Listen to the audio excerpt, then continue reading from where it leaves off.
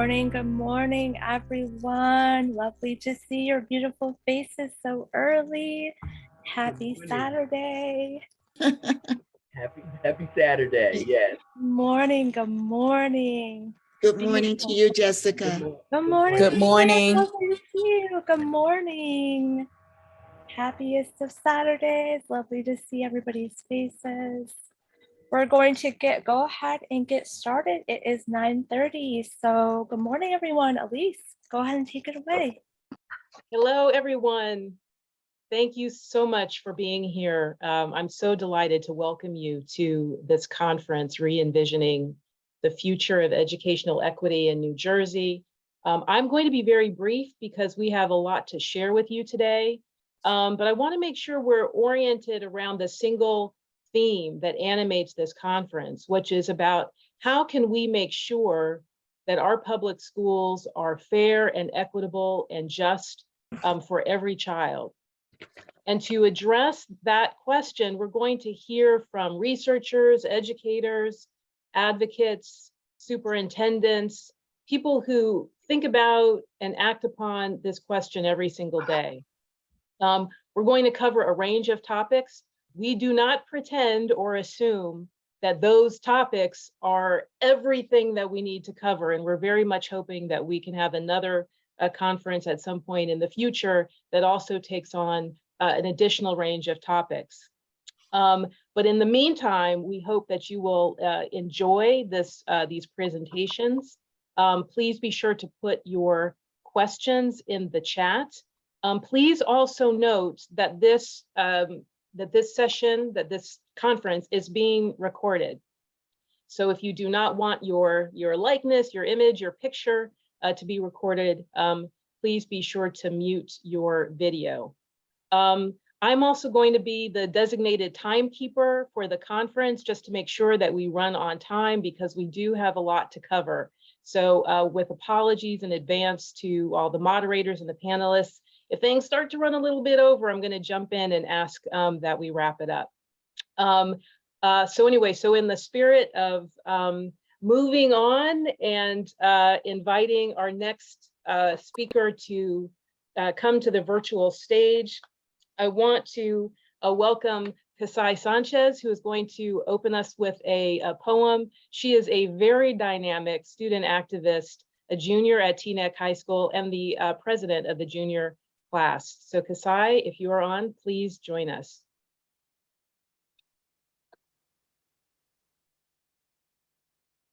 Let's see. Kasai, are you here?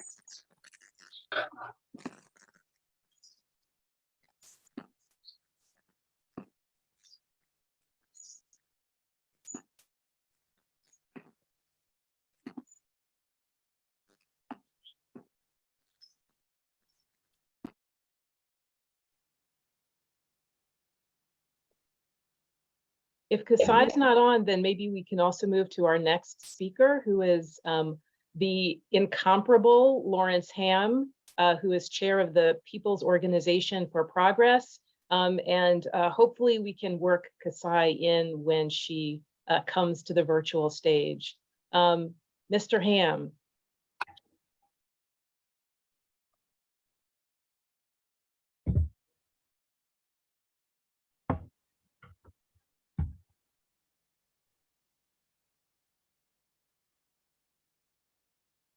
Oh, there we are. Can you hear me now? Yes, thank you. All right. Yes.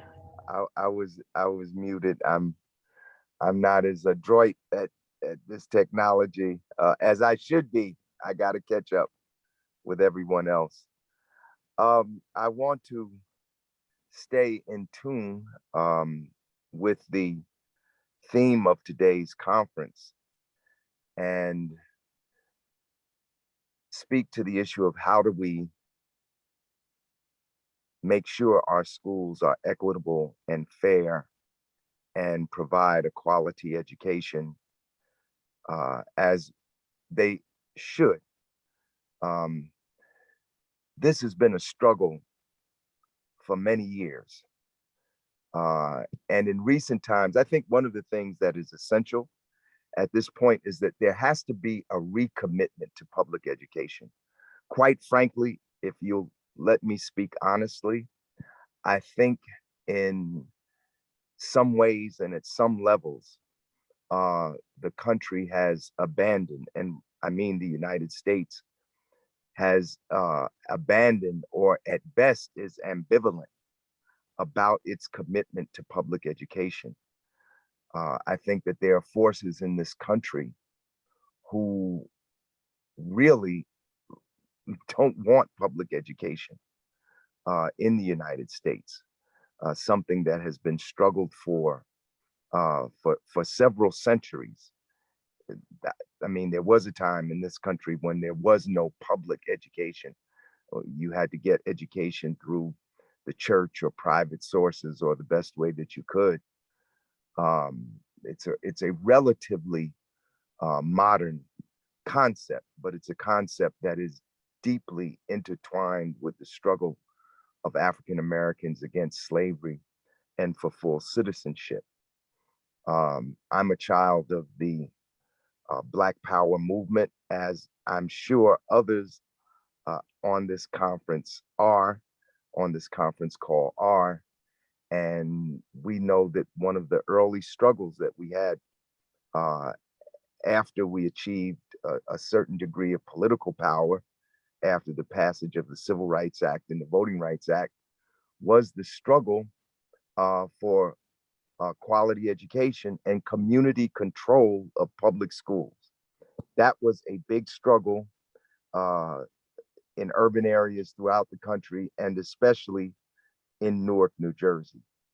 I am old enough to remember, in fact, when Newark had a majority Black student population, but in fact, the Board of Education was predominantly white, and the administrators were predominantly white, and the teachers were predominantly white. In fact, some of you know that I'm a former school board member. When I became a school board member in 1971, there was still an organization called ONE, the Organization of Negro Educators, to in fact one of their goals was to integrate the teaching and administrative staff of the Newark Public Schools. So this is a struggle that's been going on for quite some time. It seems that at one point we made significant progress in terms of getting adequate representation on school boards and other related bodies, but the actual struggle to improve material conditions was ongoing. And then several decades ago, the state of New Jersey passed the Quality Education Act, the QEA, to in fact address the unequal funding of urban and suburban schools. I was a staff person, what they call the research associate. I helped to write legislation for state legislators in the early 90s when the QEA was passed. And I can tell you there was a firestorm of resistance. The resistance was so fierce that even after the QEA was passed, and those of you who are on this call know that that struggle for the QEA came out of the Abbott struggle, the court case that was brought by Marilyn Morehouser and the Education Law Center, that in fact found that urban schools were in fact being shortchanged and their steps had to be taken to equalize the funding. But the resistance to the QEA was so fierce that there were some legislators who were talking about amending the Constitution, changing the Constitution, because they were so opposed to the steps that had to be taken to equalize funding. After the passage of the QEA, to make a long story short, several decades have passed, and although some steps were taken to equalize funding, it is still a goal that is yet to be achieved. We still do not have equal funding of our urban and suburban schools. So we find ourselves now at a point where in many urban areas, you have this effort to privatize public education, the establishment of charter schools, some charter schools under the auspices of the local boards of education, but some charter schools, in fact, being uh, uh, products of corporate entities. And I feel that we're at a point now where, at best, it seems that the commitment to public education is ambivalent. So, what do we need in the face of all this? We need a massive, massive movement for political change. We need, and part of that movement must be, within that movement must be another movement for saving our schools and saving public education. And I know I might sound alarmist to some people, but there are forces at work in this country now. Some of the same forces that were behind the attack on the Capitol January 6th, the attempt to overthrow a Democratic presidential election. You, you wouldn't believe some of the ideas that these people have. And some of them actually believe that the government should not be in the business of providing public education. And we have to fight for that, particularly African Americans, because public education as we know it came out of the Reconstruction South after the overthrow of slavery and the passage of the 13th, 14th, and 15th Amendment. Black people got the right to vote. And what did they do? They immediately voted state legislators into the legislatures of these former Confederate states. And one of the first things that they did was establish free public education. And I think that this may be at the heart of so much resistance, so much attack on public schools today, because many people understand that link.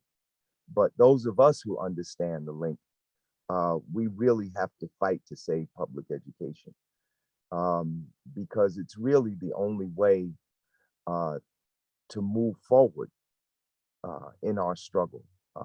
The privatization of public schools does not bode well. It might look good now, but I'm telling you, it's a short-term approach.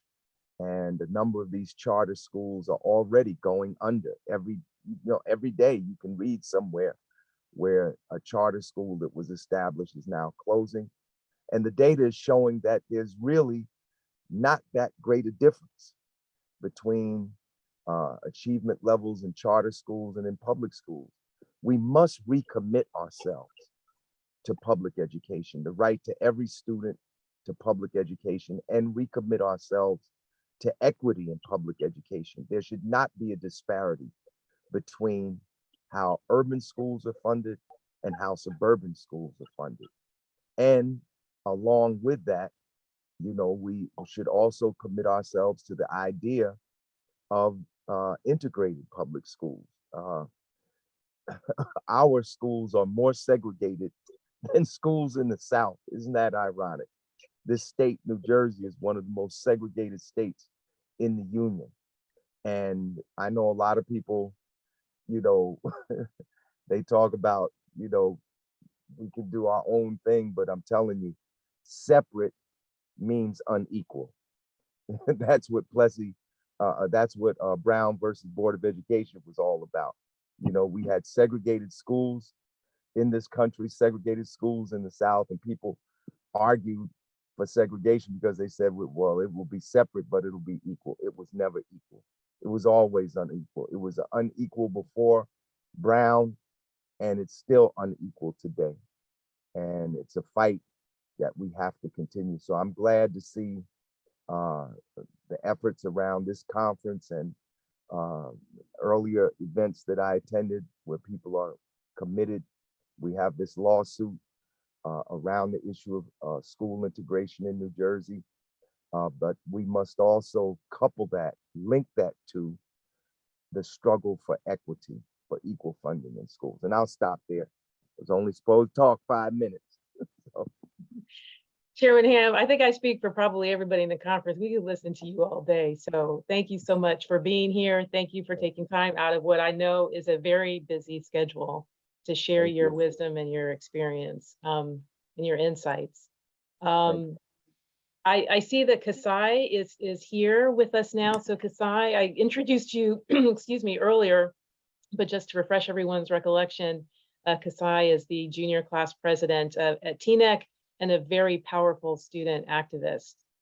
Kasai, can you share your video? Yes, I'd love to. This is my own original piece, and I will speak on the meaning after I articulate what I have to say. We sit across from each other. The sun gleams with certainty he fails to also replicate. He stares at me with question, with interest, with millions of questions of who I am and the stories that have brought me here. We are from the same neighborhood, the token first town to voluntarily integrate, a title we hold with pride. Town with diversity ratings you smile at because we have Jewish and African Americans and a growing number of Hispanic and Asian residents, all existing, living, and thriving side by side. We sit across from each other, the both of us born into the same diverse environment, but he looks at me and says with seriousness, and a soft courage even, "You are my first friend of color." And he proceeds to tell me about his monoracial private all-white school.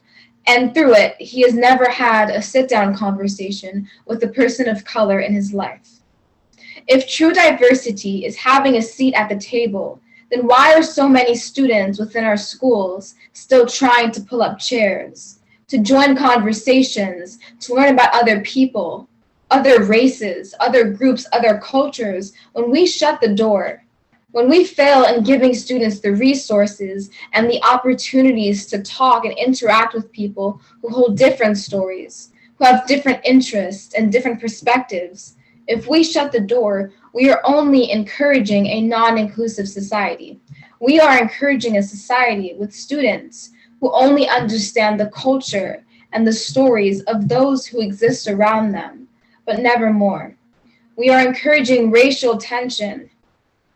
Since the year 1988, the share of intensely segregated minority schools, or schools that enroll 90 to 100% of non-white students, has more than tripled. And not only is there an existent racial component, but economic, leaving students of color with less access to beneficial programs and resources. Without this inclusion, we have left students to create their own biases. We have done them a disservice deliberately, and we have done them an injustice.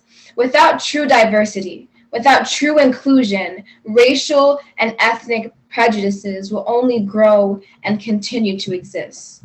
Students will feel uncomfortable with multiracial and ethnic environments, and the stereotypes and fears of other cultures will further be perpetuated.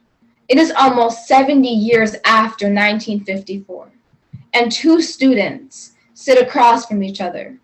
"You are the first person of color I have ever had a conversation with," he says. "We are so different," he goes on. And the words are knives. The words replay in my head. We are so different. We are so different. We are so different.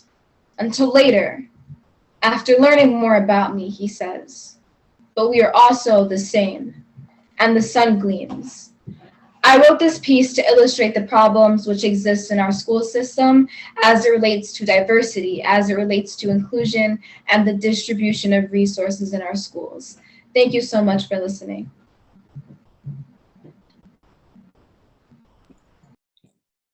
Kasai, thank you. Thank you so much for your words. Can we all show some appreciation? You have it coming into the chat. I saw so many folks clapping their hands. I myself have had the pleasure of hearing you speak before, but I was not prepared. And so speaking after you, I will try my very, very best. But I am going to go ahead and provide us a little bit of grounding after hearing from Professor Badi, after hearing from Mr. Ham and Kasai. Thank you so much again for your words and for your commitment. I am now going to invite us all to get comfortable in our seats. We have quite the agenda and a long day ahead of us today, but go ahead and get comfortable in your seat. Take a deep breath, loosen up your muscles, and I'm going to invite you to join me for 15 seconds of silence together in this space to ground ourselves and to be in this space together. So 15 seconds of silence starting now.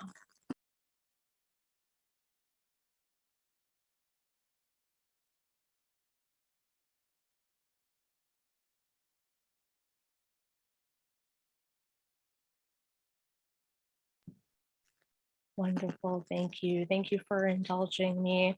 I also want to acknowledge that although we are gathering virtually today, the land many of us live or work, what is now called or considered New Jersey, is part of the traditional territory of the Lenni Lenape called Lenape Hoka.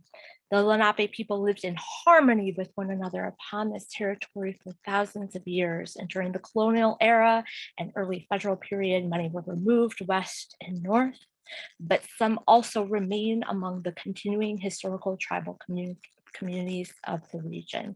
The Nanticoke Lenni Lenape Tribal Nation, the Ramapo Lenape Nation, and the Powhatan Lenape Nation, the Nanticoke of Millsboro, Delaware, and the Lenape of Chatswell, Delaware.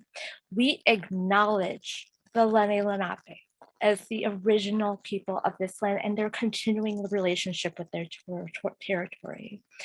In our acknowledgement of the continued presence of the Lenape people in their homeland, we affirm the aspiration of the great Lenape chief, Temenand, that there be harmony between the indigenous people of this land and the descendants of the immigrants to this land, quote, as long as the rivers and creeks flow and the sun, moon, and stars shine.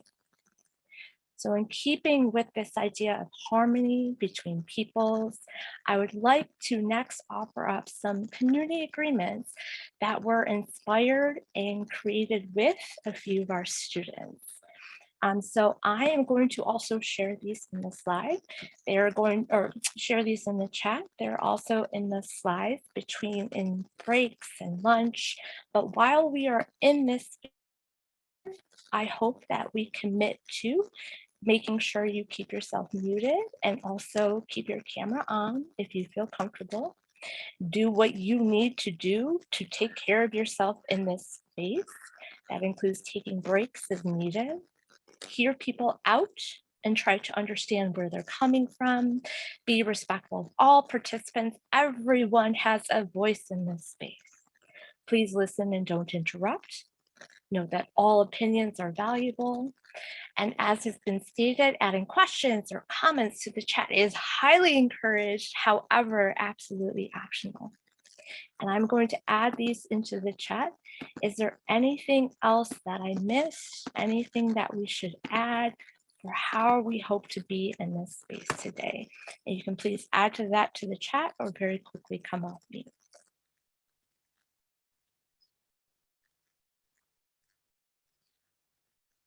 All right, wonderful. So these are our agreements of how we hope to show up and be in this space this morning or this afternoon for the duration of the conference.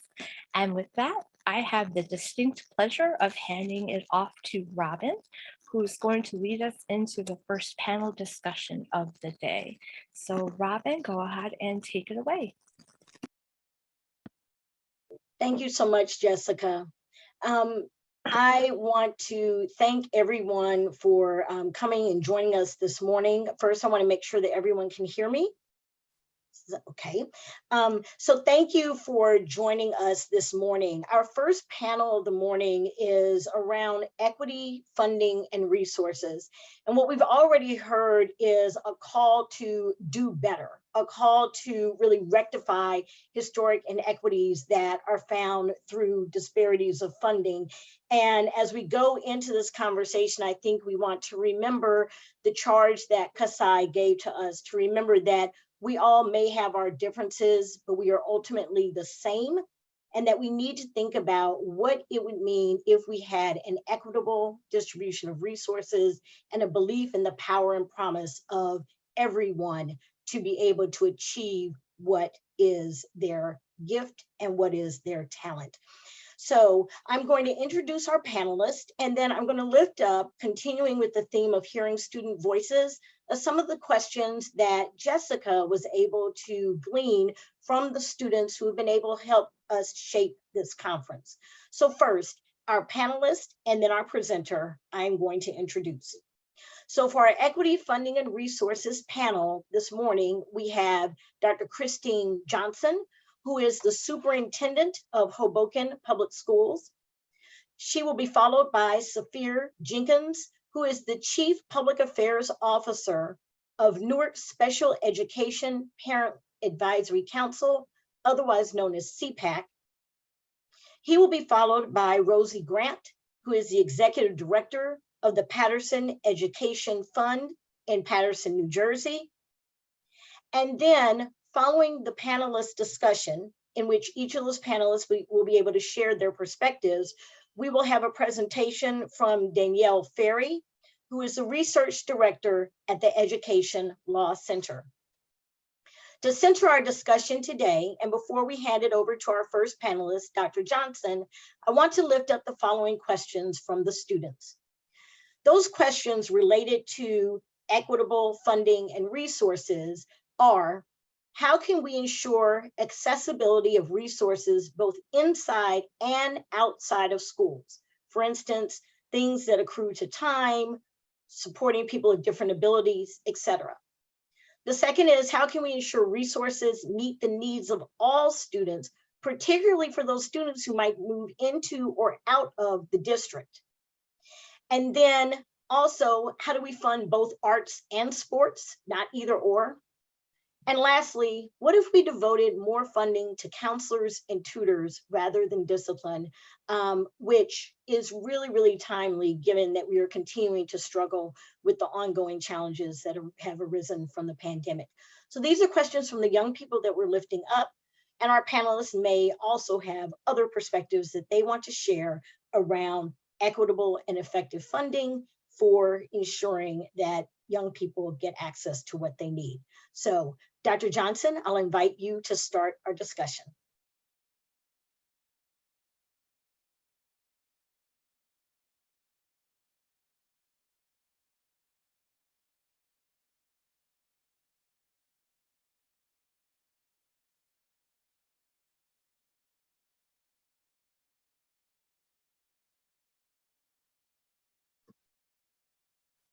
And if Dr. Johnson is not with us, and perhaps we can transition to Safir Jenkins or to Rosie Grant, and then we will have our panelists come in the order in which they're available. Yes, thank you so much, Robin. I am Safir Jenkins. And really, when considering today's discussion, I thought a lot about the challenges that plague the public education system, in particular in Newark. And many of these challenges are quite pervasive. They've been around a long time and they have persisted with various degrees of intensity throughout that period. But some are also very unique. For example, addressing mental health needs for students and families is now a primary focus for many districts across the state. But for Newark, where there are areas of concentrated poverty, disproportionately higher rates of violent crime, and inadequate access to even nutritious foods, mental health challenges did not originate with remote learning in response to COVID-19, as they did in many other areas.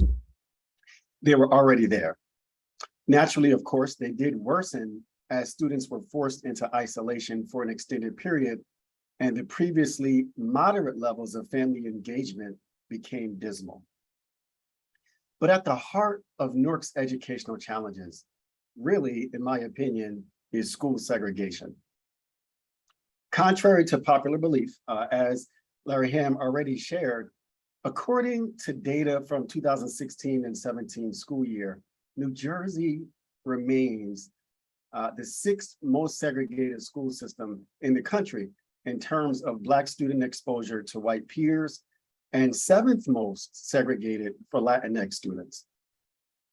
And when you think about the regulations that govern school funding, this directly results in subordinate resources, inadequate services, a deficit in quality teachers, degraded student performance, and ultimately student and societal harm. All of this, of course, has broader downstream implications because it is a well-known fact that lack of opportunity breeds crime and poverty. So the cycle continues and it worsens as time passes. These resource limitations stemming from segregation impede progress in many areas for the services that do exist. Newark CPAC, for example, is entirely funded by donations and member contributions. And such contributions, of course, are limited for the same reasons that I've mentioned before. Therefore, when engaging families of students with disabilities and those with differentiated learning needs, we are often limited in how much navigation support we can provide.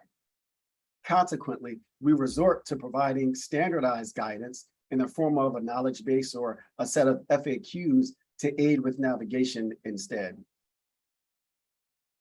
But to truly realize educational equity, there are some policies that I believe we should help to advance at a state level.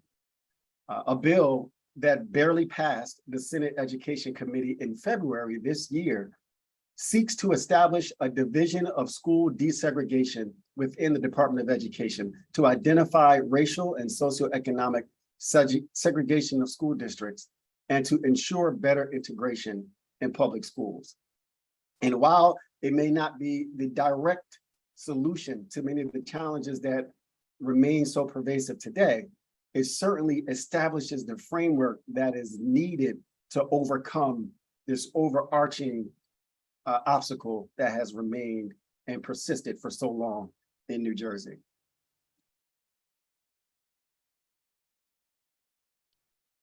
Thank you so much, Safir. We really appreciate your points and your charge really to leverage things like the bill that just passed in order to get what we need to stem what is going on.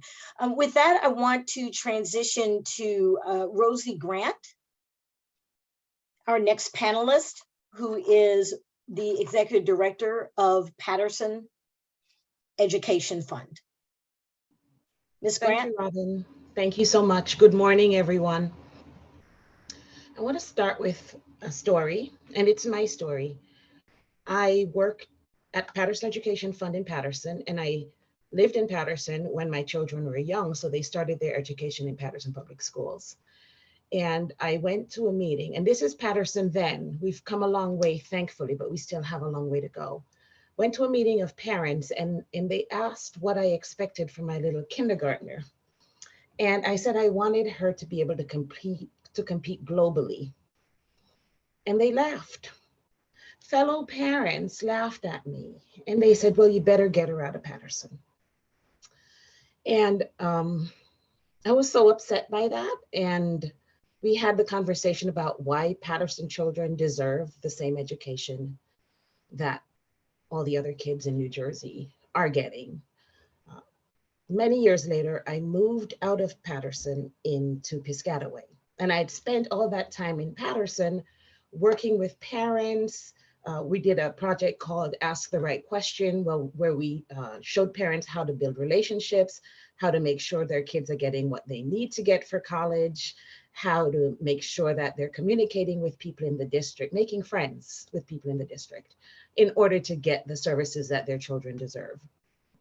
When I moved to Piscataway, I went armed with all the things that I had learned and taught for many years to the school. And I walked in the school. I was greeted, I was welcomed, I was offered a copy of the curriculum without asking. I was asked, what skills do you have? We want to make sure you join a club, etc. And I was just amazed. I didn't know this existed in schools from my experience. And I thought, well, why can't I have this for our Patterson kids? Why can't we have all the resources that are being offered here? And I'm not saying Piscataway is wealthy. It isn't by far. However, I noted the difference that was made in how people are greeted, how people are treated, and what resources were being offered to the kids. And so that has driven me to fight for equity for Patterson students, for facilities, for funding, for resources, how those resources are allocated. Even within district, I loved when we went into the Abbott Remedy and the school budgets had to be built and submitted based on need. And we did that for as long as we had to. And then as soon as we didn't have to anymore, people moved away from it. So let's focus on meeting the needs of our children. We're doing that through full service community schools. We're doing it through sustainable community schools. And we're doing it through hiring more counselors. That's something that Larry Ham said in his keynote. Let's hire more counselors. Let's make sure that we're taking care of our babies and our youth. And finally, as I end, I want to encourage you to join a national Equity or Else campaign. This is being planned for September. We're going to meet in Washington, D.C. at the stadium there. We're looking to gather thousands of people to talk about equity for poor children, for Black and Brown children, for children of any color, to make sure that we are providing them with what they need for success in life. The website is standforequity.org. Patterson Education Fund is on the planning team, and I invite you to join us. Let's get this national movement going. Thank you. Thank you, Ms. Grant, and thank you for giving us that opportunity to continue this conversation, not only in our local communities throughout New Jersey, but also to join a national effort to really elevate the need for equity. If possible, if you were able to put that website in the chat so that our participants can find out more information about the National Equity or Else campaign, that would be wonderful. I also join with you heart to heart as a parent who got really involved in the education, not only of my own child, but also of people who were being underserved in the district. And it really makes a difference. Parent engagement, the focus on school budgets and making sure that those are built around need and not around power, I think is very important. So thank you for bringing that up. And speaking of school budgets, I would, if we might transition to Dr. Johnson. If Dr. Johnson is with us, I invite Dr. Johnson to join our panel discussion.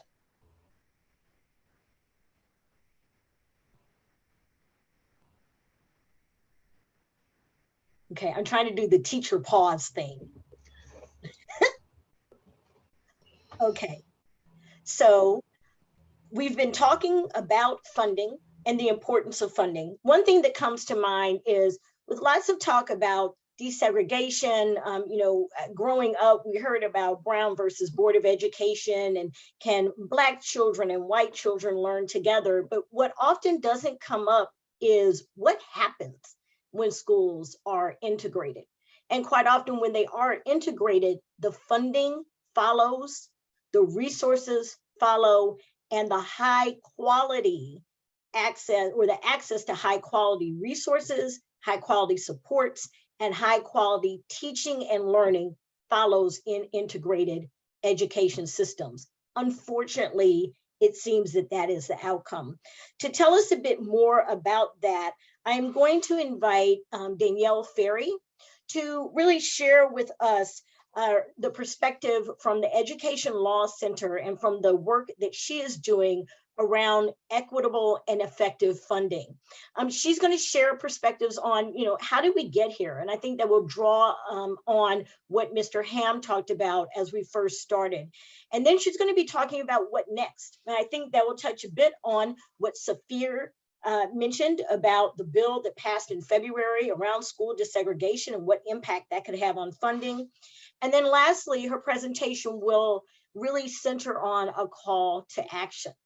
And I think as we listen to her presentation, we remind you to place your questions, your reflections in the chat, because after that, we're going to invite all of our panelists to join with Danielle in order to address some of the questions that we find in the chat, and then to come together around a call to action. So with that, I'm going to thank our panelists for now, but don't go away because we're going to bring you back in, and we're going to transition right now to Danielle Ferry. Danielle? Thank you so much, Robin. I am going to share my screen and hope that that goes smoothly. Can you all see? Yes. Yes, okay, great. Okay, so good morning, everyone, and excuse me, thank you for being here, and thank you to Professor Boddy and Dr. Payne and everyone at Rutgers Cornwall for putting together this important conference. So I'm going to speak this morning, as Robin said, about New Jersey's important history and becoming a national leader in providing an adequate and equitable education for all of its students. But even though we have come a far way in eliminating school funding disparities and creating a fair and equitable way to fund schools, we still have a long way to go to create true equity. So this morning, I'm going to talk both about where we've been and where we need to go, and what we need to do to get there.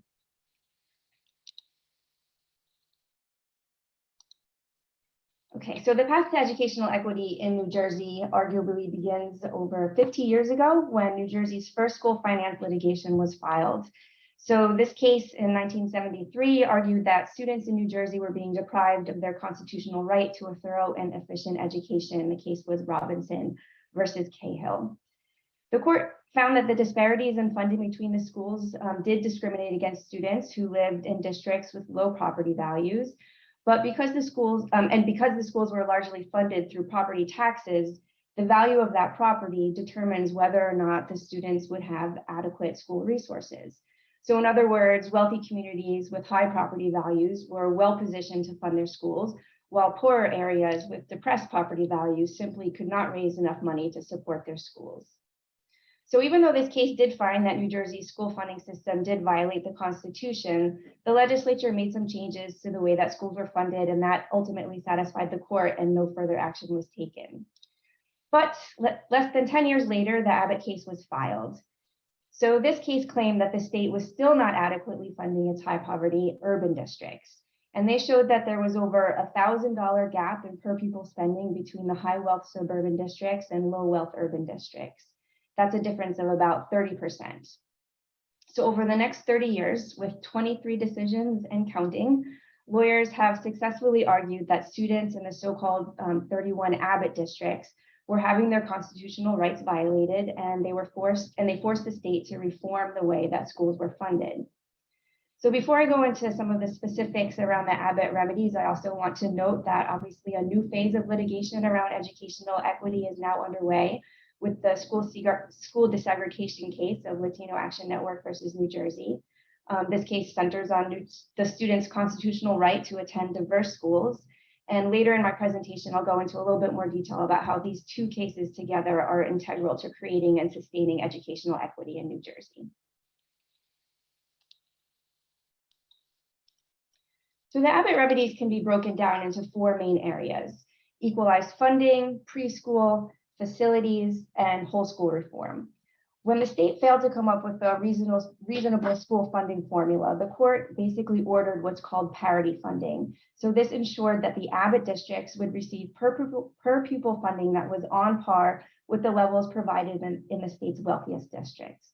They also ordered Abbott districts to offer free, full-day, high-quality preschool for all 3- and 4-year-olds, and districts were required to engage in whole school reform to improve instruction and educational outcomes.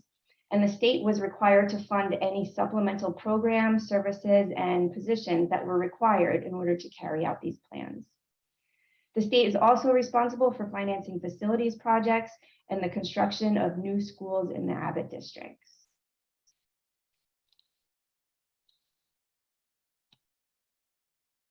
So that was the world under Abbott, which is a very quick summary of a very important period of time in New Jersey's history. But I want to focus a little bit more on kind of where we are now. So in 2008, the legislature passed the School Funding Reform Act, which again changed the way that schools were funded in New Jersey. So the state successfully argued that this new funding system was constitutional, and the court lifted the parity and supplemental funding remedies in the Abbott districts.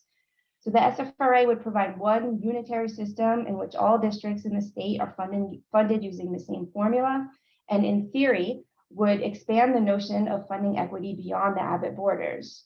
So the formula would provide a more consistent approach to funding districts based on the characteristics of the students they serve.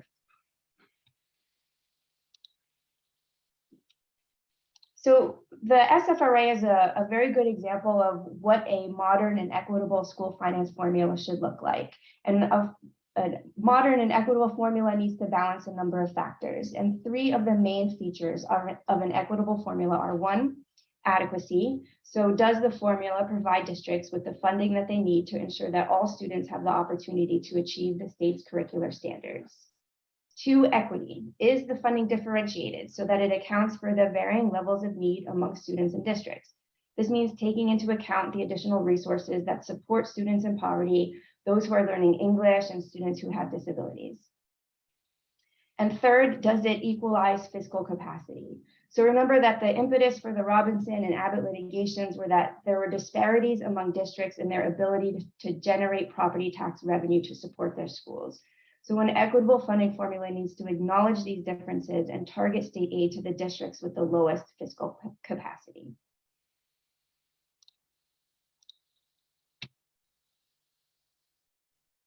So SFRA addressed adequacy through a research-based costing out study. The state spent many years working with experts to determine the level of resources that would be required in different types of schools to ensure that all students had the opportunity to achieve the state's academic standards. New Jersey used two of the accepted costing out methods, the professional judgment panel and the successful schools approach, to model these per pupil costs across the state. In the PJP process, researchers bring together experts from across a variety of areas to put together hypothetical schools and determine the level of staffing, programs, and services that are required to successfully run the school. In the successful schools model, researchers look at the resource levels of districts that are currently meeting the desired academic achievement outcomes, and then extrapolate about how that success can be replicated elsewhere. So part of the process of developing the school funding formula is developing or creating a set of weights that are used to calculate the additional funding that's needed for certain student populations. So this is the piece that addresses equity. In New Jersey, the formula includes additional funding for students that are in higher grades, additional funding for students who come from low-income families, and for students who are learning English. So for example, the middle school weight of 0.04 and a high school weight of 0.16 mean that the formula provides 4% more funding for a middle schooler compared to an elementary student, and 16% more funding for a high schooler. The weight for low-income students addresses both individual student poverty, but also the higher cost of educating students where districts face higher concentrations of poverty. So the poverty weight provides 47% higher funding for a low-income student in a low poverty district, but 57% more funding for a low-income student in a high poverty district.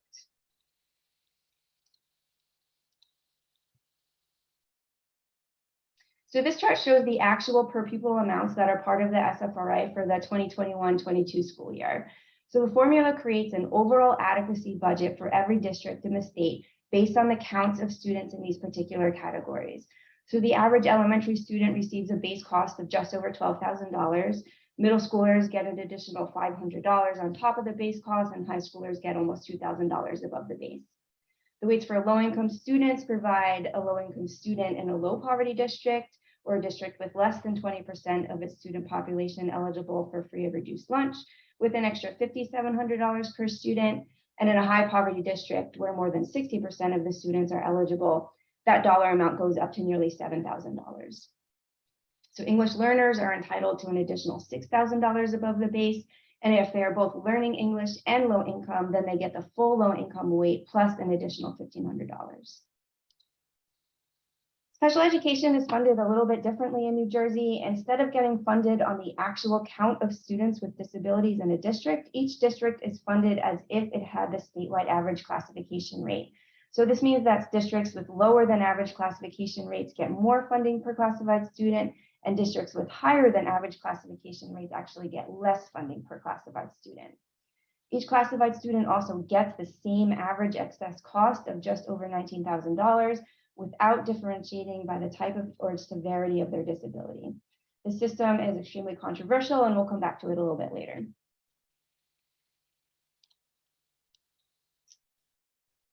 So finally, once you go through all the calculations based on student enrollment, the overall adequacy target is divided into a state share and a local share. Using a complicated formula, the state determines how much of the adequacy budget each district can afford to support through local taxes. So whatever is left over is filled in with state aid. This chart shows that the percentage of each district's spending target that is funded through state aid. So the districts are grouped by wealth, with the lowest wealth districts with the least property value being in category A on the left, and the wealthiest districts in category J on the right. So the lowest wealth districts receive over 80% of their funding under the SFRA through state aid, where the highest wealth districts receive less than 10% of their funding through state aid. So that's how the formula is supposed to work, but it's not exactly what's happened over the last decade plus. In this chart, the dark blue line represents the total state funding that's required under the SFRA, and the lighter blue line is the amount of funding that was actually provided. So when the formula was first implemented, the amount of state aid that was required was not that far off from what was necessary, but it wasn't actually distributed to districts in line with the formula. So there were a bunch of districts that were getting more state aid than the formula required, and a bunch of districts that were actually owed additional state aid. But because the formula had a hold harmless provision in place that prevented funding from being redistributed or being cut from certain school districts, there was an outstanding amount of state aid that needed to be raised so that every district was getting their full amount, and that was a total of over $1 billion. In theory, that amount should have declined every year as the state slowly increased funding over a period of years. But that is not what happened. Under the Christie administration, school funding took an enormous hit and progress on the SFRA essentially stalled.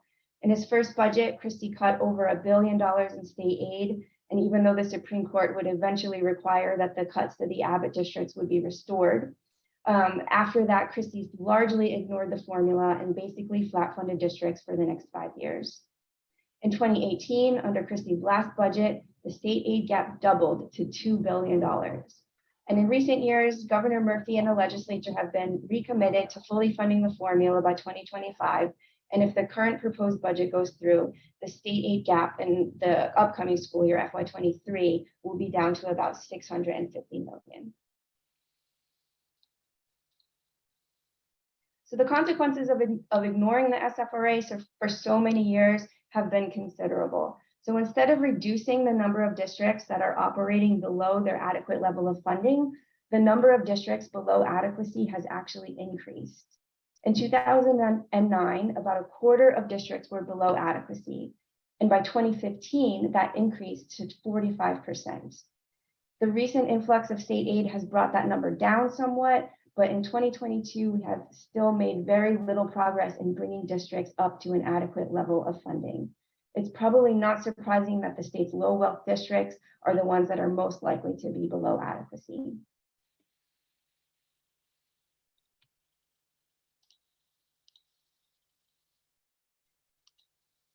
So in fact, the state has not only stalled, but has essentially moved backwards in terms of the progressiveness in the manner of which schools are funded. So the very promise of SFRA means that higher poverty districts should receive higher levels of funding than lower poverty districts. The blue charts here on the upper left side show the per pupil funding targets that are defined by the SFRA. So the state's highest poverty districts the districts on the right, should be getting about $5,000 more per pupil than the state's low poverty districts. But the greenish bars just below show the actual distribution, which is more U-shaped. So what we have ended up with is a system where the lowest poverty districts are raising additional local revenue so that they're spending on average about $2,000 more than their SFRA target, while other districts are actually spending less. And districts with a poverty rate of between 60 and 80% are spending over $3,000 less per pupil than they should be.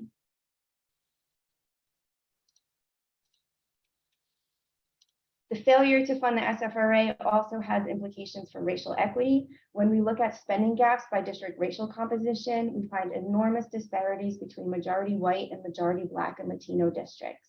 So again, these spending gaps represent the difference between what the state says a district should be spending and what the district actually is spending.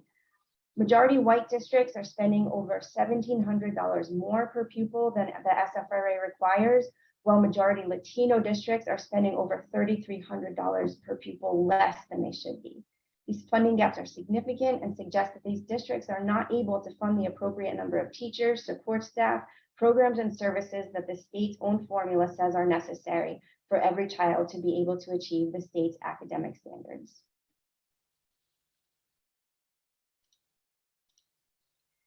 It's important to note that the source of these funding gaps is both from state and local revenue. So while the state is not providing the amount of state aid that's required, many districts are also not providing the amount of local revenue that's necessary to support the adequacy budget. So even when the state does finally meet its obligation, we'll still see racial disparities because of these differences in local revenue. Majority white districts, which tend to be property rich, are raising on average nearly $2,000 more per pupil than what is required locally, while majority Black and Latino districts have significant local revenue gaps, even though these districts often have a higher total tax rate. So the reality is that despite after a decade of successful school finance litigation focused on New Jersey's most racially isolated urban districts, and a progressive school funding formula that's considered a national model, we're still dealing with deep inequities in New Jersey schools.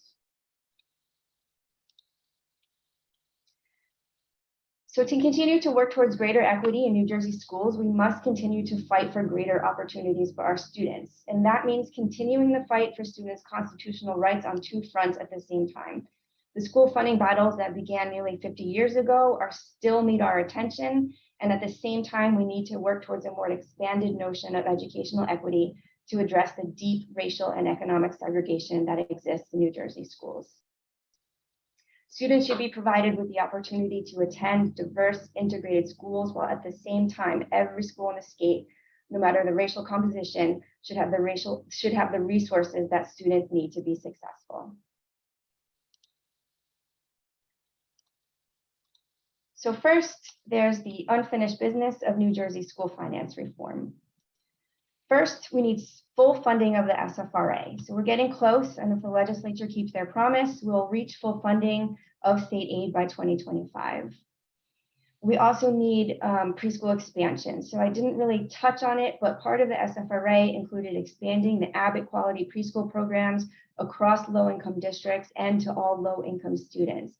I know we're going to hear a lot more about preschool later, so I'll just say that there's a lot of work to be done to ensure that, one, the Abbott districts are receiving adequate funding to operate their preschool programs, and two, that the expansion continues so that every eligible student has a seat in this program. The Abbott remedy that requires the state to pay for the full cost of facilities remediation and construction of new schools has not been lifted, but the state has failed to appropriate anywhere near the amount of funding that's required to address these poor conditions in so many Abbott districts. This case is before the Supreme Court now. And finally, the SFRA included a provision that requires the New Jersey Department of Education to conduct a review of the formula every 3 years. So far, the review has largely been cursory, with the department making modest adjustments to the base costs and weights to reflect updated expenditure data on teachers' salaries and benefits. But after more than 15 years since the formula was first developed, there needs to be a much more in-depth review of the formula to determine whether it's keeping pace with the needs of students and schools today.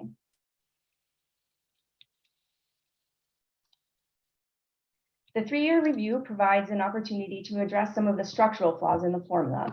One of the first issues that deserves attention is the way that the state determines how the adequacy budget should be paid for with local revenue in each district.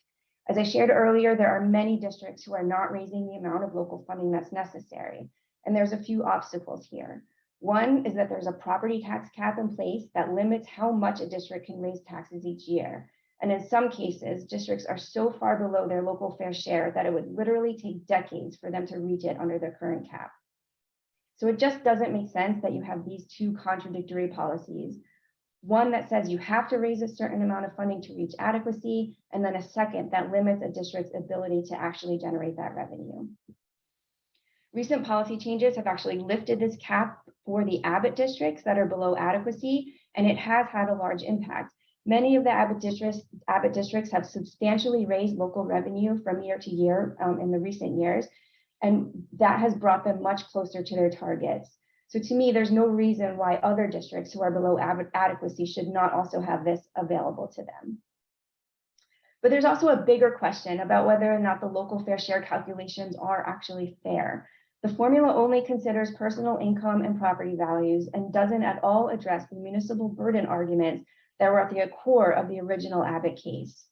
The argument is that urban districts are facing greater economic pressures from the cost of running a city that other suburban areas don't face, like extraordinarily high police and fire costs, and that these costs increase taxes in other areas. So even if the formula requires a comparatively low school tax, when combined with the municipal taxes, the total tax burden on these urban communities is actually greater. Another potential problem with the formula is the overall state share. The amount of revenue that the state puts into the formula was fixed when the formula was first implemented.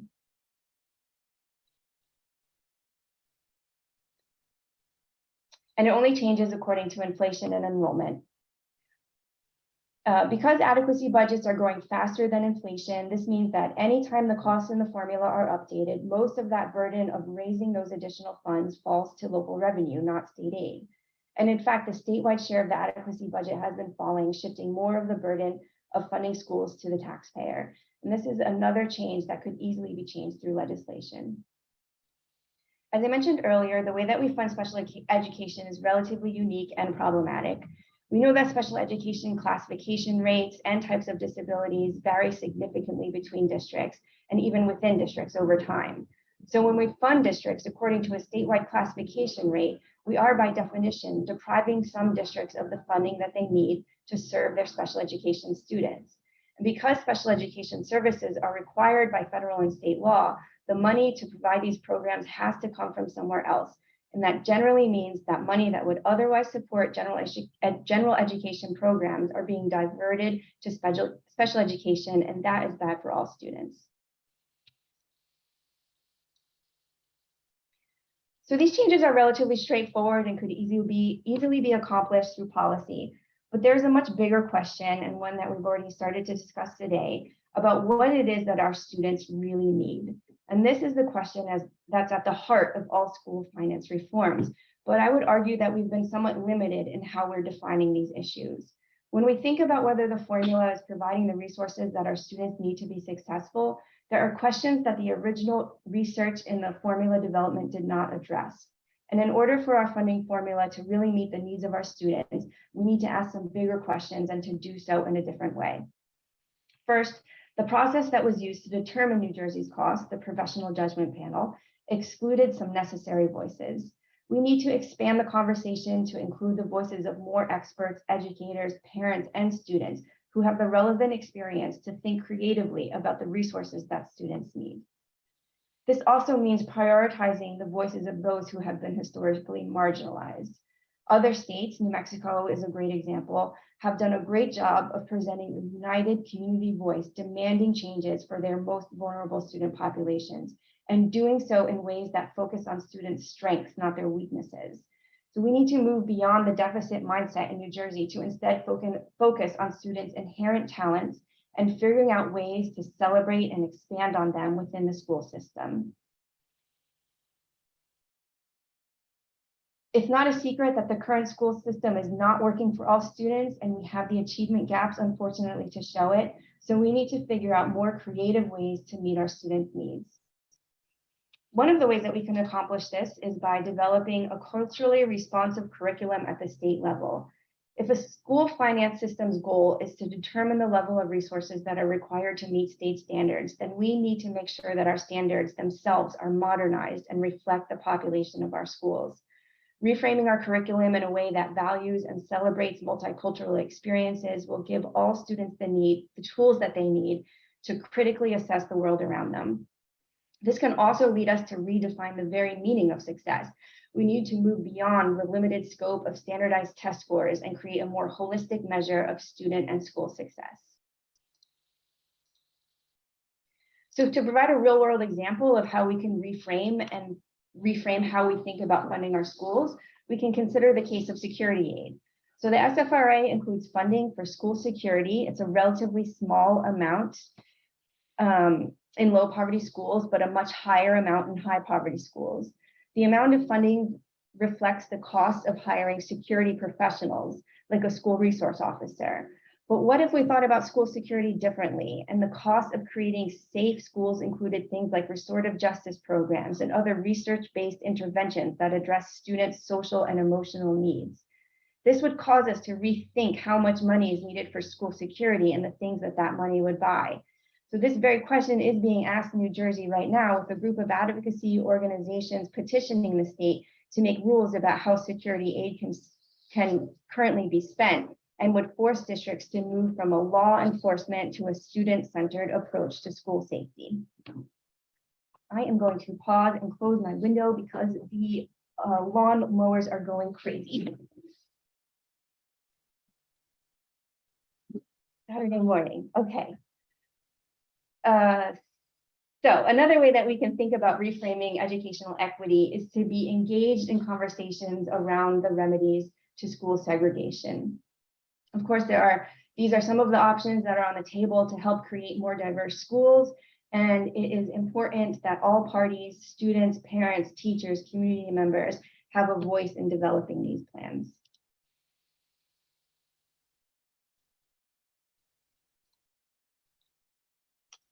So I would like to end with a call to action and suggest some ways that the community can engage in the process to build a more equitable school system in New Jersey. So first, we must be engaged in the hard work of asking the question of what it is that our students need.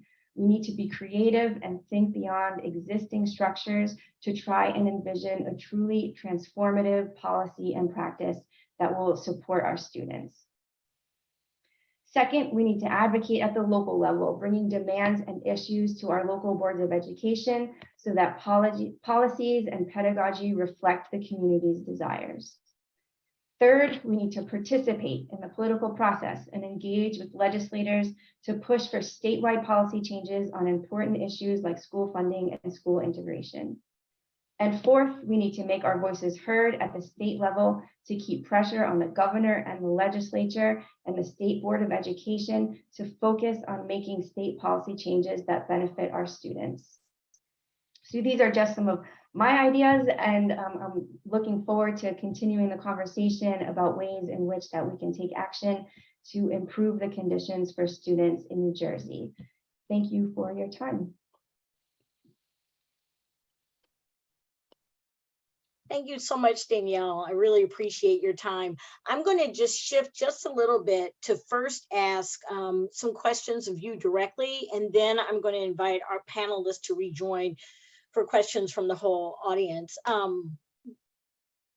Acknowledging your last slide, in which the call to action really centers around engaging parents, students, and the community, advocating by engaging with the local board of education, testifying around the budget process, and then also participation and engaging with state legislatures. I think those are all really important, and we appreciate the information that you provided.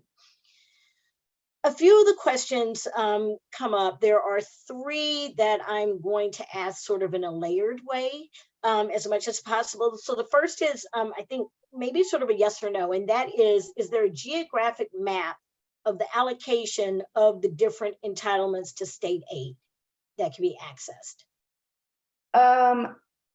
I don't think that we have it done geographically. It is very difficult to do that in New Jersey because we have so many districts.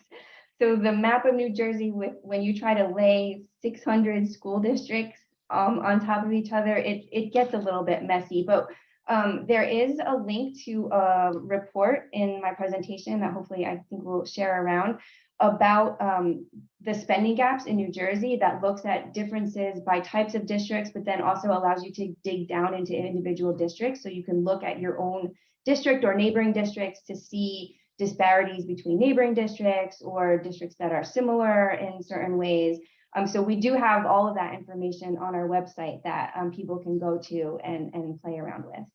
Okay, great. So I'm going to put a pin in that because I think I'm going to extend that question out to the panel as well. I have some questions that came from that. Thank you. So for our next question, do you have a sense of, actually, I'm going to ask another question first. How did Governor Christie's 2% cap on municipal property tax increases interact with the defunding of SFRA? Did it make these gaps better or worse? Yeah, it absolutely made the gaps worse. So there was a property tax in place. It was 4%. Christie lowered it to 2%. And if you think about what that means, when I showed you the chart of the differences in the state versus local share. So when there's a 2% cap, it only applies to your local funding. So when 80% of your school budget is based on local funding, a 2% cap essentially allows you to keep up with inflation, right? So you are raising enough money to sort of make it year to year. If you get no additional state aid, at least to keep the resources you have in place. But when that 2% cap is applied to districts that only are raising 10, 15% of their total school budget through local revenue, that 2% is just a tiny fraction of the overall school budget. So those increases, even if districts, went up to that cap, are just such a small percentage of the overall school budget that they're essentially in this situation where we were essentially being flat funded and no new state aid was being put in, and the only new aid was local revenue. Those percentages on the higher poverty districts or the lower wealth districts are just providing a fraction of the increases that a higher wealth district is able to generate even within that same 2% cap. So it definitely made the situation worse. Okay. Thank you. I'm going to put another pin in that one. And then the last one is sort of a national question. So do you have a sense of whether or not our state funding gaps are also happening nationally? Yes, so at Education Law Center, we actually put out a national school funding report called Making the Grade that looks at the funding systems of all 50 states. And we do include a measure that looks at the distribution of funds. So whether or not the overall pattern within a state is to provide more funding to high poverty schools or less funding. So what we find is it's almost like a third, a third, a third. So there's about a third of states that have progressive funding systems so that on balance, higher poverty districts get more funding. There's about a third of states that are flat, so that there's basically no notable differentiation in funding according to poverty. And actually New Jersey is sitting in that flat category right now because of the backsliding that we've done. And then there's about a third of states that actually have regressive funding patterns where their high poverty districts get less funding than their wealthy districts, which is essentially what New Jersey was pre-Abbott. Wow. Okay. And then the last question in the lightning round is, what are the biggest misperceptions about school funding in New Jersey? And I'm going to ask our panelists to join after this. I guess the biggest lowest hanging fruit is that we spend too much in our urban districts and that those districts have inflated and wasted money without educational outcomes to match. I think that, we're stuck in this Abbott narrative of, throwing, quote unquote, throwing money at our urban areas, which is, which we provided funding to our urban areas for a somewhat short period of time. Now, in historical context, we did see academic improvements from that money, but we just failed to follow through with it. So, we have now reverted back to a system where the underfunding of state aid is so bad that, the urban districts are now among the worst, the most underfunded relative to what we know these minimum targets of what the districts need to be successful. Thank you so much for that. And yeah, we are just getting so many acknowledgements of how much your presentation has really sort of made school funding more understandable, which is great, because I think many of us can be armed with information to go to school board meetings and just attack the question in a very different way. So this is really centered around equity, this panel. One of the things that comes up a lot of times when we think about equity or funding inequities, resource inequities, I think something that one of our participants put in the chat was also around the inequity of information. And she went on to call it information poverty.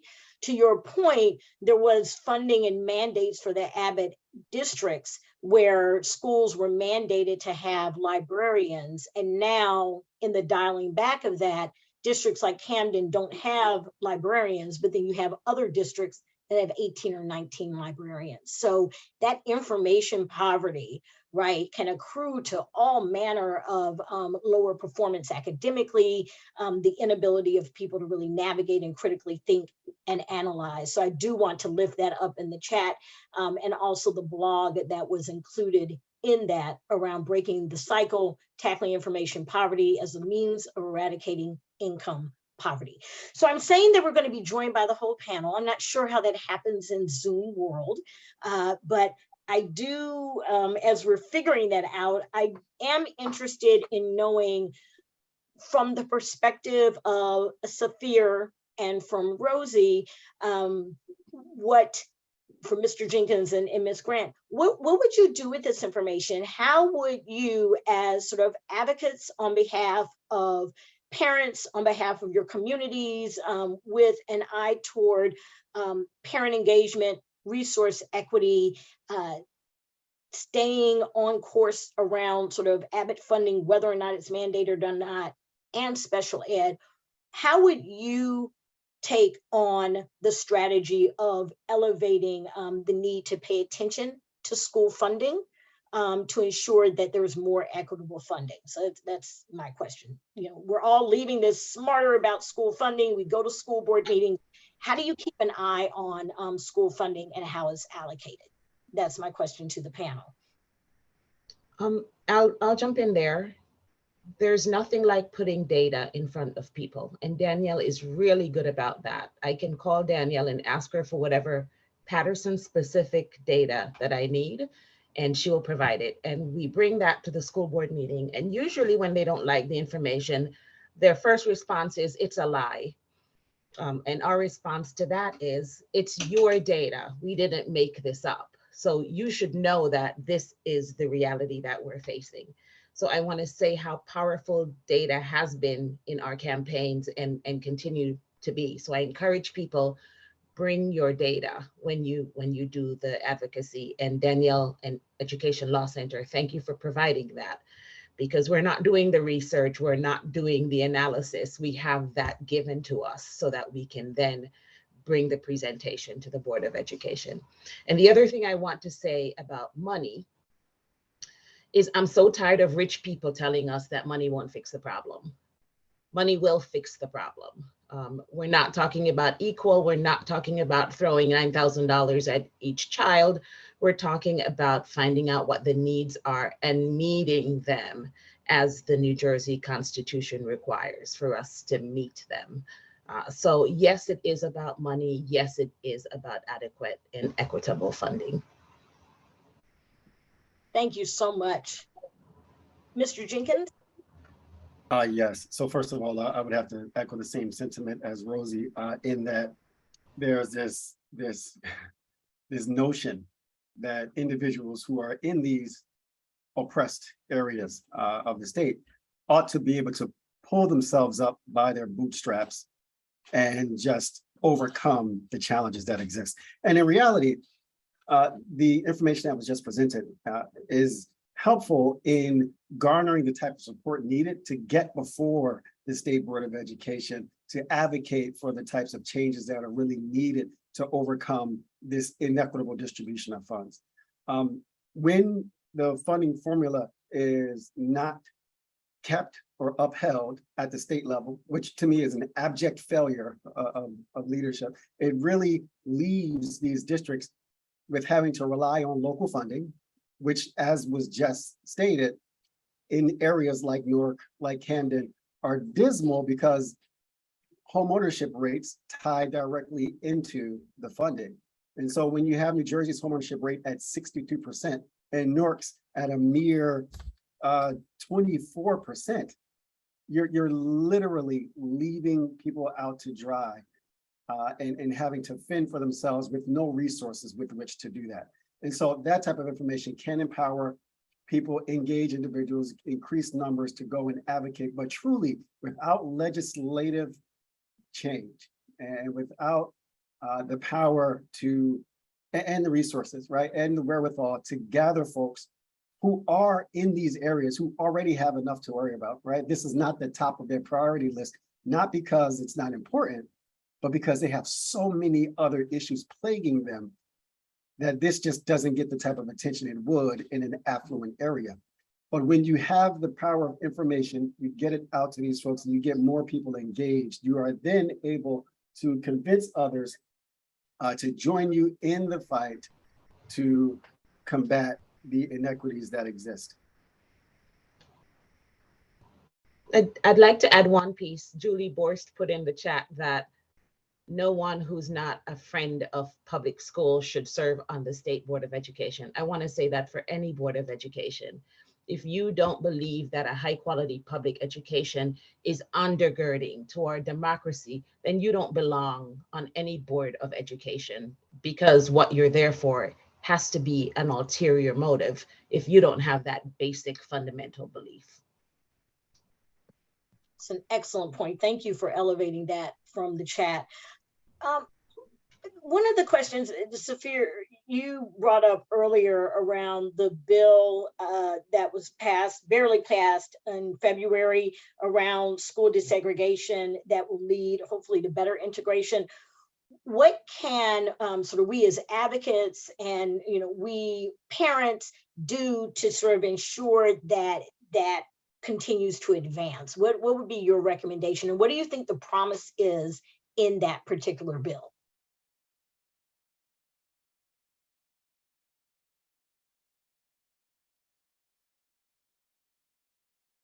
Sorry, Robin, I seem to be having some technical difficulties, but I'm going to work with the microphone, although my camera seems to be disabled. So really what we can do with the information and really as advocates to try and advance work on this bill is showing up. Now that the information has been made available, it's going to be important and incumbent upon us to write letters. I think a writing campaign is certainly called for, but more importantly, there truly still is strength in numbers.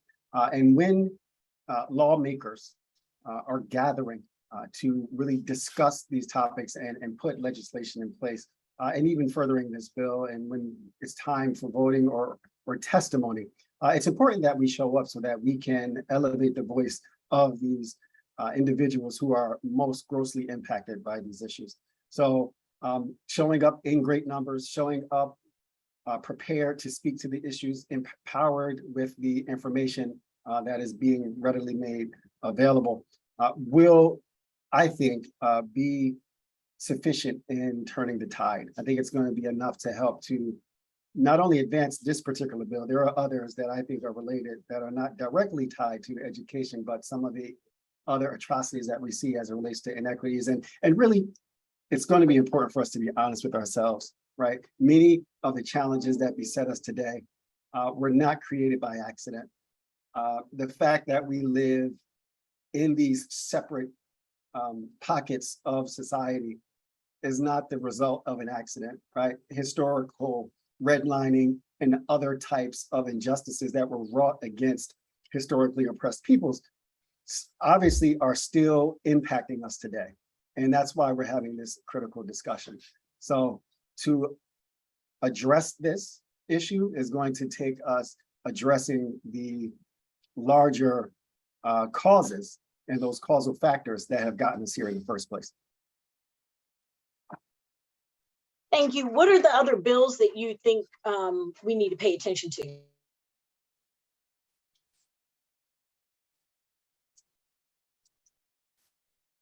Oh my goodness, this is so dramatic. Safira, can we hear you? I am back again. I was about to say, it's like a cliffhanger. Okay.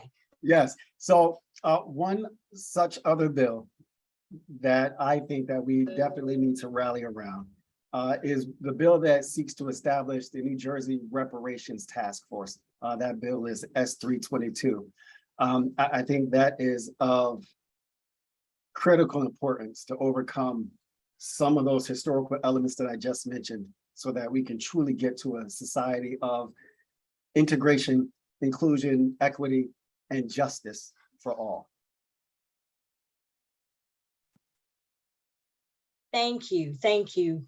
And then going back into the chat, I'm seeing another question that's come in, which is there a federal policy that undermines the objective of an equitable funding formula?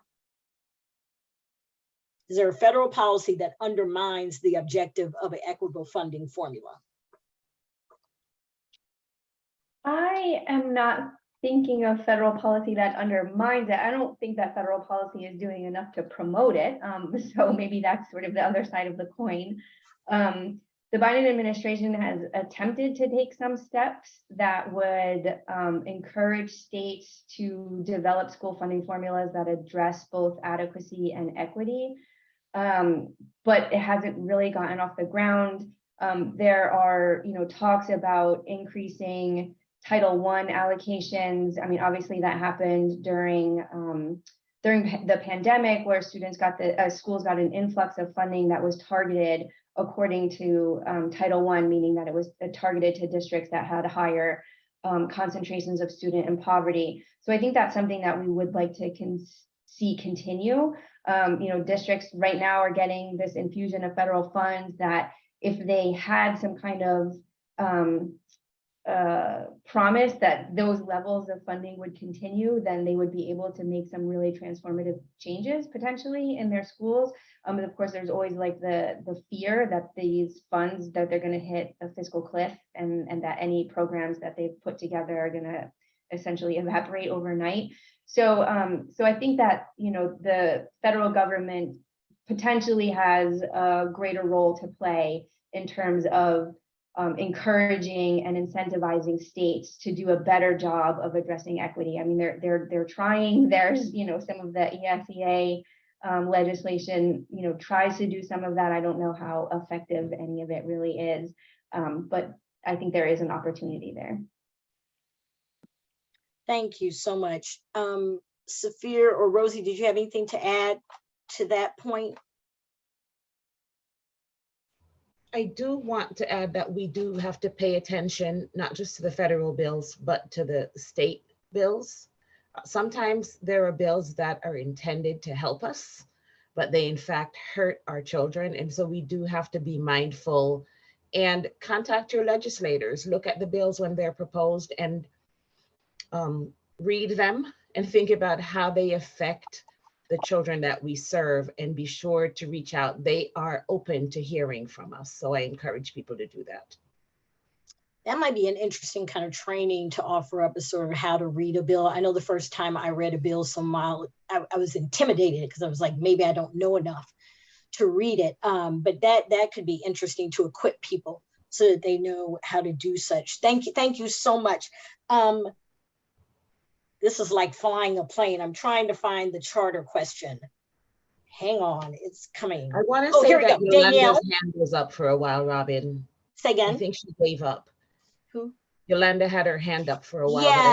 Yes, and I am waiting with bated breath to hear what Ms. Green has to ask us or tell us. Unfortunately, it can only be in the chat because we're unable to mute the lines. But yes, we are waiting. Certainly, we want to hear from Ms. Green. Thank you for highlighting that. for us, particularly as she works to elevate the voices of parents in Newark through her work with the Abbott Leadership Institute. Noting that, I want to transition to the question that was asked in the chat. Danielle, what has been the impact of charter schools on funding crises for public school districts like Newark? What's the impact of charter schools? Yeah, the financial impact of charter schools has been significant. So again, we were in this period in sort of the 2010s where we were seeing this rapid expansion of charter schools, especially in Newark, while at the same time funding for schools was basically flat. So there was this proliferation of schools across the district that required Newark public schools to send increasing numbers of increasing dollars out of the district to these charter schools, which the funding from the district goes on a per pupil basis to charter schools. So essentially there's an enormous shift out of the district, and at the same time the district is not necessarily able to reduce its spending that in a way that is commiserate with the rate at which students are leaving the district. So the district is still operating buildings and operating classrooms, but they're having to do so with much less money. So I think that the expansion of charter schools is always going to be a difficult problem for the sending districts, but especially in a situation where funding is flat, that creates a really terrible problem for schools. Thank you so much.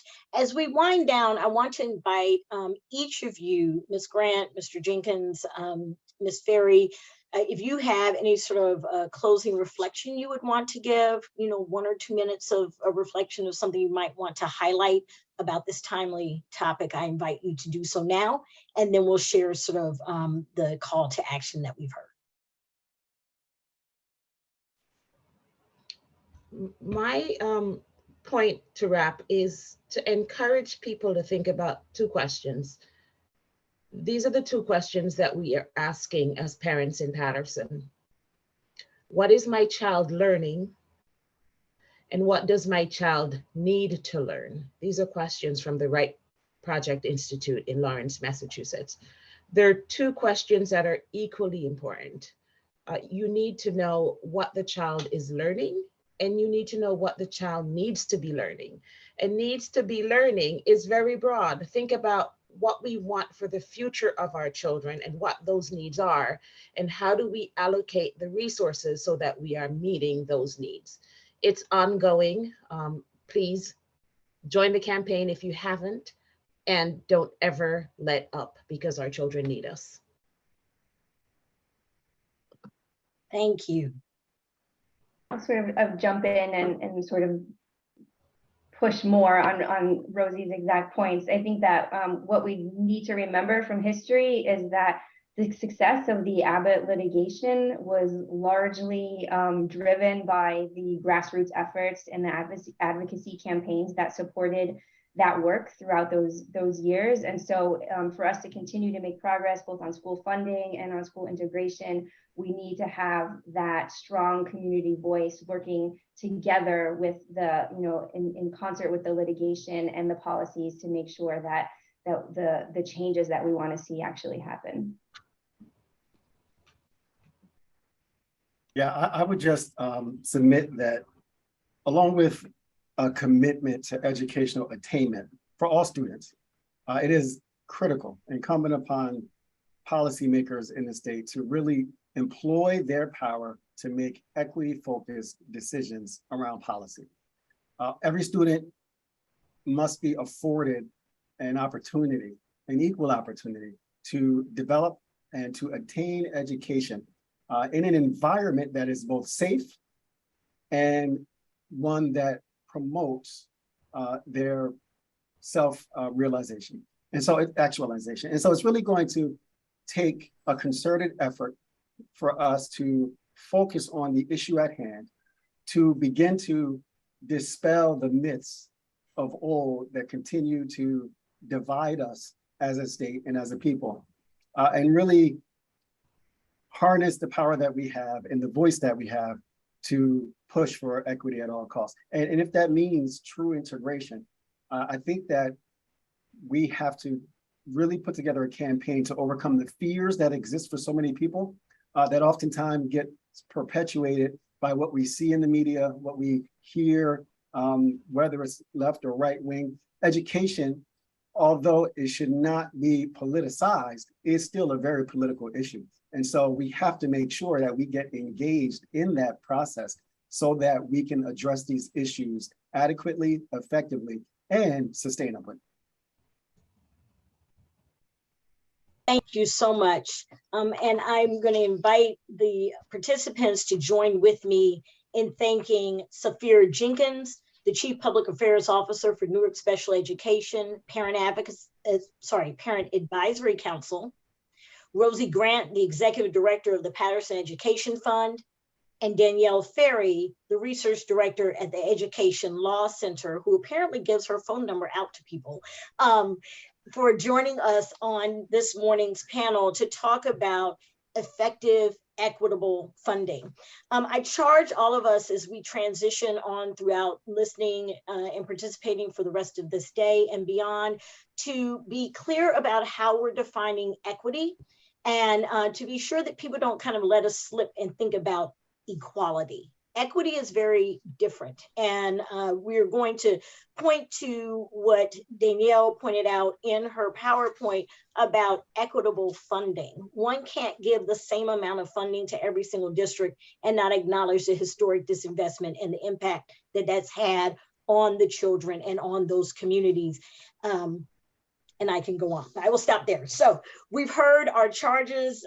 Ask, what is my child learning? What does my child need to be learning? Join the campaign for equity in education.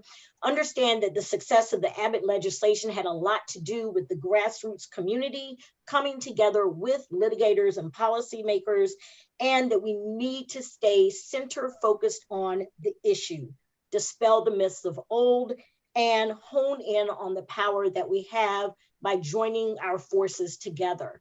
So with that, I'm going to give everyone a few minutes break. We're going to have you come back in and stay focused on this conference. We will regroup at 11:15, and our next session that comes up will be on Abbott Preschool. So we will see you after this break, joining us together at 11:15. Thank you very much.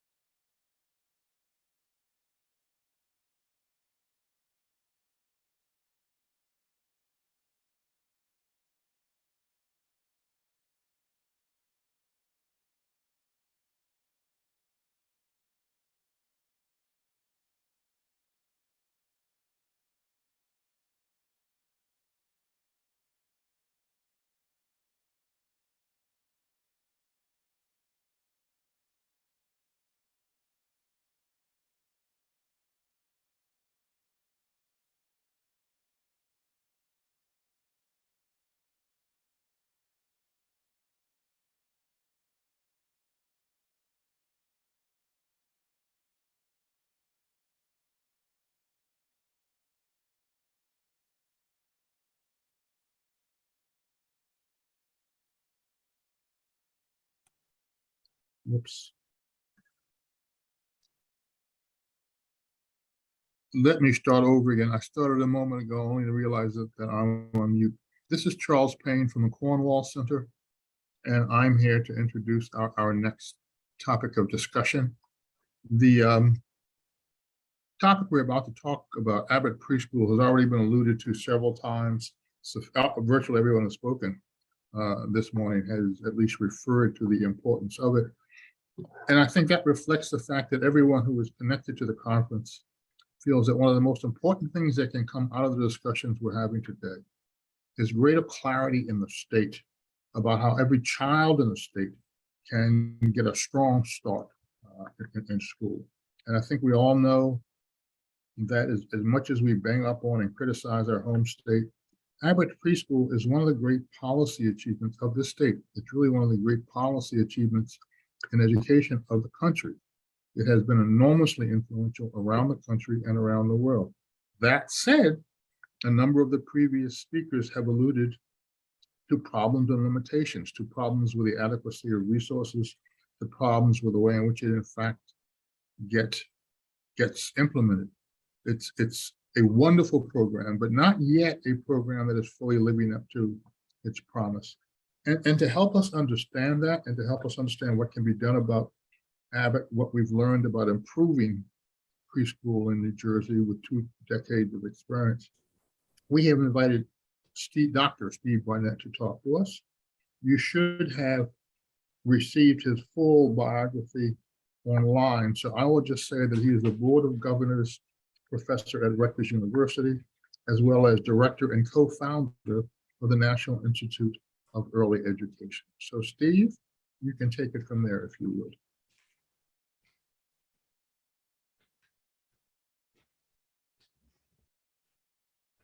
Thanks, Charles. A pleasure to be here today with everybody and to talk about this. I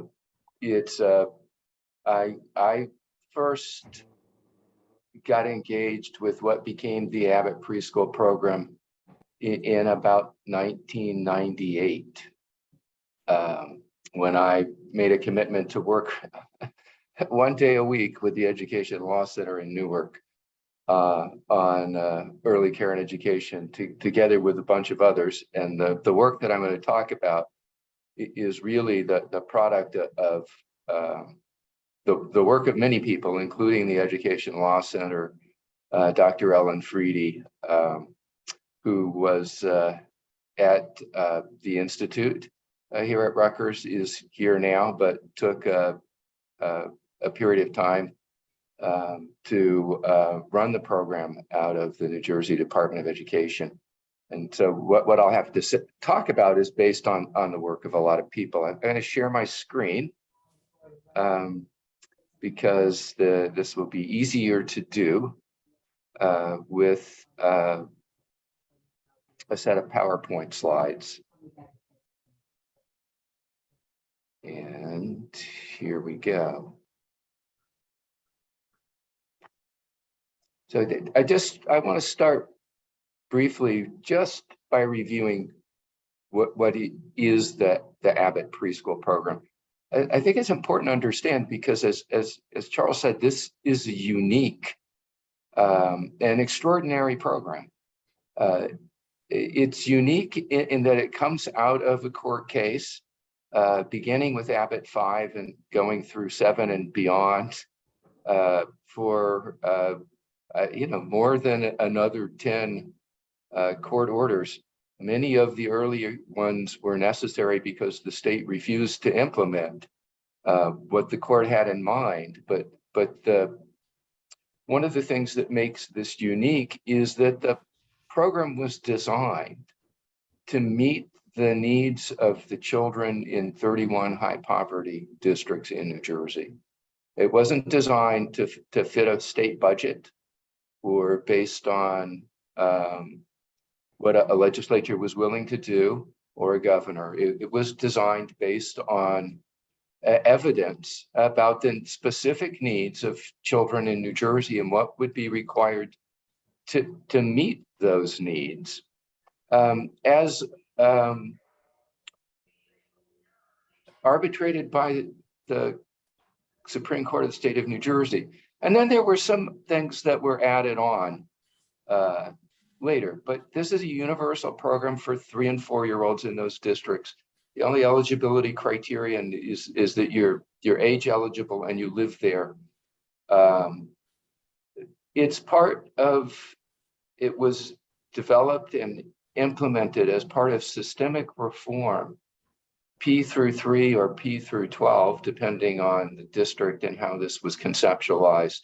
But it was really the leading edge of school reform. It wasn't implemented on its own. I think that's important to understand that in terms of the coherence of the program and its potential for long-term outcomes.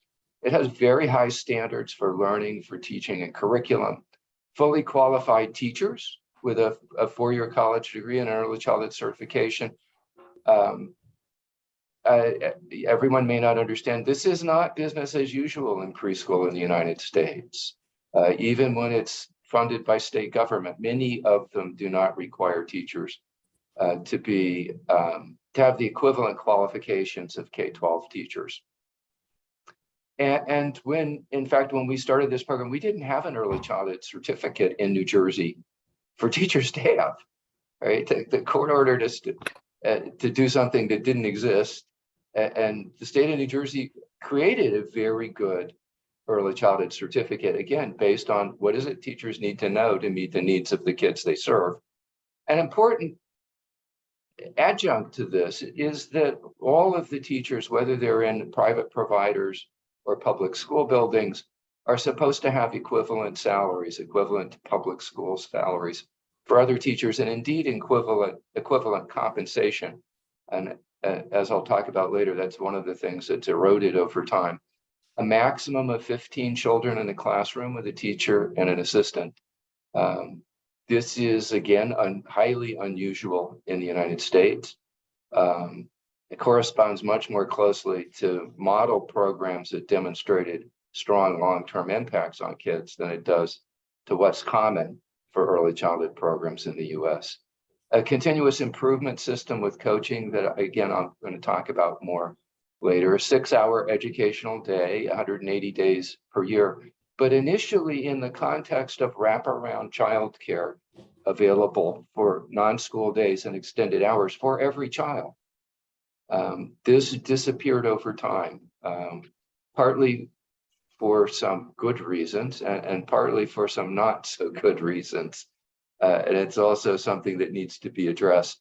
Adequate funding, we spend over $15,000 per child. That doesn't sound like all that much actually in the frame of what we spend on K-12, but it doesn't include special education funding. And it's the highest of any state in the country, which of course does not mean that it is yet enough in the current context. Finally, this has been delivered in a mixed delivery system, an interesting, unusual model. Not unusual in that other states don't do it, but unusual in that when we first implemented, most of the children were in private providers or Head Starts contracting with districts and cooperating with and supported by districts rather than in public school buildings. And that took us a while to develop, and then it has subsequently eroded, and I think not to the good. So I want to talk a little bit about what I think is a core aspect of this program, because there are no guarantees with preschool, as with anything else in education, that simply by implementing a program and spending money on it, we get the results that we want. And at the core of this is a plan, do, review cycle, a continuous improvement cycle that began with the development by statewide committees of early learning standards. What is it that we want children to learn and be able to do? And what is it that we want teachers to know and to be able to do to make that happen? These were very, very high standards that people throughout the state contributed to developing. And then we had a set of structures, materials, tools, processes to measure and assess progress on these, to then analyze the results of that and plan to implement and pilot improvements and repeat. I'm going to drill down a little bit more to talk about how did we do that. We had very explicit preschool program guidelines that had these. We had strong preschool teaching and learning standards, expectations for what teachers should do and programs should provide so that children could acquire the knowledge, skills, and social emotional development that we wanted them to have. Rigorous curriculum, strongly supported. As the state selected a set of models districts can choose, but then districts have to implement one coherent model across the entire district, across public and private providers participating in the system. Very strong professional development, not just for teachers, but for district staff, for early childhood supervisors, for coaches, including inclusion coaches and bilingual coaches, for preschool intervention and referral staff, for family workers, physical specialists. Like, there was huge investment in the human capital, the collective capacity to make this program work well. What were the results of that? So we measured this over many, many years with a consortium of higher education institutions across the state.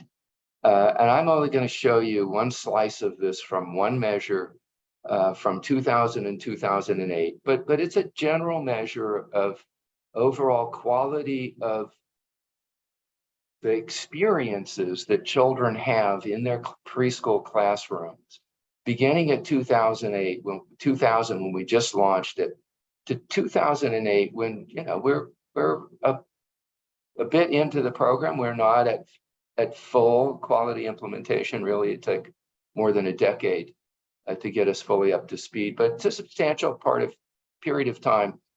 And this is a scale on which 1 is inadequate, 3 is minimal. We don't want to see anything below a 3. 5 is good. We would prefer that everybody be 5 or higher, and 7 is excellent. And you can see when we began this program in New Jersey, that's the dark blue line. It's shifted over, the dark blue bar shifted over to the left. Most programs were not good, right? We didn't have 20% of the programs that kids were in that were good. By 2008, the majority of programs are good or better. A lot of them are close to good. And almost none of them are below a 3. So that's just been extinguished, right? Programs that are not even minimally providing what kids need no longer exist. This is a remarkable transformation. And these are not, for the most part, different teachers. These are the same teachers that were providing preschool to kids before, because remember, most of these are private providers and Head Start already providing services, and public school classrooms already providing services. But now these teachers are much better supported. The teachers and the private providers and Head Start have had their salaries doubled. They've gone to school and got their 4-year degree and their certification. They've had this continuous improvement process they've learned and participated in and been supported by coaches, by referral staff. Even if you're in a private provider, you have a child and you're having difficulty, you don't know what to do, you call the district, they send a team to help you figure out what's going on and how do you meet the needs of the kid. This is a remarkable transformation of the quality of early education of children in New Jersey's districts with highest concentrations areas of poverty. So we've done a series of studies then to see, well, what are the consequences of this beyond their immediate experiences for children? We've studied what are their impacts as they move into kindergarten. Prior to the implementation of the Abbott program, we collected data for the court that showed that children in Abbott districts were entering kindergarten on average, about 18 months behind in their language development in English. Right? That's a huge, you're not at the starting line when you begin kindergarten. So what do we do to erase that deficit and in the opportunities to fulfill your capability already at kindergarten? And so the slides I'm going to show you next are from a series of studies that have now gone through 10th grade. I'm going to present it in standard deviation units, which I know are difficult for people to understand, but think of it this way. The units I'm going to talk about are essentially equivalent, a 1 would be basically equivalent to the achievement gap between children in poverty and their non-poor peers, between African American and Latino children in our urban districts and their white non-Hispanic peers in the suburbs. And so you can think of this as what percentage of the achievement gap was preschool by itself closing. Right? So the design for this study that I'm going to talk about, it's a sample from kindergarten classrooms from the 15 largest Abbott districts in 2005. If you remember that slide I showed you about quality, we weren't all the way there, right? So this is on our road to the quality that Abbott of preschool eventually had, but not fully implemented. On the other hand, we didn't want to wait for full implementation because we were concerned about having kids who didn't go to preschool to compare them with. As you ramped up, the children who didn't go become a tinier and tinier and less comparable fraction of the kids. The initial sample is slightly over 1,000. In follow-up at 6th grade, we still had 74% of the sample. In follow-up at 10th grade, we were able to find 62% of the sample. And so most of the kids that we started with at kindergarten tracking, we tracked through 10th grade. Here are the results for language and literacy. At kindergarten entry on 2 different measures, essentially 2 years of preschool closed about 40% of the achievement gap, maybe between 40 and 50%. So that big gap from how far you were behind the starting line, we didn't erase with the preschool program alone in New Jersey, but we really cut it down. Right. And you can see how much difference 2 years made. 2 years is the total light and dark bar. Right. The 1 year is just the dark bar. And you can see 1 year doesn't produce nearly the same impact as 2 years. As we move through, you can see that somewhere between on language and literacy is 20 and 40% of an achievement gap closure all the way through 10th grade. And on average, it bounces around. On average, it's about 30%, about 0.3. If we look at mathematics, we see the same kinds of results. Initially, more, about 0.45.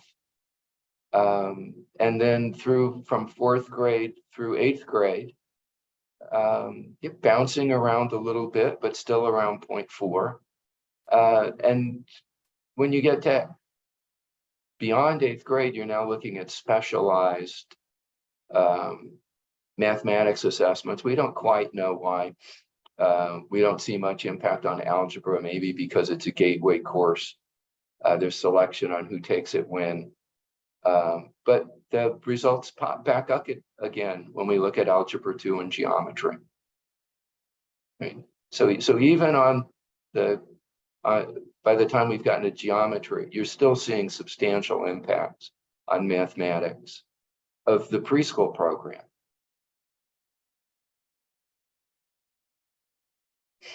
You see the same thing for science, right? So effects of 1 year of preschool, somewhere between 0.1 and 0.2. effects of 2 years of preschool on 4th grade and 8th grade science, somewhere between 0.3 and 0.4. Right? So these are big, right? Clearly preschool by itself, even 2 years out of a child's life, is not enough to make up for everything else, to address all the needs of kids and their families through grade 10. But it's continuing to make a substantial difference. If we look at grade retention in special education, interestingly, we don't find a difference between 1 year or 2 years of preschool. But the kids who went to the Abbott preschool program had a 15 percentage point, not a 15%, but a 15 percentage point reduction in grade retention. So if you were through grade 10 holding back 25% of your kids, this would have been 10% for the kids who went to preschool rather than 25%. Special education was reduced by 7 percentage points. Right? Think about the impact of this district-wide in the 15 of the largest districts in the state of New Jersey. These are huge community level impacts that demonstrate if we meet the needs of children before they get to kindergarten better, and we can talk about it. It's not that starting at age 3 is too late, but starting earlier may be better. These are huge differences through their entire school course at a community level. So unfortunately, those kinds of gains we're talking about kids who went to preschool back in 2003, 2004, right? And entered kindergarten in 2005. So unfortunately, those gains are at risk today. The program did go on to improve, but I'm afraid we've moved past the peak and they're now on the downside. And there's several reasons for that. One is that we're not keeping up enrollment. Right? Every child should be enrolled at age 3. Unfortunately, the press for full enrollments relaxed. Districts may be enrolling only 75% of the kids that end up in 1st grade in their districts. Many of them are between 75 and 90%. Most of the former Abbott districts enroll fewer children at 3 than 4, which is de facto evidence that they're not getting everybody that they should at 3. And some children are even missing kindergarten. We hear anecdotal reports that parents are being turned away and told there aren't spaces for them. They are legally entitled to a space.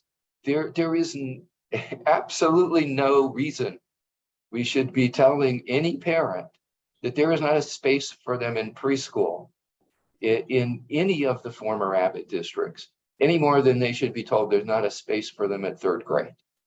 That's just completely unacceptable. The pandemic has made this worse. Parents are understandably scared, afraid, uncertain, and worried about the health risks, even though districts and private providers have done a lot to mitigate the health risks in preschool. The provision of vaccines for children under 5 is going to help. But we need to do a much better job with engaging with parents about the risks of not going to preschool, as well as the risks of going to preschool. And of course, to work on mitigating the problems that make them reluctant. Funding has not kept up with costs and needs of the kids. This has eroded teacher compensation parity in private providers. We hear reports that the class size limitations are not being met. The supports for teachers to engage in all of the planning and continuous improvement work they need to do in the professional development around that have eroded. Facilities and their funding have not been prioritized. There are children who are still in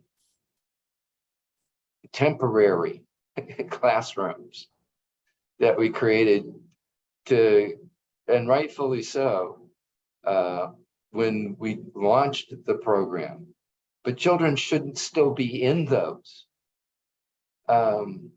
Private provider participation has declined steeply. It's not that private providers are better than public schools. We don't find when they're equally supported, they're equally effective. They're all part of I think, an effective system working together. But participation of private providers makes more classrooms available in closer proximity to families. It provides more capacity to provide wraparound services. Well, their inclusion is important for making this for pulling down the barriers and reducing the difficulties of parents and families to participate in the program. The state capacity to support all of this has been cut, and frankly, they're overwhelmed. With preschool expansion, they're responsible for hundreds of districts, not 31, and they have a third of the capacity they did when they were developing the Abbott program. And there's been reduced support for K-3 alignment and focus as well. There used to be a unit that was focused on, so how do we build on an entire unit of the New Jersey Department of Education focused on K-3 literacy and very broadly defined, supporting dual language learners and of course mathematics, but making sure that we were hitting on all cylinders to build on the gains that children made in preschool so they'd be highly accomplished by the time they got to third grade. And the districts that pursued this successfully and kept it up, kids are performing above grade level despite being in poverty. Right? We know we can do this. We have done it. But the resources to support this have been seriously eroded. So what do we do about this? Well, Governor Murphy's promised preschool for all. Well, all means all. It begins with all children in high needs communities. Shouldn't begin somewhere else. But I don't think we have to make a choice. We don't need to make a Sophie's choice. There's an entitlement for children in New Jersey, and they ought to have what they're entitled to. And that doesn't prevent us from moving ahead with expanding preschool. We can do them both at the same time. But we really need to have people in New Jersey say, you can't ignore the entitlements of children in our highest need communities. End of sentence. New Jersey's preschool program should return to being the learning organizations they were that continuously improve, and that many of them still are. But they need the resources to do this at every level, from the teacher working with individual children in her classrooms to figure out what they need, to the coaches in the district working with the teachers together to build their programs. And there's not a one solution. We got it right now. The kids and families entering our schools, the context in which they live are constantly changing. We need to be adapting to this. Our teachers are fully capable of doing that if adequately supported to do that. And that needs to be happening at the district level as well and at the state level. We need to do a study and develop a formula for adequate funding. We haven't done that in decades. And the funding is just not likely to be where it is. We don't know what it should be, but we could figure it out. Right? It doesn't need to be a mystery. And I'll pick one area that I think we're lagging in. New Jersey, I believe, has the highest percentage of dual language learners in public schools of any state in the country, including California. Right? We should be a world leader in dual language proficiency. Why are we overlooking this huge opportunity we have in our state to be a world-class leader? And at one time we were developing that reputation. We hosted 30 folks from the Oslo, Norway City Council who came to New Brunswick, New Jersey to learn how they could better serve immigrant families in Oslo. Right? We need to reignite and fully support the capacity we have in New Jersey to be a world leader in this. We need to increase the participation of private providers in Head Start. I don't think we do that by simply having a mandate. Right? We need to provide districts and private providers with the resources, starting, I believe, with county level dashboards that say, here's who's available and can participate.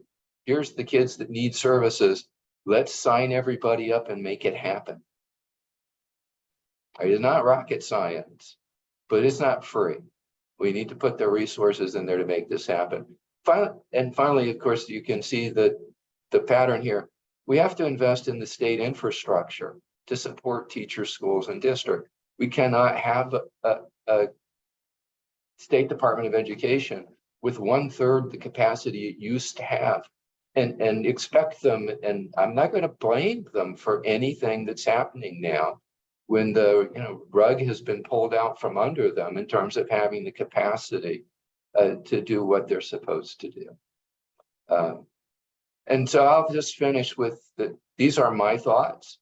Those of you in the field may be much better informed on some of these things than I am. And I'd like to ask, what else?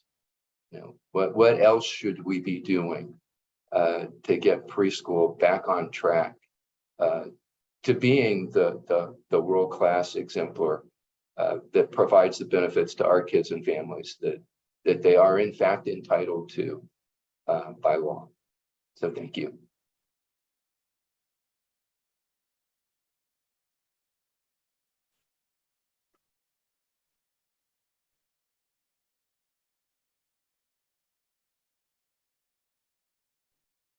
So thank you, Dr. Barnett, for your presentation. That was all a lot of food for thought in terms of even setting up our discussion with our two panelists. But I just wanted to address some of the questions in the chat, Dr. Barnett, if you don't mind.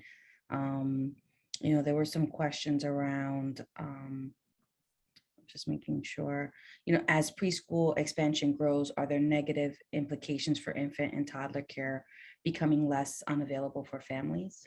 That's something that people worry about. I actually think it works the other way.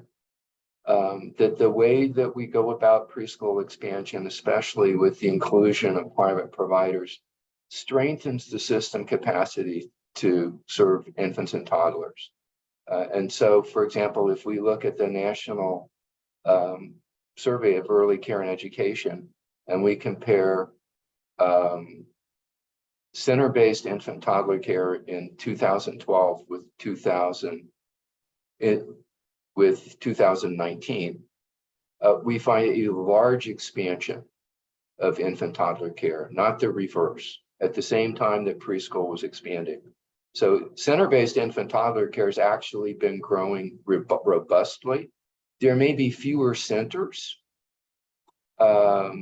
That varies somewhat from state to state, but they're serving more kids.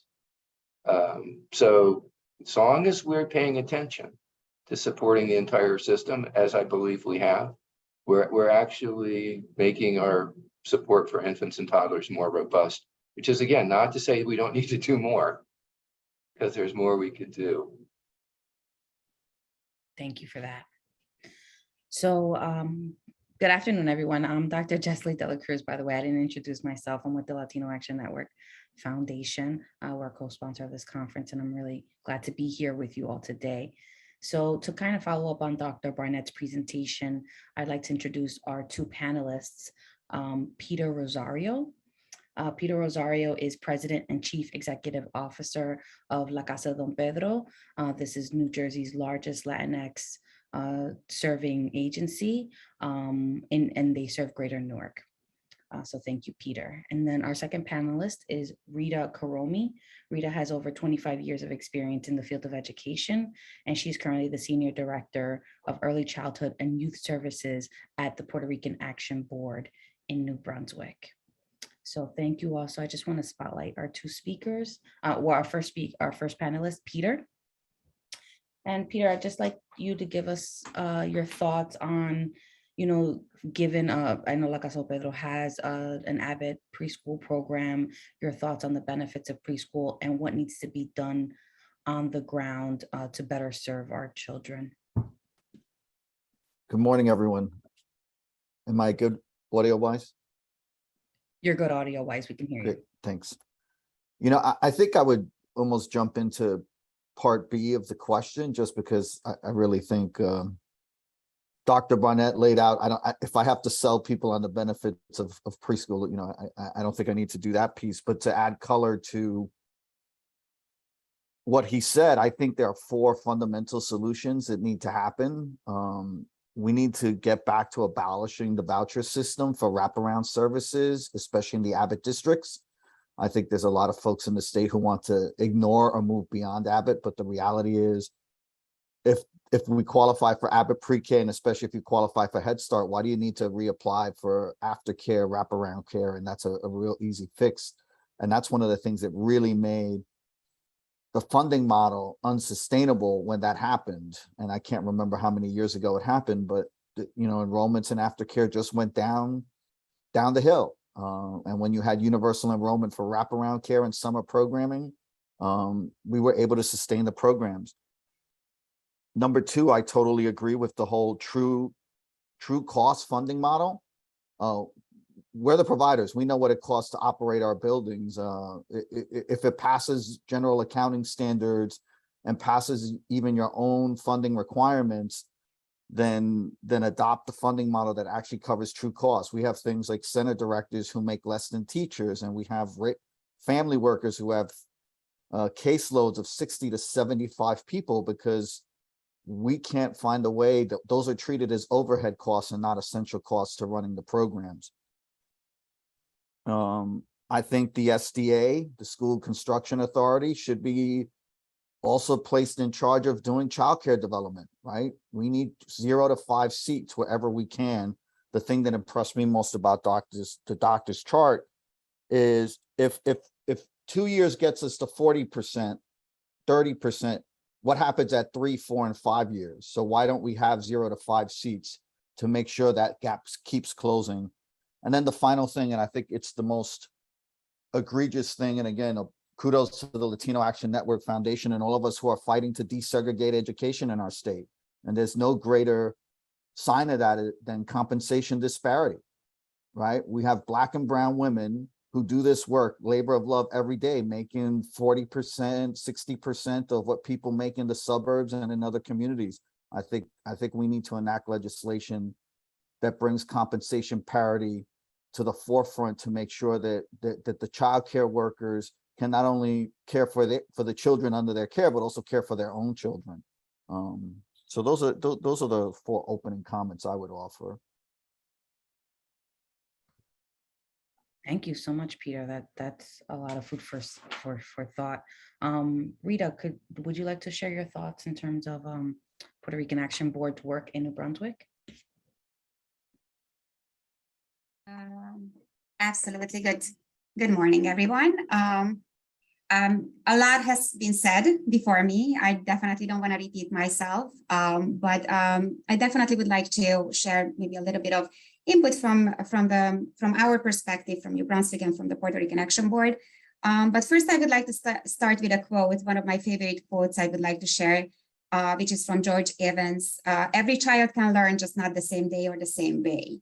I think that is something that we live by, especially in early childhood education, because we know the importance of differentiating between children, and how we deliver the message and how we deliver the curriculum is very important when it comes to succeeding in early childhood programs. So what makes Abbott program successful? Again, the structure that Steve Barnett already explained, I'm not going to go over it. All of that structural piece is very critical. And I think the state put a lot of effort in creating the system and continuously improved it. PrEP has been part of the Abbott program since the beginning, since 1998. At that time, with 2 preschools, now we have 5 in the city of New Brunswick. I have been part of the ABET program since 2002, so almost from the beginning. It's been 20 years. So I have seen the improvement, those evaluations and assessments and improvements that have been happening since the beginning. It is a very different system now than what it was when it was all created. So having again the size, maximum size of children, the 2-year program available, highly qualified teachers, I think that makes one of the biggest difference. It is something that makes ABET program definitely a higher quality than any of the other early childhood programs in the state of New Jersey. Now, what I can also share from the prep perspective, that we also have an excellent retention rate, which I think also helps with the success, because we don't have to keep training teachers. We have teachers who have been with us for 20 years, some are even more, and that is a great benefit for the program and of course for the families mostly, because those teachers really know what the expectations are, what the delivery system is, and just know how to deliver the education for the children. So when it comes to the benefit of the program, I think that between everything that had been said before me, one of the most important part is the family and community component in it. I feel that, of course, education is important, but us having the opportunity to have those family workers that actually reach out to the parents, that actually work with them on a one-on-one or in a group basis, this is something that I know that, and I'm getting chills just thinking about it, because I know what it means to those families. Some of them come as immigrants to our countries, to our community. They don't have much information about how things work. And these family workers really truly make a difference on getting them started, educating them, holding their hand when needed. But of course, letting them know that this is something they need to develop on their own. Again, having this system is truly, I think, magnificent and a very important part of our program. The other part that I think makes ABET successful is the holistic and comprehensive approach. The fact that, again, we are not just educating the child. The child doesn't just come through our door and come to our classroom 9 to 3 and that child is gone. We are looking at the whole family unit and we are working with the whole family unit together. So I think that's also something really important. And I really like how Steve Barnett was talking about the dual language part. I think that would be something, and that's how I'm going to transition into the second part, that I really wish we can work on more. I know a few years ago, there had been some movement and it just hasn't flourished as much as I think we were hoping. But supporting the home language is something we already do. We want to make sure that parents, at least I personally do too, I'm a bilingual person and my child speaks 2 languages. So I think it's having a second language is a gift, and having children develop 2 languages as they are growing up is something that would be a wonderful opportunity for them for the rest of their life. That doesn't mean that they shouldn't learn English. English is just as important, of course. We live in this country, we need to learn English. But having a dual language approach that is available for our families would be absolutely wonderful for them to take advantage of.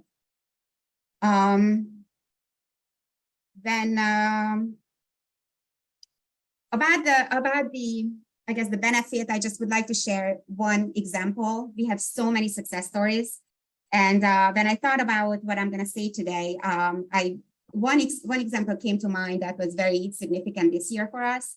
And these are the experiences. We talk about the big picture. We always talk about the theory behind what's going on, but what really makes the difference is the personal example. So I would like to share one that just happened this year in our schools, and I think it truly shows what we are all about. So we received a child in the fall that had significant difficulties at his previous school. He came to us with a list of items that were concerning.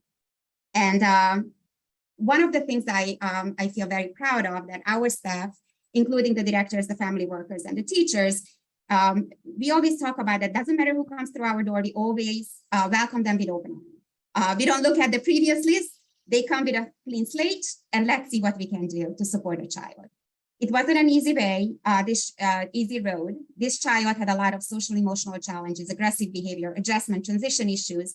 However, by the end of the year, we have made great success. This child is functioning great, functioning well in the school. we have provided a support for the family, again, that whole family unit, the family to have some strategies to use at home, as well as the strategies that we are using in the school. And I truly feel that this child, because of the Abbott preschool, is now going to be successful in kindergarten. And these are the things that I think important to know, important to hear, that, and it goes back to the structure that again, Steve Barnett talked about, the classroom size, the highly qualified teachers, the PD sessions, all those things that have been created to support the work that is happening in the classrooms. So these, and I know we have many of those. I'm sure that other providers can come up with a lot of other success stories. But this was just one, again, happened very recently in our schools. So what can we do better? Of course, the budget part is something I completely agree with, having a true cost budget. And it is very sad, as Peter Rosario already mentioned, that some of our site directors do earn less than a teacher, a certified teacher. And of course, it's important to pay the certified teachers on the district level. But again, a director has the responsibility of running an entire school. Does not make any sense, but yet this is our reality. So having a true cost budget would be, I think, very critical. The wraparound assistance is also would be very important. I agree on that as well, especially because due to the application process, we have a lot of families that don't qualify, not because they don't need the service, but because they don't have the right paperwork, or they just don't. There are some other areas with their work status or other items that they couldn't make them qualify, but they truly would need the service. So having, I guess, a more comprehensive wraparound assistance program that we can help them with would be absolutely wonderful. The COVID challenges with the enrollment has been something that we've been struggling as well. Although there had been significant recruitment efforts from the district along with the providers, we have been working together on creating the recruitment efforts, and I'm very hopeful that next year we will have an increased number or more increase at least in the last 2 years.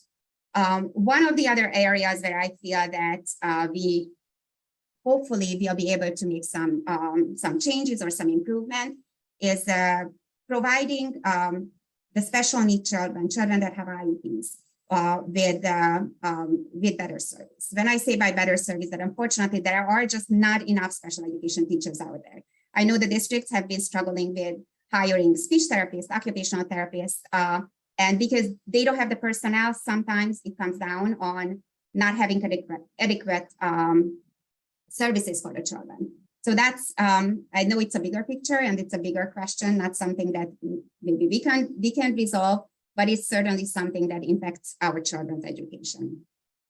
And lastly, I would say that what we are currently working on in the prep community and New Brunswick community is increasing the collaboration between other community agencies by creating a better overall support and system for the families.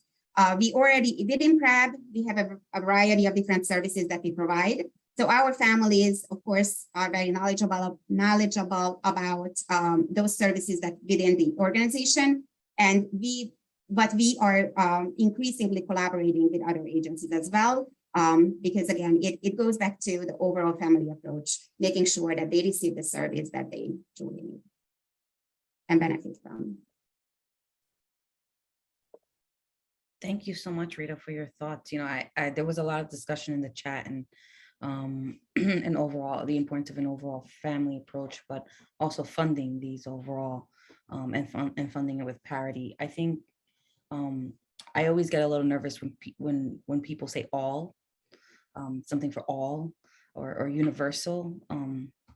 You know, like it worries me because I think that you started with that conversation of that there are some families that have more needs than others, or more gaps to get to the starting point than others. And how do you fill that when, you know, like you said, you have trouble with the workforce and the funding gaps and things like this. But I do have a question, and maybe Peter also feel free to jump in. And Dr. Barnett, I'd like to invite you back also onto this panel discussion. So feel free to also share your thoughts and your expertise on this. the importance of equity. I heard also that some of the successes that PrAB has had has been related to the relationship you have with the New Brunswick School Board, right? And I'm just curious, since you're all in different districts, how much of that is unique to New Brunswick, or are other school districts not as welcoming to or cooperative with private providers, typically in some other districts? I mean, if I can start by saying that I feel very, we feel very fortunate at PrAB that we do have an excellent relationship with the district. And I think that definitely helps when it comes to delivering the services. We have good relationship with the Office of Early Childhood, as well as the higher administration. So that's something that I know that I feel very confident saying about New Brunswick. I'm not sure how other districts are, and if there are any other specific questions. Without their support, I think that some services would just not be able to be possible for the children and families, including the first service, of course, the CSD, and master teachers, of course, are critical when it comes to program delivery. I would answer, I've also been a school board president in a different district, and I would say the relationships are important, but there is a matter of scale, and part of, I will always go back to the reason why we have Abbott as the law of the state, that a lot of this was statewide conspiracy against these communities. So leaving it to the relationships of the districts alone without the adequate funding from Trenton is the essence of why we're suing the state right now. We're the 6th most segregated state for Black children, the 7th most segregated state for Latinx children. I think, and we have a wonderful relationship with our school district, but the reality is it's so many of these battles, quote unquote, between the school district and the local providers is basically the inadequacy of funding that's coming from Trenton. And I think we need to just continually harp on that, because that's the divide and conquer mentality of a lot of these discussions in communities of color. So I'm cautious on saying the relationship with the school district, because it's, you could have the most wonderful relationship you want, but if there isn't funding to back up the relationship, then we're never going to get to equity. And I'll add to that, as I think that's exactly right. What both Peter and Rita have said. The relationships are important. They're not always good. And it's not always about money. I live in New Brunswick. Some providers have had better relationships than others, and it's changed over time, right? It hasn't always been as good as it is now. And the resource issue impacts that, not just because when there's not enough money to go around, it's hard to have a good relationship, right?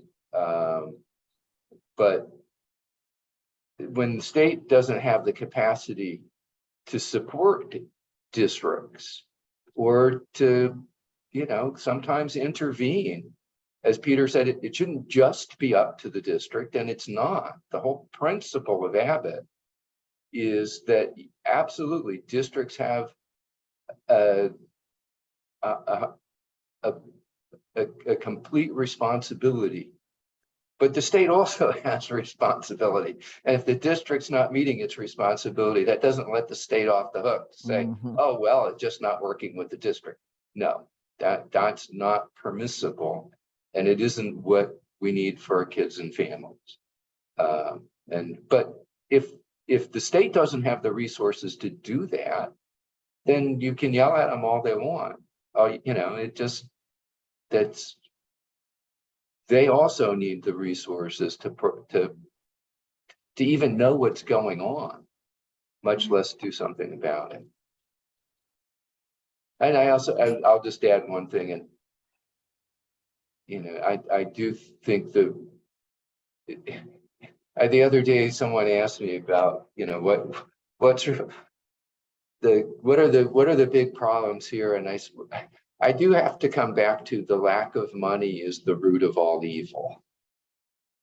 And I do think that whether you're talking district relationships or the state, that if there's not enough money for compensation parity, then what do? That everybody's forced into making bad decisions, not because they don't have an option to make, you know, you don't want to underpay your center directors, but if they don't give you enough money, what are your options? And we're fortunate to have people in this field who are willing to work for less than what they could earn somewhere else. Yes, and If I thank you. can, I'm sorry. I just say a few words? I was just going to say that I completely agree with both of you about the parity, and it's more on the state level. Obviously, these funding questions.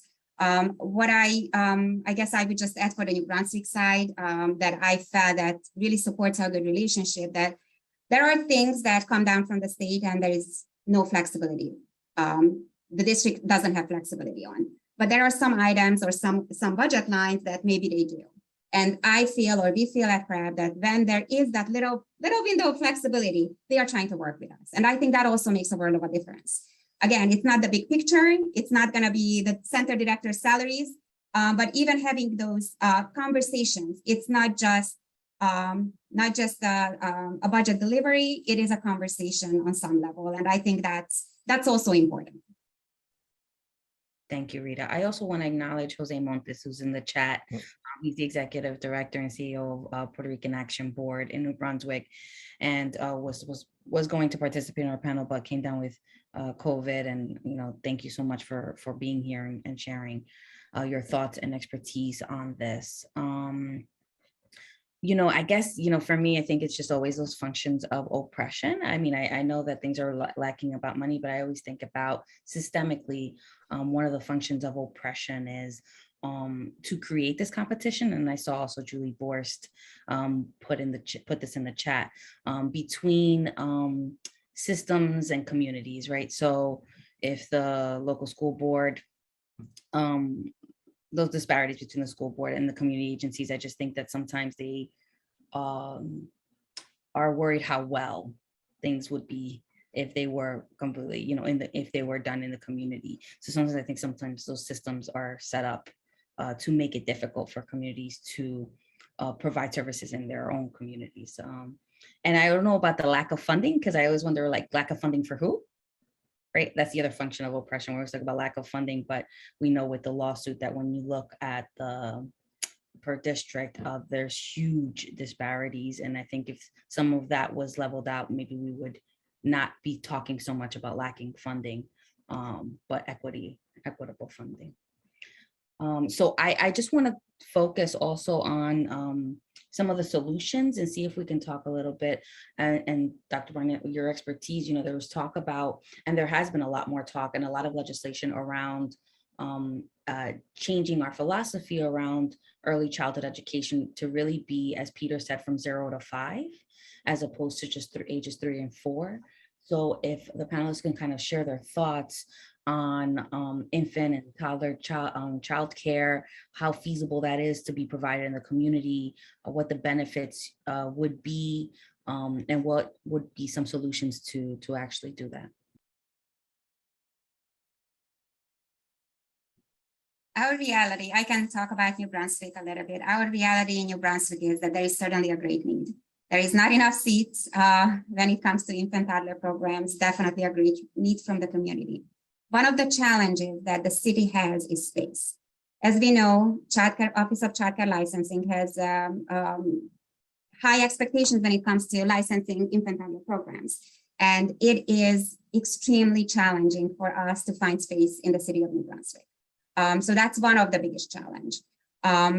We as the agency, the Puerto Rican Action Board, we have been looking to even find collaboration with maybe the hospital or other agencies and try to see how we can we can start an infant toddler program. We do have one, which is the infant toddler program it's called the Pixie Parent Infant Care Program at the high school, but it's only available for high school students that have babies, and we provide them with the infant toddler program, but that's not available for the entire community.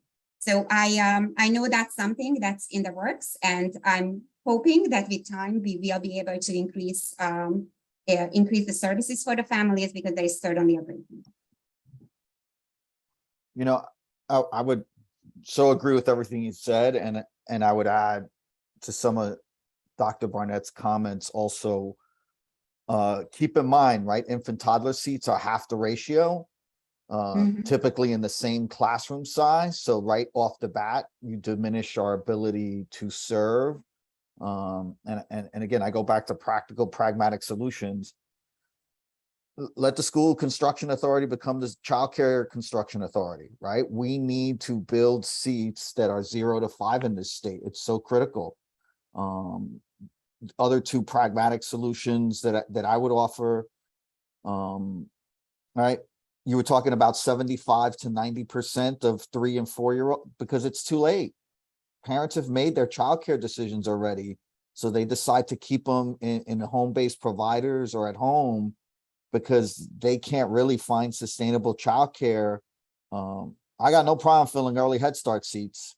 If I could convert all of my seats to early Head Start seats, you wouldn't hear one word about under enrollment, because those are the seats that we need. But again, back to the licensing requirements, they have to be on first floors. There has to be direct access from the classrooms so you can roll cribs out into these are all things that the facilities that were designed were not designed to meet the standards of today. And then the last thing I would do is the cutoff dates, right? The birthdays, the October 1st and November 1st. I'm sure, we all do it. We probably turn down 10%, 15% of those kids in our slots every year. Luckily in Head Start, I'm a both pre-K and Head Start provider. So we can create Head Start only classrooms to help service some of those kids. But I do think we need to look at the cutoff dates because we got 2.5-year-olds that are ready, more prepared than some of our 4-year-olds, right? Because again, we've been successful. Dr. Barnett has said that a couple of times, right? We have lifted up the quality and the educational outcomes in infant toddler care, but we need to give them places to go when they're ready.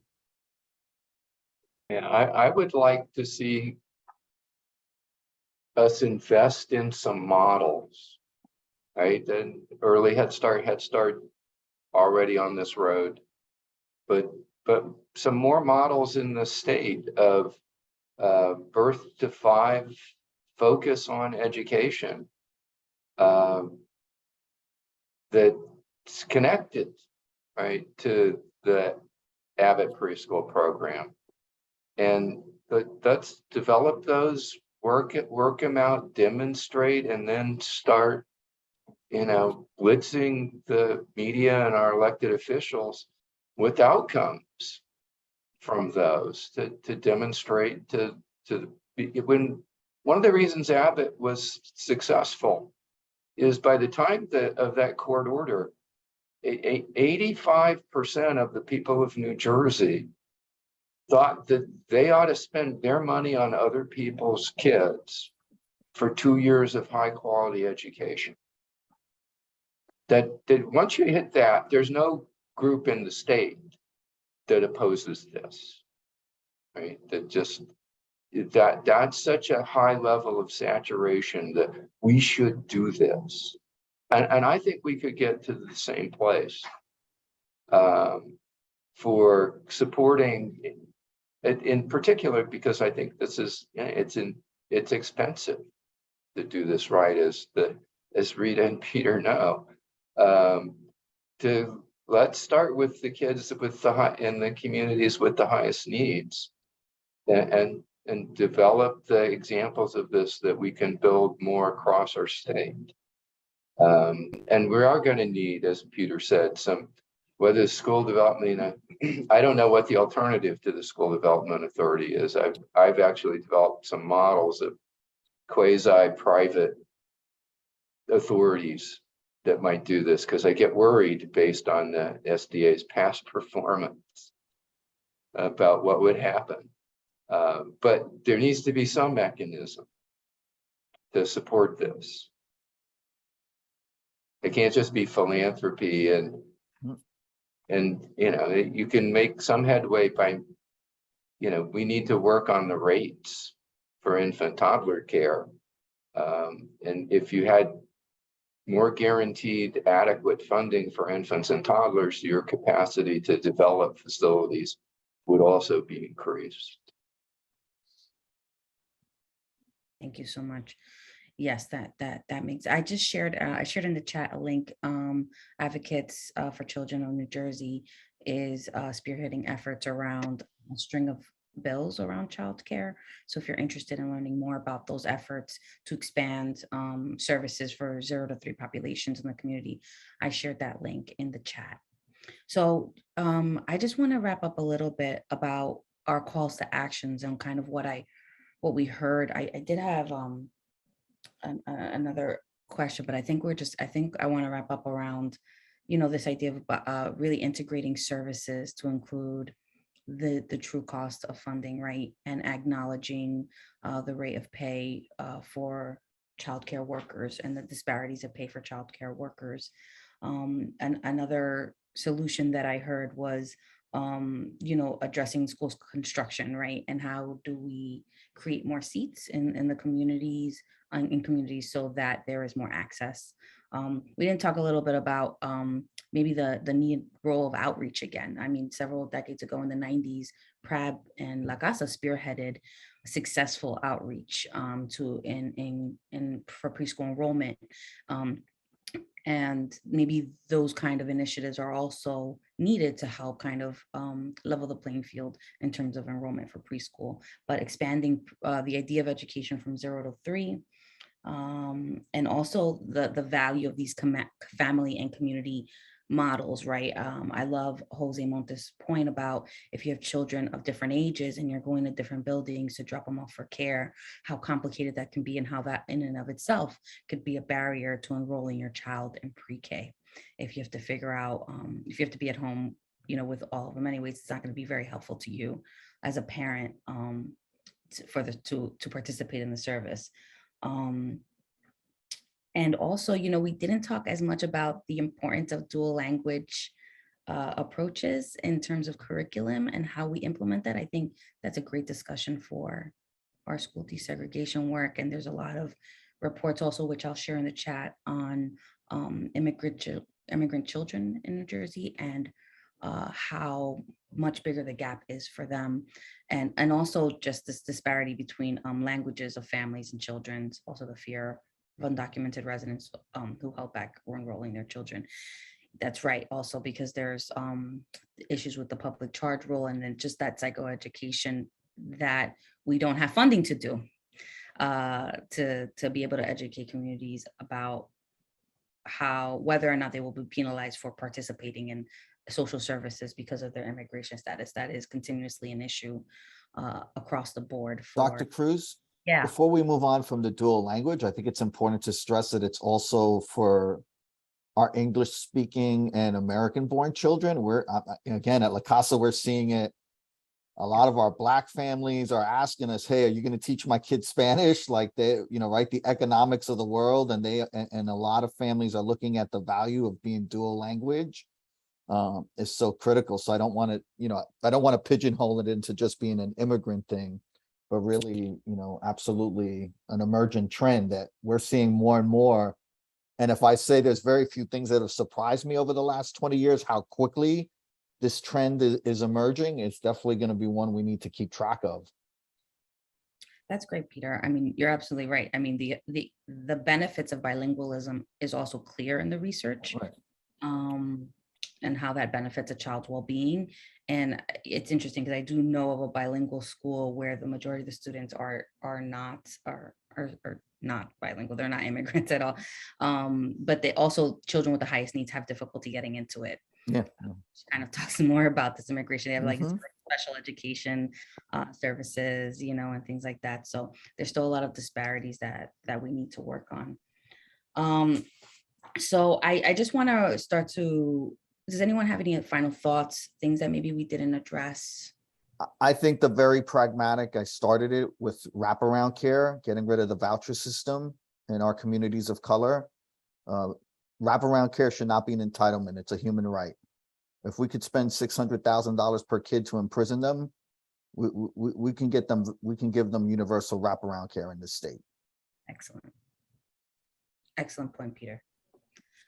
Thank you so much. So I just want to look at the agenda. So we're more or less, we're going to start closing out for lunch, but we really want to keep you all for this afternoon's discussion because just like we want to follow children earlier on 0 to 3, we want to follow this discussion and the data all the way to high school. And our next panel discussion is going to be on school discipline. But actually before that, we'll be hearing from another student sharing their poetry and their art and integrating that into today's discussion so that we remember and remain grounded as to why we're here, So thank you very much for joining this panel discussion. Thank you, Peter. Thank you, Rita. Thank you, Dr. Barnett, for your expertise on this very, very important discussion. And I really look forward to me at the Land Foundation. I'm already thinking like, okay, advocacy, we have to kind of really pull these things together and really start working together to push some of these action items forward collectively. So thank you so much for your thoughts today. I'd like to hand it over to Jessica. Wonderful. Thank you all so much. Yes, please continue to add to the chat. Thank you all for joining us. Thank you all for your intense knowledge. As Dr. De La Cruz stated, we are going to go on a little bit longer of a lunch break. So please join us again at 1:15 and we will pick up this discussion again, talking about school discipline and ground ourselves in another round of student poetry that I cannot speak highly enough of. So see you all again at 1:15. Enjoy your lunch.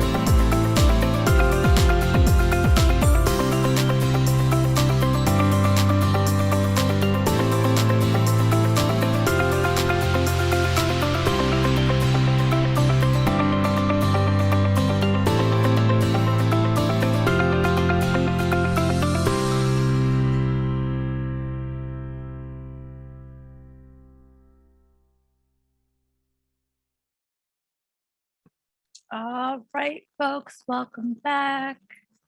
Welcome, welcome. I hope you had a beautiful lunch, enjoyed fresh air, did what you need to do to be present in the space.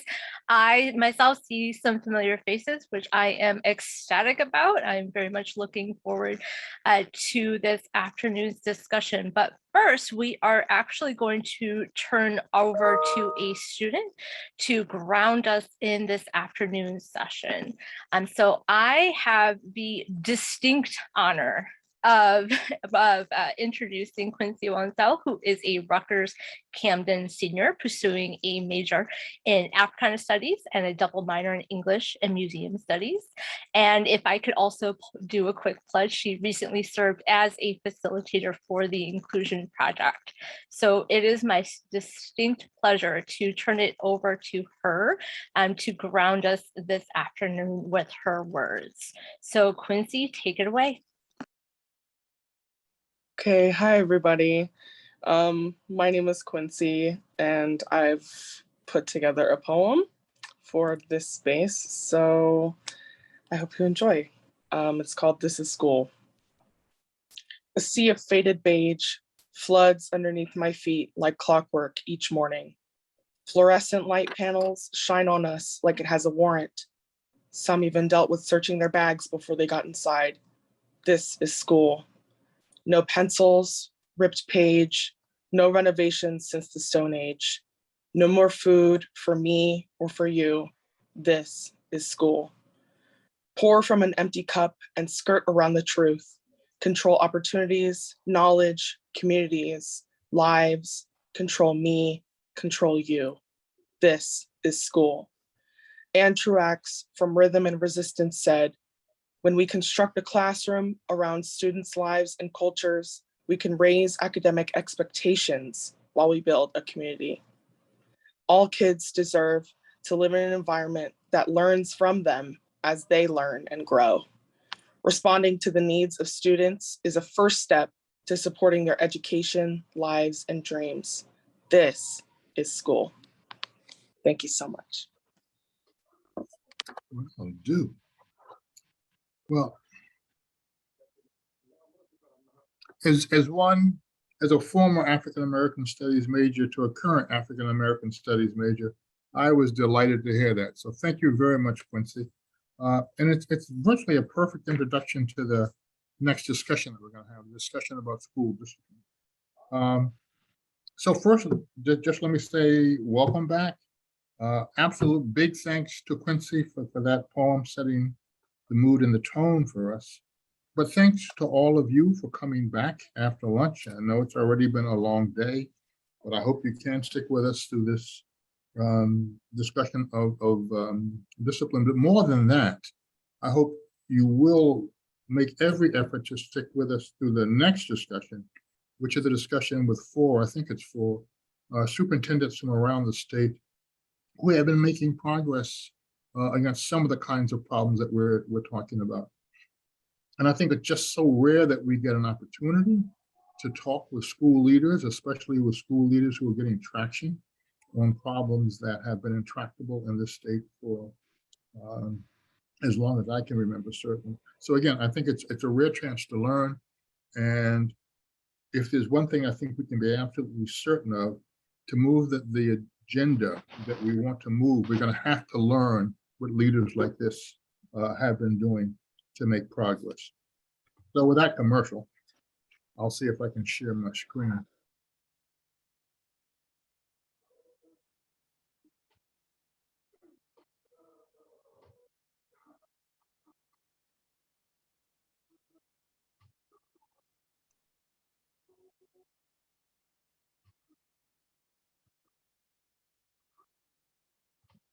Okay, I think the screen is up. So the screen is up, but it's not moving.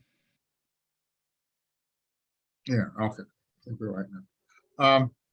So I am going to be talking about discipline and discipline disparities primarily in the state of New Jersey.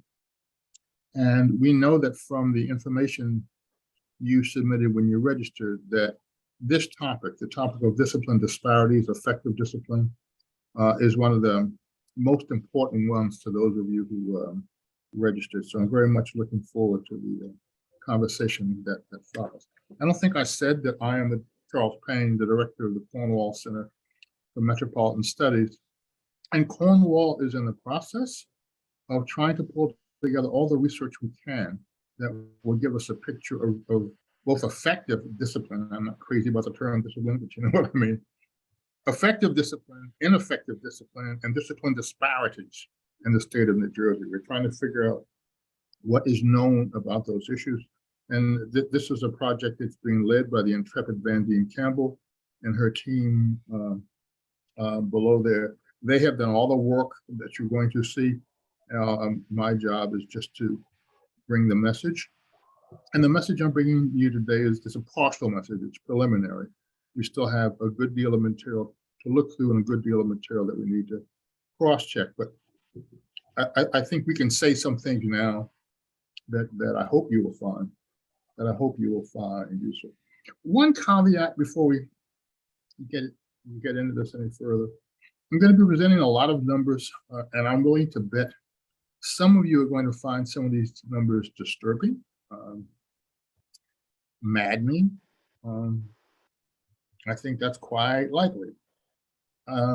Some of these numbers will make it seem like certain kinds of kids in this state are being targeted, which I think is also suggested in the poem that Quincy just shared. I just want you to remember that numbers like these by themselves don't tell us a story. They don't tell us a complete story, right? High discipline rates are, in fact, not always bad.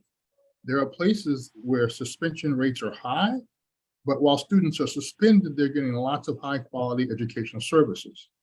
There are other places where they're high and kids are suspended and they're just out on the street. Those are not, the numbers might look the same, but the underlying stories can be very different.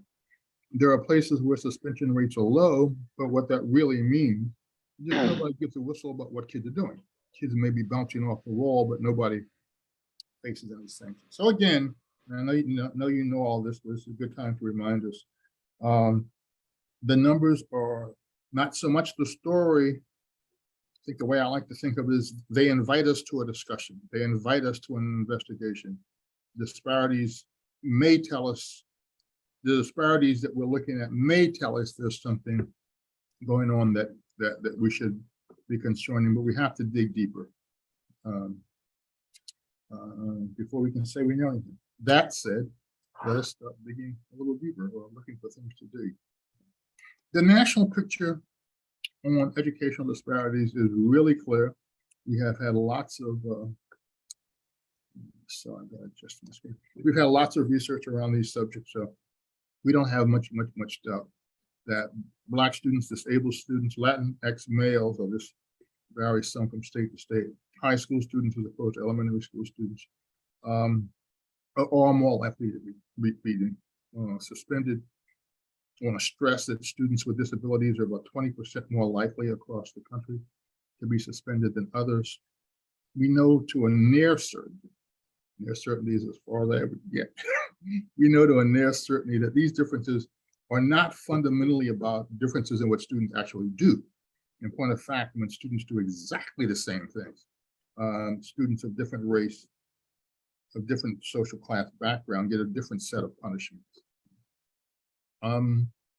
We can also say, if we want to put numbers on some of this, that at 15% of the national student body, African-American students count for almost 40% of students receiving an out-of-school suspension in the last year, for which we have data. Latinx students tells a different story at the national level. The state stories are very different, but at the national level, Latinx students represent 27% of the student body now, but they account for 22% of out-of-school suspensions. Black girls in particular, if you're looking at demographic groups, demographic groupings among girls, it's striking that Black girls, no, I'm sorry, I misread it, that Black girls are receiving both in-school and out-of-school suspensions at a rate that just about doubles their share of the student population. And to go back to disabled students, a very similar pattern. The proportion of school suspensions handed out to them are virtually double their share of the population. So what do we find if we come back to the Garden State? Some of the same problems that are problematic across the country are problematic here in New Jersey, and some at first glance look to be more troubling in New Jersey. So to take the big picture for a second, in recent years, something like 3.5 or 4% of students across the state get suspended every year. So that's the statewide average. Nonetheless, different groups are experiencing this process very differently.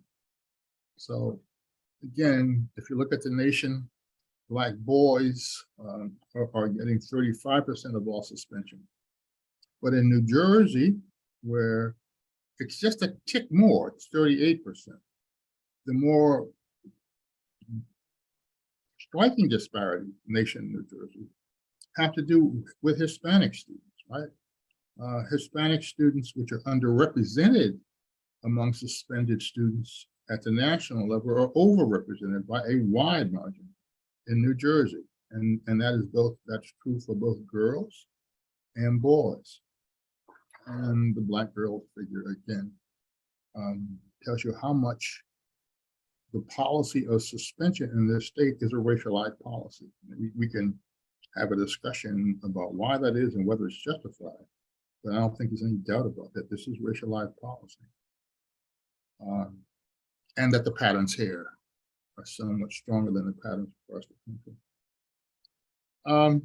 This table actually has one error in it. I just noticed it a few minutes ago.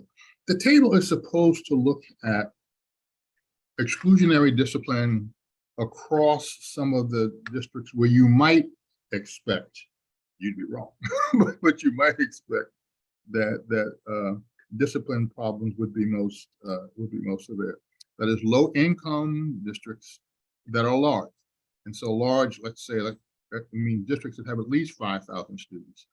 And low income, let's say, districts that that have at least 60% of their student body being economically disadvantaged, right? So that's supposed to be the pool that we're looking at here. And the mistake I just noticed a few moments ago is that Jersey City is on this chart. It was supposed to have been removed. In Jersey City, they only have 53% low-income students. So just bear that in mind. The story here is that among the larger, lower income Abbotts, because even among Abbotts, of course, there is there's a range of outcomes and a range of characteristics. In a state where out-of-school suspensions are going to about something under 3% of the students, you have a number of districts that are handing out double that number of suspensions, right? Bridgeton, East Orange, and I guess that's all on this list. But what is I find both more interesting and more encouraging is that you have a number of districts, including Camden, Camden, Orange, Patterson, Perth Amboy, Union, Plainfield, where the numbers are very low. I think all of them have 1%. Union is actually something like 0.5, right? Less than 1%. If you look at this another way, simply knowing who is suspended doesn't tell you anything about how long kids are being suspended for. And in the same way that districts vary in how quick they are to give a kid a suspension, they vary in the size of the suspension kids are getting hit with. So if we look at the days that are being missed per 100 students, that gives us some sense, that gives us some sense of how long suspensions are.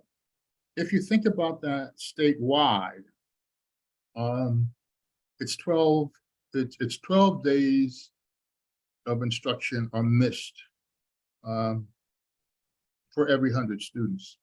If you look at that district by district, you've got some districts that are nearly three times the state average in the number of days being missed per 100 students.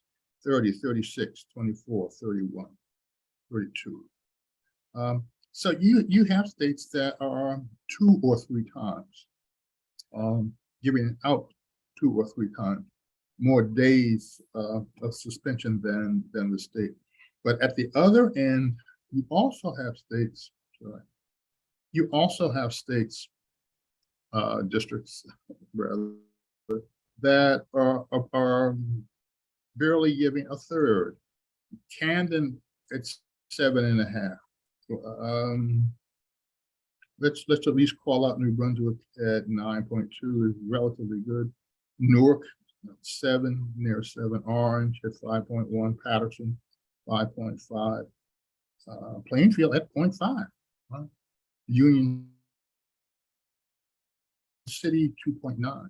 These districts are not putting kids out as much as other districts. These districts have roughly the same number of low-income students, but they are finding ways to keep kids in classroom, whereas other districts with roughly similar other districts, period, are putting out more class. At the very least, that tells you that high suspension rates are not some form of heavenly writ. Some school districts are finding it quite possible to conduct the business they need to conduct without putting kids on the street in large numbers. So that says that it matters if you're trying to understand discipline. It matters what school district you happen to be in. But there's another kind of geography of discipline is what I'm trying to say. And it matters what part of the state you're in. If you look at days missed per student, and on this chart, the dark blue represents the higher number of days missed per student. Dark blue is concentrated in South Jersey, right? The most rural part of the state. And for those of us who associate student misbehavior with urban district and student misbehavior with suspension, this may come as something of a surprise. The largest concentrations of low-income school districts seem to be districts that skirt the Delaware Bay, and some of these are, of course, quite low-income districts. Then there are some districts in central Jersey and a few in northeast Jersey, but some of the largest cities do not appear to be among the districts, again, which are giving out the largest number of days missed per students. I think most of us take it for granted.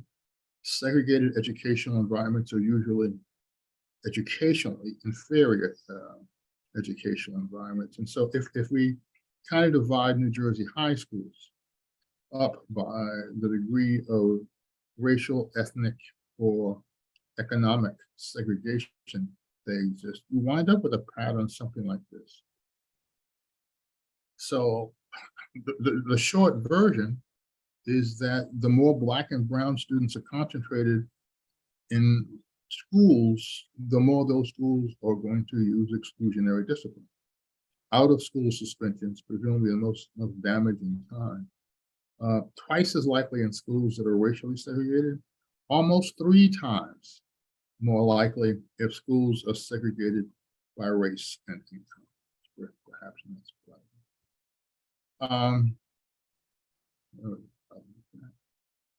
that's so those I think were the main points that I wanted to make this afternoon. And so there's a geography of discipline. It works differently in different districts in different parts of the state. There are patterns in which certain kinds of students, Black students, Latinx males in particular, disabled students are getting a disproportionate part of the suspensions that are being given out. And this is varying widely from district to district, as well as across states. Said at the beginning that this was that the numbers are just an invitation to a discussion. So what's the discussion here? In some ways, I worry that when we look at data like this, we move immediately to, well, how do we bring these numbers down? How do we reduce this disparities? And we should be doing that. That's absolutely a legitimate part of the goal that we have to think about if we're really serious about making schools not just be equitable, but feel equitable to students so they can experience equity. But to whatever degree these numbers represent some underlying disease, right? They're not the thing, but they're a symptom of something else. Just changing the numbers may not change the underlying problems. I've seen districts in which someone in charge decides that we're suspending too many students, and so they issue an order and folks start suspending students. But that doesn't mean the underlying attitudes have changed any. And the attitude that I worry about most are attitudes that convey to students that they don't belong in this place, right? That this space is not for you, it is not your home. And to the degree that we're sending kids that message, I mean, obviously you tell kids they don't belong, there's gonna be a reaction to that. It's probably likely to be a problem. So, I mean, I think we should think about the degree to which, all apart from these figures, students, and this is one of the things, by the way, that I saw really strong reflections of in Quincy's poem. We should wonder about the degree to which we're telling students that these schools are for you, these schools are about you, right? This is where you belong. I think we should wonder too, at least there's a question, about whether the issues around disability and discipline disparities get enough discussion. I hear far more about some of the gender issues, far more about race, ethnic issues than I do about disability and discipline. And for whatever reasons, maybe that's something we should raise up in particular. The other issue that I think is embedded in the discussions and some of the numbers about Latinx and Black girls is just who gets to have a childhood, right? In this society, girls are understood to be innocent. What happens, right, to that construction of girlhood when it's girls of darker hue? Are they being adultified in such a way that, and we can ask the same question for boys, but for whatever reason, it stands out in my mind right now, just those disparities for girls. Are they not being allowed to have some of the kinds of freedoms that other kinds of kids can take for granted? So I think obviously there's going to be further discussion about this. We hope to return to some of the districts that have particularly low rates of exclusionary discipline. Union I find to be especially interesting because not only do they have especially low exclusionary discipline, they have really strong academic outcomes. One suspects there's some connection there. We hope to have some representatives from people like that come to one of the next gatherings that we sponsor and talk to us about how they are driving both low levels of exclusionary discipline and high levels of academic achievement, and how they understand the connection between the two. So that's a hope, but that's also to say we will have an ongoing discussion about these issues. And for right now, I will simply say, and some of this will be in the materials that we hope to get out to you by the end of the month, kind of longer discussion about what we know about discipline. I think zero tolerance should just be off the table. It just has no place in these discussions.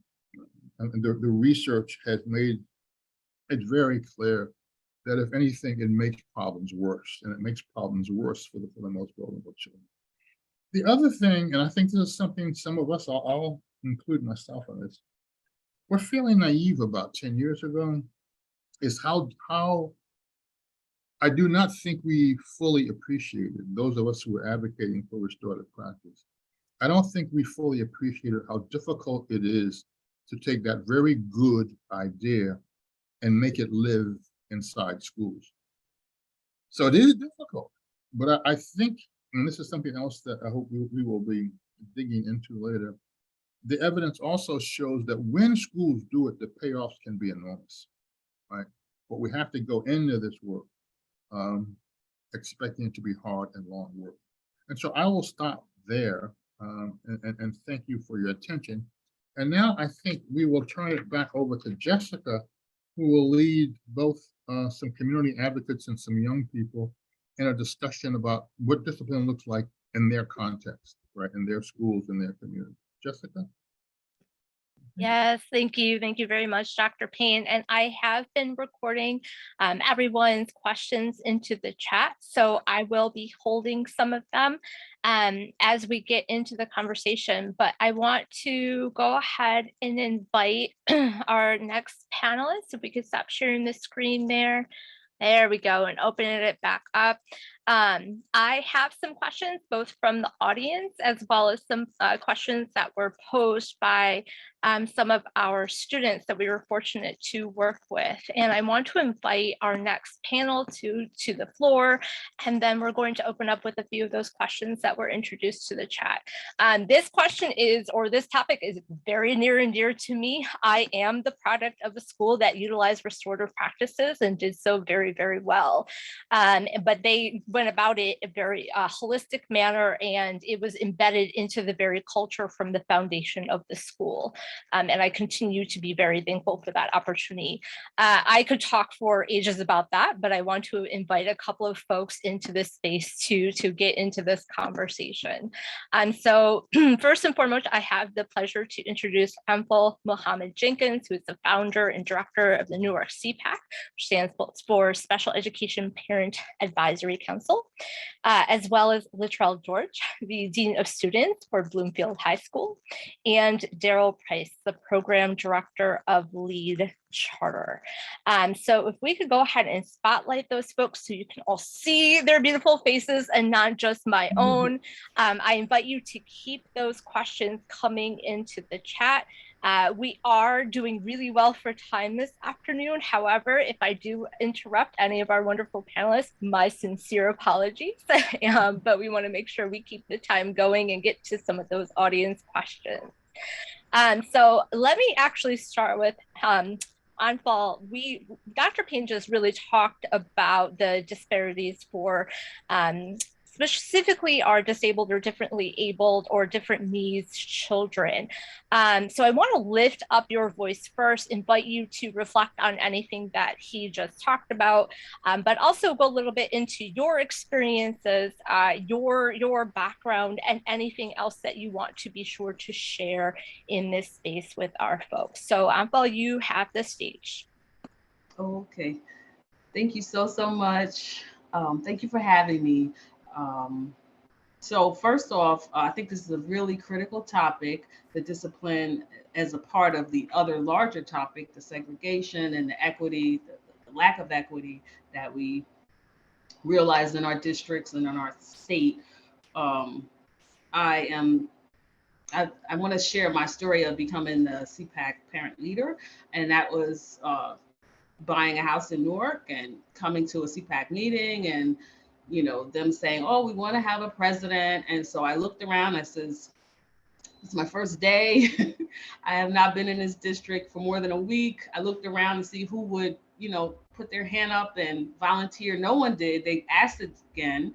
I then looked around. I said, well, my son's 3. He's a perfect child. He is autistic and yet he's perfect. So I will do it and I will learn everything I need to learn in order to do it well. And so that's how my start began. So I always speak from a vantage point of a parent because that is my first and foremost role. And that's where my power is. And that's, I want to lift up voices of parents because in every space, that I usually go into, there's professionals, there are people that are on payrolls, there are people that are reflecting, you know, other interests, but parents are the first teachers of our children, and we have a lot to offer and should be respected based on that. So first off, the discipline issue is huge, and the numbers don't say enough, because one question I asked in the chat was, you know, these statistics we're talking about out of school suspensions, but there's also a tool that they're using strategically, and that's in-school suspension. And my issue there is with in-school suspensions, are they getting instruction? And most of the time they're not getting instruction. They're just in a class that is like a holding cell. And I know years ago, we did a report on emotional disabled, which is a category under special education, and in Newark and a lot of other under-resourced urban districts, those categories are abused, in that those students are railroaded into those categories based on their culture, based on their behavior being misunderstood by staff and teachers and administrators, reflecting they're not real, they're a mismatch culturally. So you have a Black student with maybe a white teacher that doesn't understand that student's expression. And so it's looked at as a problem. They are railroaded off into, once you're targeted, like Dr. Payne said, you are targeted, you know, as a Black or brown student, you're targeted in these schools, and it is not a place of community where it should be. It should be a place where you're nurtured, you're developed, you're supported in every part of who you are. So that is your culture, your personality, your gifts, your talents, all those things should be supported. And even your challenges should also be supported. That's where you're learning as well. So you're learning when you make a mistake, it's an opportunity for learning. And so that's an environment and a climate that is necessary in our schools, in our district, and in our state. A lot of these issues, in my opinion, stem from anti-Black racism, and also, you know, white supremacy. Let's just be clear.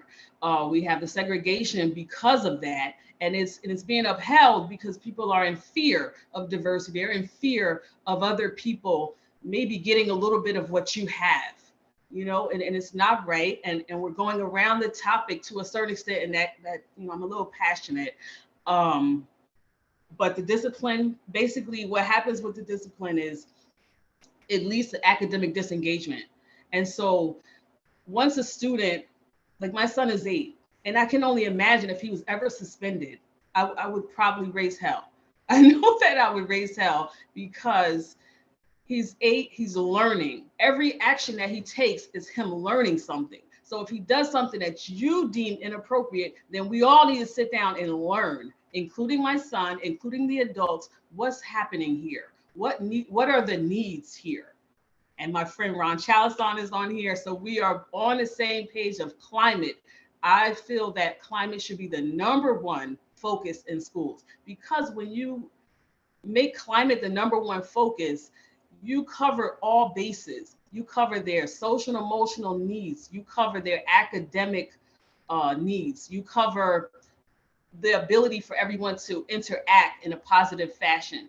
You cover the staff's ability to engage students properly in a healthy manner. You cover the staff's ability to engage each other, administrators. Like, so it's from top down that climate needs to be instituted, that it is productive, healthy, and a standard. So not something that you can opt in and opt out of. So that's at the policy level, that climate has to be prioritized, because when that happens, discipline will fall away. That will not be an issue, because we will not look at behavior as a problem. We will not look at children as a problem. We will look at the environment as the problem. And that's what it is. The environment is the problem. We need to change the environment, not the students. Let me see, did I leave something out? Or did you want me to go on? want to And make the sure other- you don't leave it out. Mhm. Yeah, the other thing is leveling the playing field. And so to touch on even what my husband earlier spoke about is we're talking about the larger issue of segregation, the lack of equity. And I'm in a lot of conversations about equity, and it goes across every topic. So that would be health, education, housing, work. You know, we're all in work environments where there's levels of what we deal with, microaggressions. That's happening everywhere. So the diversity that needs, the anti-racism training and the professional development, I think that's at the policy level, that needs to be instituted across all institutions, places where we learn, we worship, we live, we shop. All places that receive public dollars should be mandated there's anti-racism professional development, because these things affect our students. They affect us as, staff, employees, colleagues. They affect all those things. And so I think that it's not disconnected. So the reparations, civics education, because we were always trying to get parents to get involved. We always trying to get community members to get involved. And some of it is that, well, there's so many issues. There's a myriad of issues that we're dealing with, poverty. And just because I may not feel the level of poverty, I'm still faced with my community's poverty. So, it's an issue there. Civics education from pre-K. I'm an advocate for that because we have rights. There are rights that we have based on the Constitution. We have human rights, which once we know what those are, we can fight for them more effectively. But right now, they've taken it out of public education for that reason, so that we don't have the tools. We're not prepared. So that's one of the other thing. Let's see. I think that's it. You probably can ask me another question. I'm all Wonderful. Thank you. I feel like that was the perfect grounding to continue the conversation. So thank you. And we will return and come back to, particularly when we get into some of these questions as well. Now I would like to invite Daryl Price, who again is the program director of Lead Charter. And again, we heard from Dr. Payne. We just got a immense grounding with thinking about myriad of things, including the whole school climate, right? Not just discipline, but the full climate that we have our kids in, that we have our students in. So Daryl, any reflections? Tell us a little bit about what you do, and I'll have you take it from here. Thank you. And thanks for having me, number one, to be able to participate in such a rich conversation. And I'm excited to be able to hear from like-minded folks, because I think this is when folks like us get together, this is when real change happens. So that being said, a little bit about myself for the context of this discussion is that I'm a product of an urban school that didn't really do a lot of real high quality instruction for me to be ready for what came next. I did go to college, but I think my own assessment, because I was from an urban district and I'm I think a pretty good test taker. I was able to get into Rutgers, but I wasn't prepared to be there. So I found myself home rather quickly. I bounced around professionally, but found work with young people as my calling. And the first iteration of that work was with the Juvenile Justice Commission here in New Jersey. And at that time, about 25 years ago, I thought we were doing real quality work. So young people were coming from, again, our urban centers to quiet space, get some time to reflect. They're practicing skills, getting education, academic skills, practice a vocation. But we were sending them back to where they lived, right, to their families, and they were failing at a really, really high rate. So I was kind of disillusioned at that point about that, about what was going on. And I happened to be fortunately tabbed to take a look at this program model, which LEAD implements now, which is heavily focused on leadership development. So as I'm listening to this discussion here, I'm reflecting on the the critical piece that I'd like to lift up here around how this restorative practice should work, right? It requires the inclusion of the participants in that practice, right? So we can talk about what kind of classes we have in our spaces, and we can talk about what our space looks like. And I think if you would come to Lee Charter to kind of do a walkthrough observation, you would see that we're very thoughtful about who teaches our young people, what our space feels like when you come in, what it looks like, what you hear in the space. As an example, we don't have a bell system. We play music when the classes change. And I'm 51 years old, so I'm an old school hippo. We usually start the year with some selections of my own, but I go to young people shortly thereafter and ask them, what would you like to hear at period 2? Then how does period 3 switch? After lunch, are we thinking that people are a little bit tired because at the end of the day, you know, folks might be feeling a little disengaged? What kind of music fits that scenario? And then we get young people to engage with something small, but we spend time thoughtfully including them in all of our decisions, all the way up to the creation of a student council that right now, as we end the school year, is going to be asked during the summer to examine our program, just like we would as we present ourselves to the state, as an example, right? How are we doing in our academic curriculum? How are teachers providing instruction based on what we said we were going to deliver? The challenge then is that our staff have to be very highly accountable to, number one, explaining clearly what the expectations are of our space. I think we don't always do a good job of letting young people know what they're being asked to do, right? I think there's an expectation, right, that you're going to come in and you're going to go to these classes and then you're going to get good grades, whatever that means, right? But here are the standards that we're asking young people to live by. Here are the expectations that we have for you academically. Here's the expectations that we have for you in terms of your post-secondary platform. And we do that in a way that challenges them to think about themselves in a way that, quite honestly, our young people are not asked to do. And I'll frame it for you this way. So young people come to us, we go through an extensive onboarding process that's takes about 3 weeks long. There are sessions to discuss their goals. There are sessions to help them refine said goals. There are sessions to do team building activities so we can build community. What I'm asking them to do, because I facilitate this a good deal, is we're learning about each other, and we're both making a choice about how we want to move forward. So that by the time you're saying like, yes, this is the right space for me, right? We're making a contract. We're making a personal contract with one another. There's not just a building got built and then you're supposed to go there because somebody said so. This is a choice that a young person can make. And I've used that example because many of our young people have not been asked questions about what they want. Thereby, they're resisting a system that's been foisted upon them.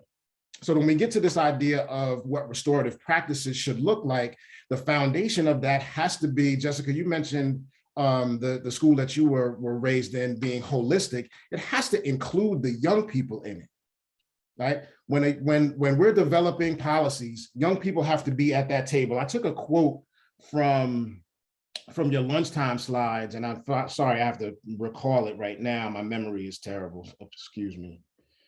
So it says, if true diversity is having a seat at the table, then why are so many students in our schools still trying to push up chairs, right? Now, what that means to me is that the smart people in the room get together, we try to figure out what's going to work for this population of young people, whatever the population is, right? Whether it's Black, brown, white, male, female, what have you, and then we tell them what they're supposed to do. And then if they don't abide by it, we go back into a room and then we try to figure out what went wrong. And usually the finger of wrong goes back to the young person. Well, they must be different. They must not be well prepared. They must have some challenges that we're just not seeing, but we haven't asked them what it is that they need, right? So there were also quotes about being responsive. And I want to refer to Quincy's poem, because I heard control there, right? Our spaces, our educational spaces are ultra controlling. Right? And I think ultra controlling by design. So when young people tell us that they're not enjoying those spaces, they're not producing in those spaces, we don't go back to them and say, what is it that's going to work better for you? Right. She also had, Quincy also had in her poem, this idea of responding to students' needs. We can't do restorative practices if young people are not at the table talking about what restoration looks like to them. All right. In our space, when we're operating well, an infraction happens, a policy has been developed through the inclusion of young people, with young people at the table, through our student leadership group, and then an infraction happens and young people help mete out whatever the restorative practice is. Right? Then what, and I was just talking to some of my staff about this yesterday as we were getting ready to head towards graduation. Our young people then are the drivers of our space. They help us determine who's ready to move on to whatever phase of programming we're in, whether it's graduation, post-secondary placement. They help us look for post-secondary opportunities, but that's really at the center of all of this discussion. And if we miss that, it doesn't really matter what we do. Young people will tell us through their actions, right? And in Newark, I like to tell our staff that young people vote with their feet. They won't come. They won't perform, or they'll come and they'll just rail against the system constantly, right? And there are generations of young people, especially in our urban centers, who are just going against the program, as it were, the model, without at this point even really knowing what they're going against. So our job then is to show them what we're trying to do, right? Here is what we're aiming to accomplish, and here are the vehicles that we see useful in that endeavor. Take a look at that, and what do you think? Right? A young person said to me, we were having a challenge this year about young people not coming back for 6th period, which is right after lunch.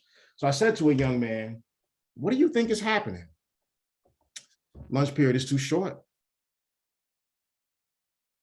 People just don't want to try to rush through lunch. That's one of their only private times, to then come back to a period. And, oh, by the way, Price, English is right after lunch, and that's a heavy load right after lunch.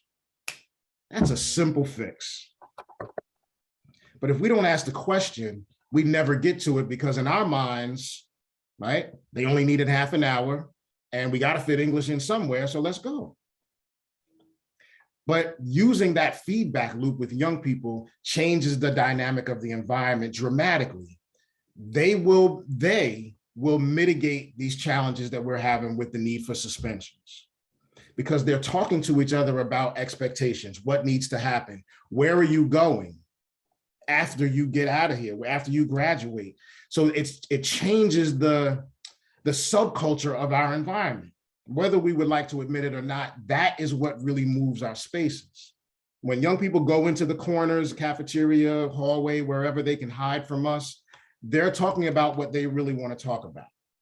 But if we can convince them that this is all our space, right? It's ours, and productivity, right? Changing the paradigm of what goes on in our community outside of that school space, because it does need to be safe, but it's safe to prepare young people to join us in this fight to make change. Now they have a purpose that they didn't have before. Many of the young people come to us, high school, and we're designed for young people who have fallen behind. So I know the demographic is a little skewed, but they come to us feeling lost and disengaged already. But if they can be tuned in to what their power is, right, what their leverage is, they move completely differently. I had students this morning, we had a community service set up for this morning. I had students calling me this morning to yell at me for not being at our building early enough to let them in to go do the service. That's a young person, or that group of young people have been tuned into their power. And then they're going to start to move us in a way, us, caring adults, stakeholders, professionals, practitioners, in a way that helps us get to a space where we're actually really now moving towards social and emotional change. So that's where I'd love to spend some time, and maybe this is another discussion, or maybe we can have some of this today around what we can do as the caring adults, stakeholders, and professionals to give young people voice, help them practice that voice in the safe space that was mentioned a number of times, to be able to then cultivate a new group of leaders. Like, leaders don't just happen. They're not just born, they're made. And if we can change the dynamic of school from being a place where you learn your ABCs and 1, 2, 3s to be a place where young people holistically are developed into their best selves, then young people will they'll respond to it differently, right? They'll respond to it differently, and they'll be able to join us in these conversations more readily, rather than hearing these things on the back end and then receiving something, again, packaged already for them to just take.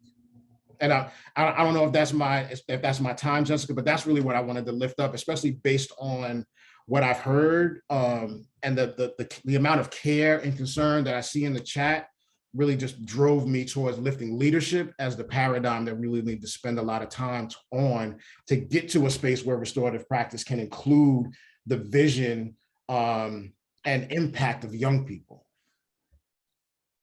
Yes, that is wonderful. Thank you. Thank you so much, Mr. Price. I really appreciate this conversation too, because we've talked about more so a much broader conversation than just, well, what do we do instead of discipline, right? Like Dr.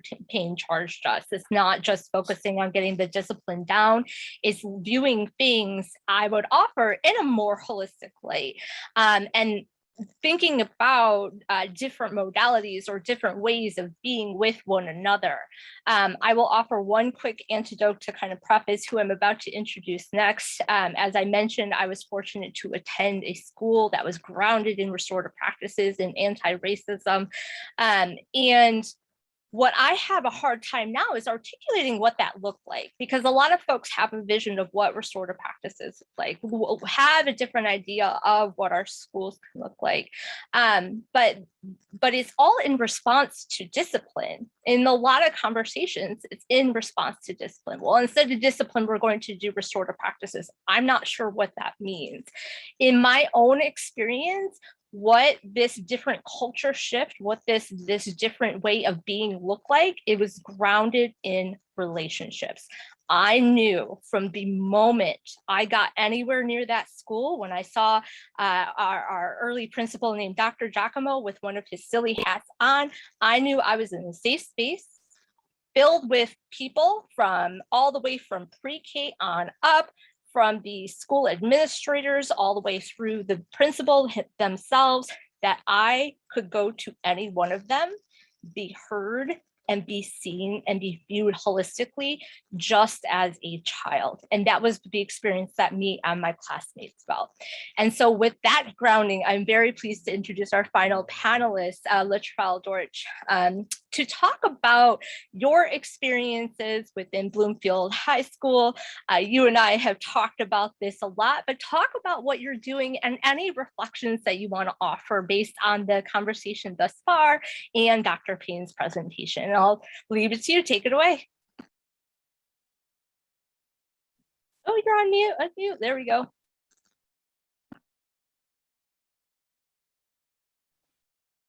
Okay. Can you hear me? All right.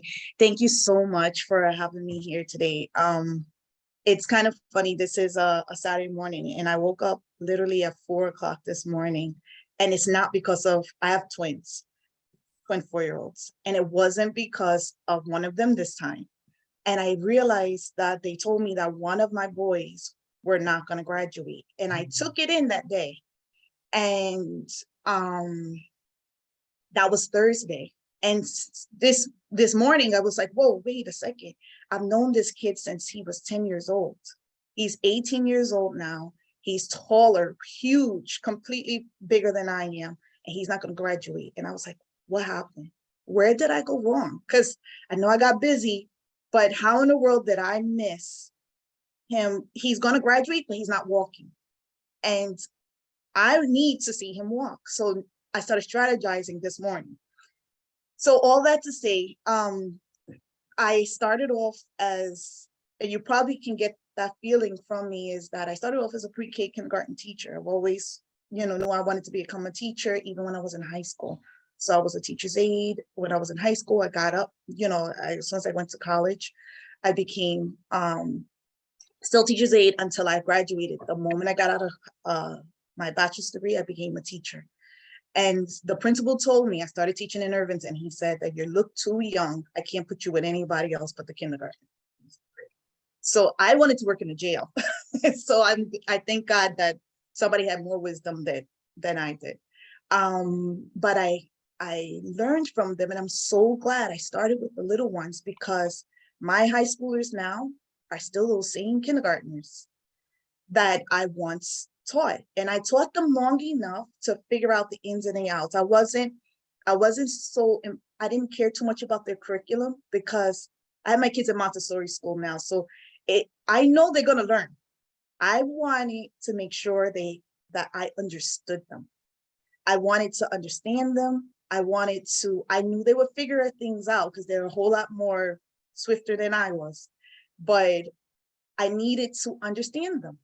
Then after a while, I had one child that I didn't understand, and he would just come into class, and I never had a kid ever like disrespect me, but this kid would kick me. And I was like, what's going on here? Like, this kid is kicking me. And I never heard anything about the child study team. I didn't even know anything about special ed. I was like, this is different. So after rocking and rolling with him for a year, I was like, something has to happen, because I didn't know that team that came in and tested him, and all of a sudden he disappeared. I didn't know what that was about at all. During my teacher education, I don't know if I wasn't paying attention to that part, but I don't remember that. I didn't even know anything about ADHD at all. So I learned a little bit more about him. I naturally am really creative, so I started some interventions. But then I left kindergarten and went to do a master's in learning disabilities. I finished that master's, and I got on the child study team, which was another rock and roll kind of event, because I was testing kids and telling people that their kid has a learning disability, and it was due to numbers. And I said, okay, I'm lying to people. I don't get what I'm talking about. I don't really know what I'm talking about, because I'm telling them it's a discrepancy. What is a discrepancy? Your natural ability doesn't match with your academic performance. Okay, so why isn't it matching? So I hung out there for a couple of years, and then I went and I did a EDS in school psychology. So I finished that. So now I'm understanding. I did a certification in neuropsychology. So okay, I'm understanding the brain now. I'm understanding what cognition is about, and I'm getting all of this. And then I started testing a myriad of kids that didn't meet any of this criteria, but the child study team, the director, the teachers, the principal wanted me to figure out a way to classify these kids. And what broke me was, it was a 5-year-old that they wanted me to put that he was socially maladjusted. He's only had 5 years on this earth. How in the world does this happen?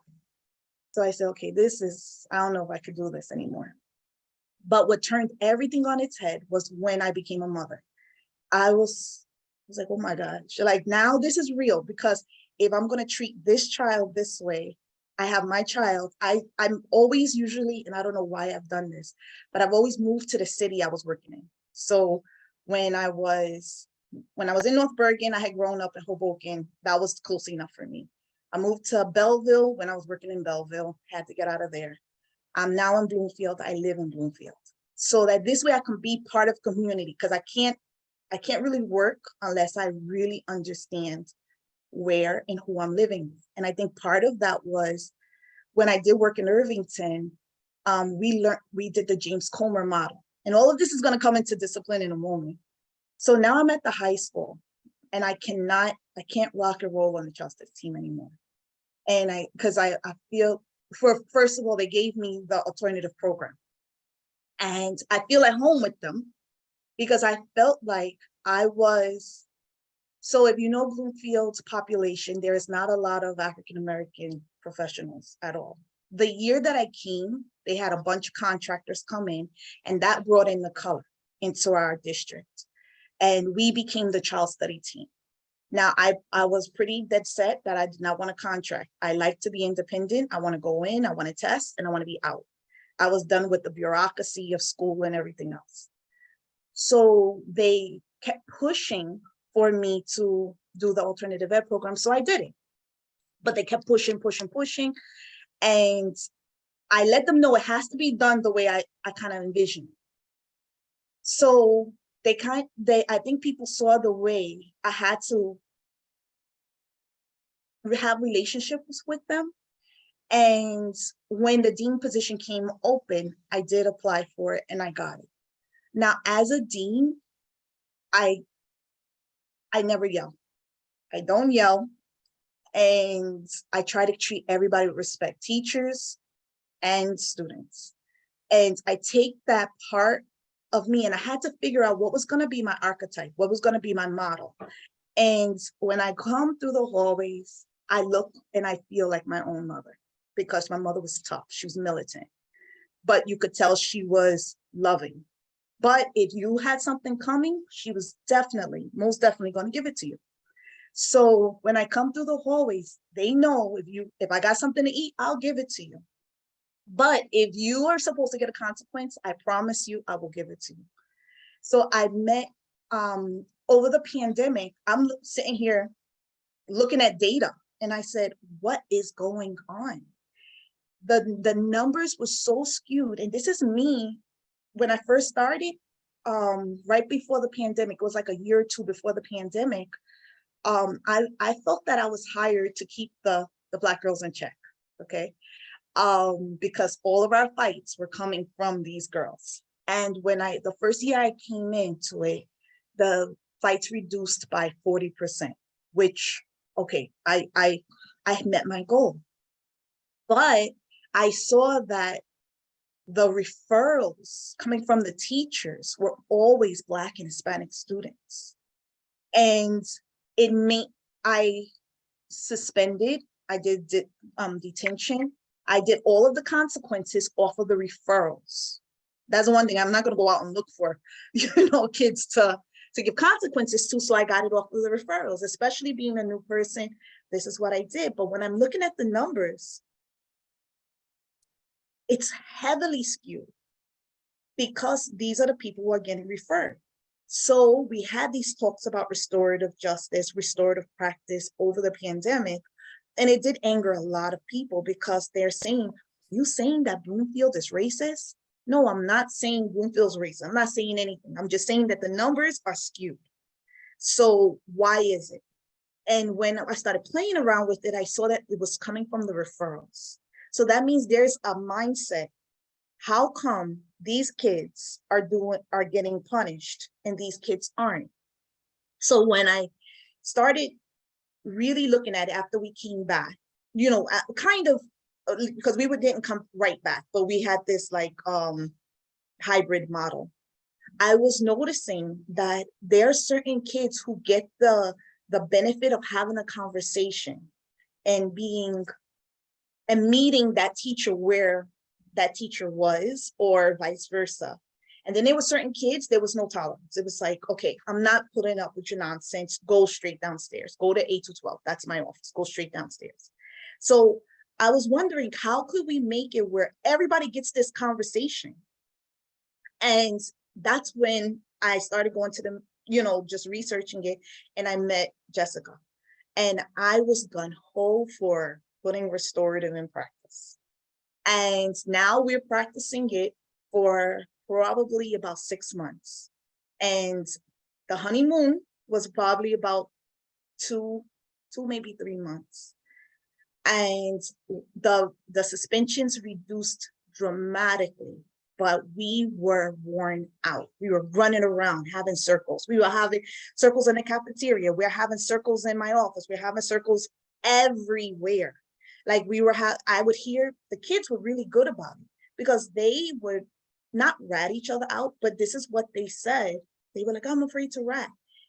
I always promised them, even if I have to twist around where I got the information from, if you tell me something, I will protect you. You could trust me. I will never tell where I got the information from. So they would tell me that there was about to be a fight. They would tell me that this is happening. And then the camera system, we updated our camera system. So I saw half of it.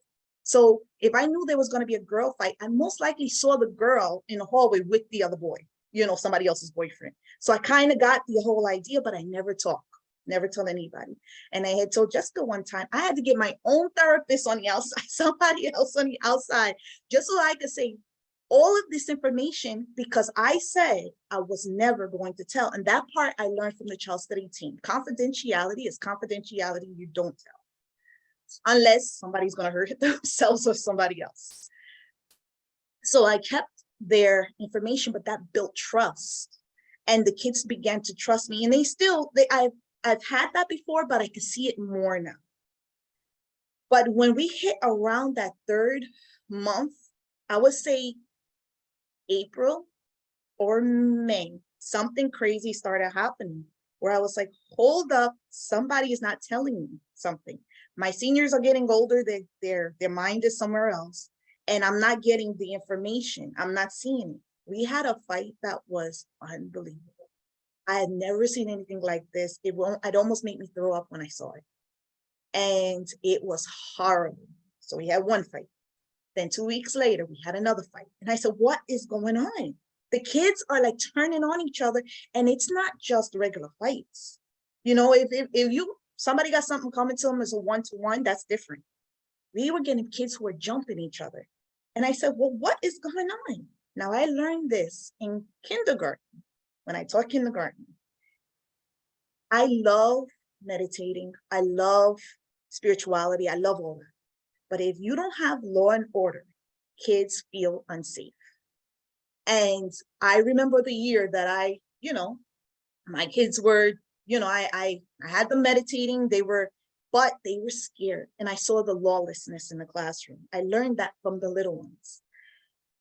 What was happening in this group was we had reduced all of the suspensions. We were given alternative,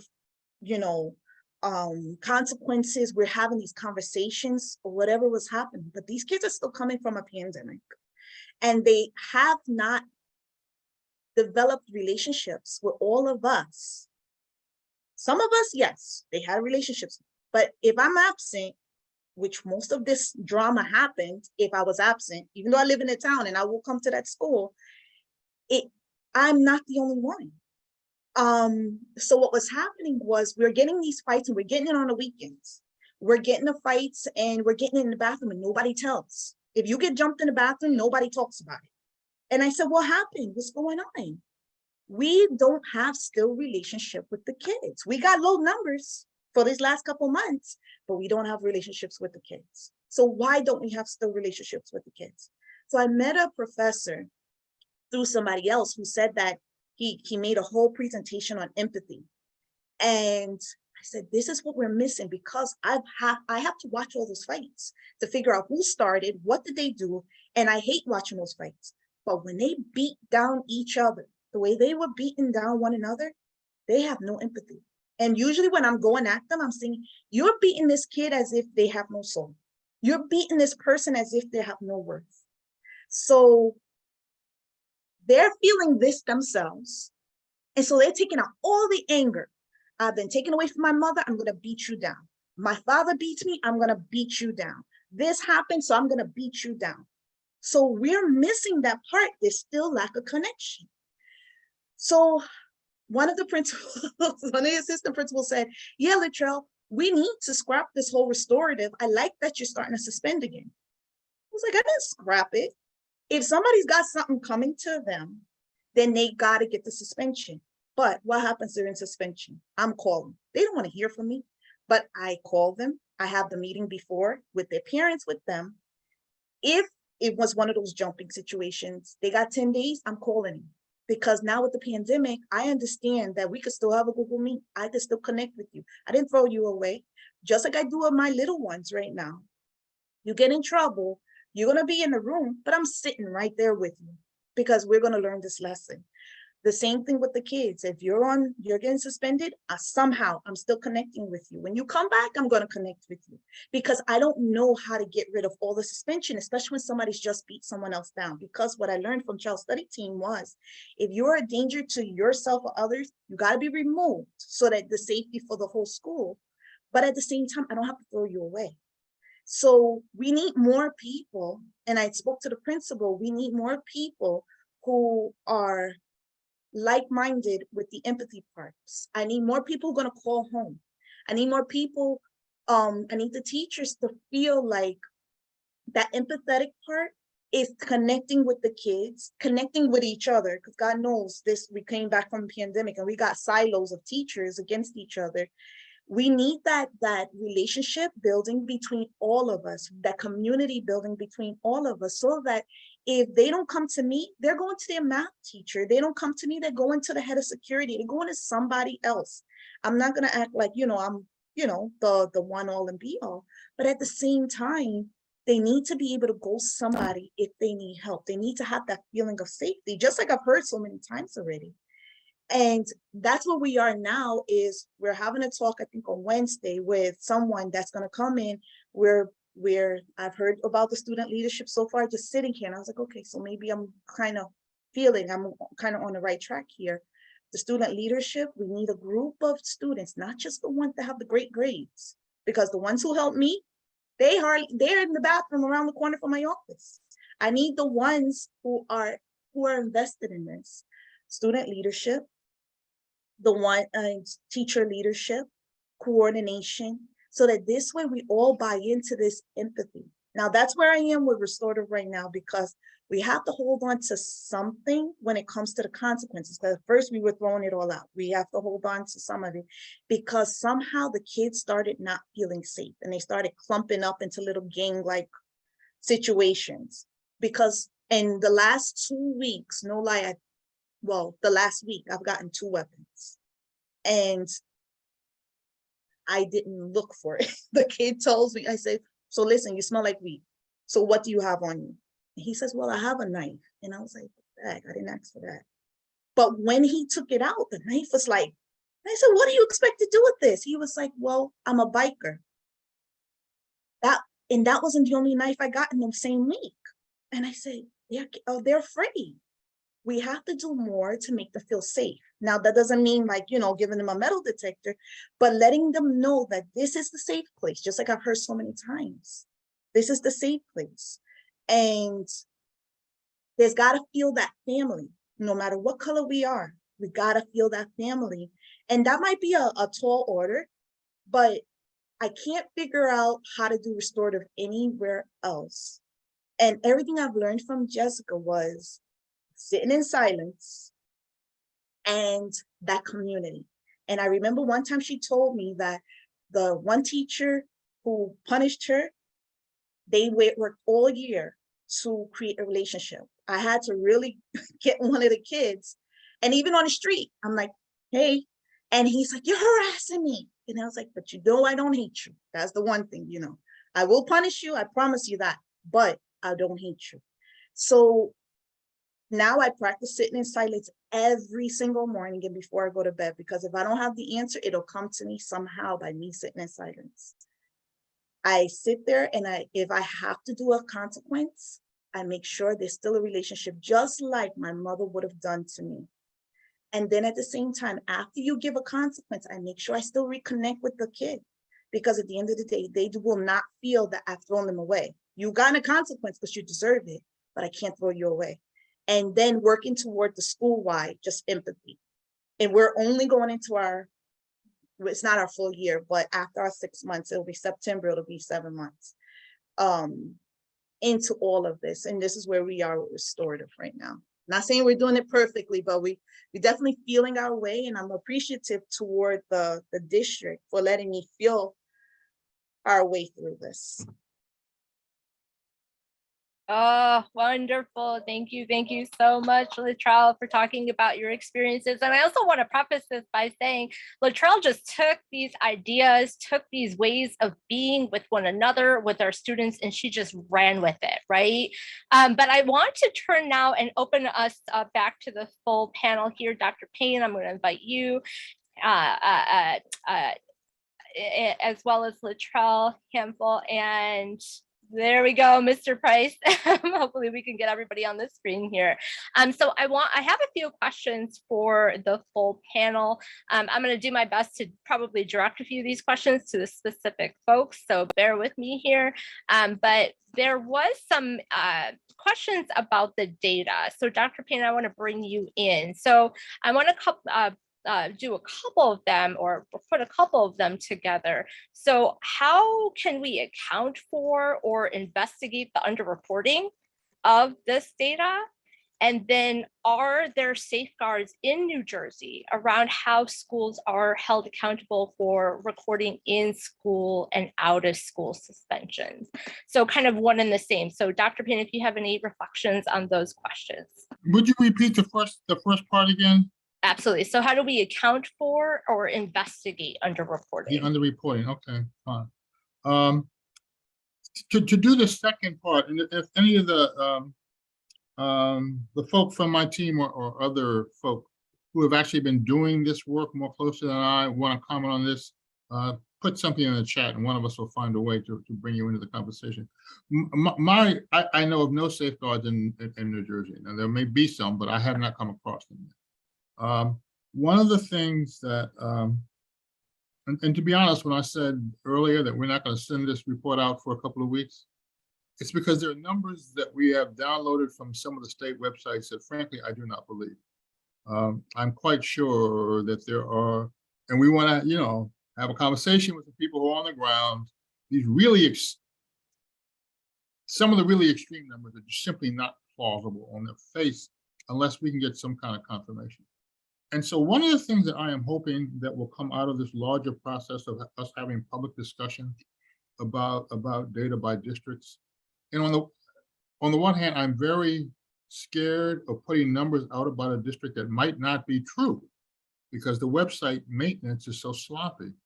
But on the other hand, the more it becomes understood in New Jersey that there's going to be public discussion of these numbers, the more people are going to take care that their numbers are right.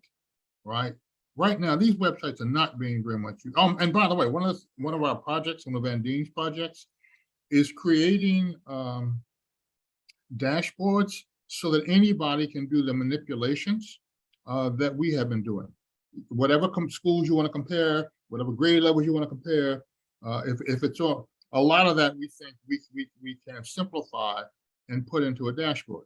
I think when we get to that point, we will begin to have less underreporting, right? Because there'll be more people looking at the data.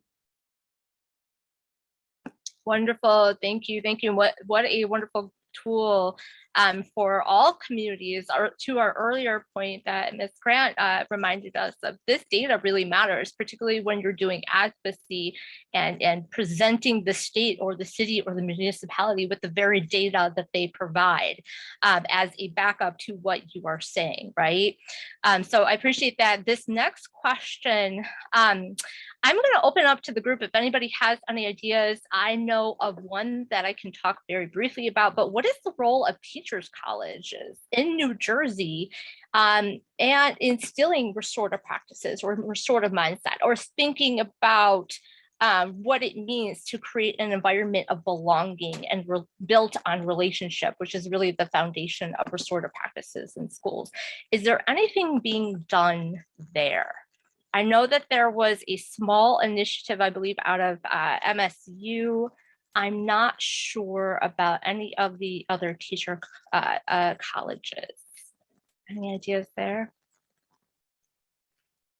What could it look like?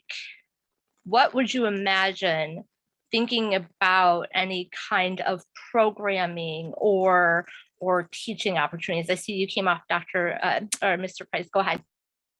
So I just really wanted to offer some context from where I sit. So many teachers are still very new to the practice. So it's a train in the space kind of endeavor right now. I did participate a couple of years ago. This is pre-COVID, in about a 3 or 4 day session at MSU with the Teachers College around restorative practices that was shepherded by the Newark Public Schools, by the district, but that's the extent of what I've experienced. So it feels like it's at least in its infancy at that level. But I think that that's a great place to go. Yeah, thank you. Yeah, Latrell, go ahead. I would like to see, just like, you know, like I did my teacher education a while ago, but we learned about character education and we learned about social emotional learning. And this would be part of the curriculum as well. And what I really like to see, and I'm trying to ask the superintendent to make it part of our evaluation system, because some people are opting out of it, almost as if there's a way to opt out of being empathetic. But I think that if a person knows that you're going to get a rating on this, there will be more effort in trying to, you know, implement a little bit more empathy in the classroom. Yes, absolutely. So I am going to very slowly start to close this out as we wrap up around 2:40, but I want to go around very quickly and thinking about what it means, because I think that this is an important point. Thinking about student agency, thinking about young people's agency, and also coupling that with the adult resistance, right? Which was certainly mentioned in the chat, and I have certainly experienced it myself, right? And so how do we couple those two things? How do we promote the voices of our young people at the same time that we assuage any of the resistance that we get from some of our grown folks that are, at least on paper, in charge of these schools, are in charge of creating an environment, or should be charged with creating a space of belonging? And if you want to go around just very quickly, any last words or reflections on that, I will start with you, Mr. Price. Go ahead. So I'll try to be quick, but this is something that we work on a lot. So we start talking to young people about their voice at enrollment. And I, in my role, challenge young people to lift up, and I'm going to do this very concretely tomorrow in an email to all the student body, challenge the students to evaluate what we're doing. And I think I mentioned earlier, during the summer, we're going to have focus groups where young people are going to evaluate pieces of program, and then we're going to use that feedback to respond to them about what we see happening. Now, I always press staff to be open in parallel process, because we ask young people to be open to their development. And when we see those instances, we need to challenge the professionals to grow in that space.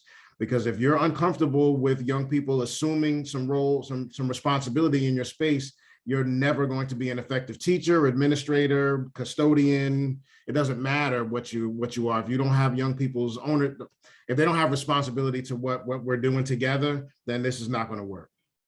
Yes, wonderful. And Paul, go ahead. Any last words thinking about student agency and adult resistance? Well, I guess I'm a fan of including families. So I don't like to deal with just a student per se, because students kind of connected to their family. And if you're not supporting the whole family unit, then it's very hard to support a student's needs.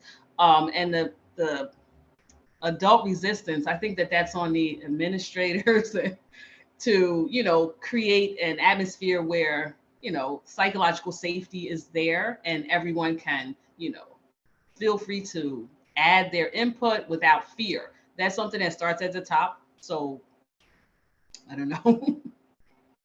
Oh, that's such a good point. Thank you. Thank you so much. And Latrell, for any last words on this topic, go ahead. My husband always talks to me about the fallacy of the empty vessel. So like trying to remember that we don't have all the ideas, just like Mr. Price said.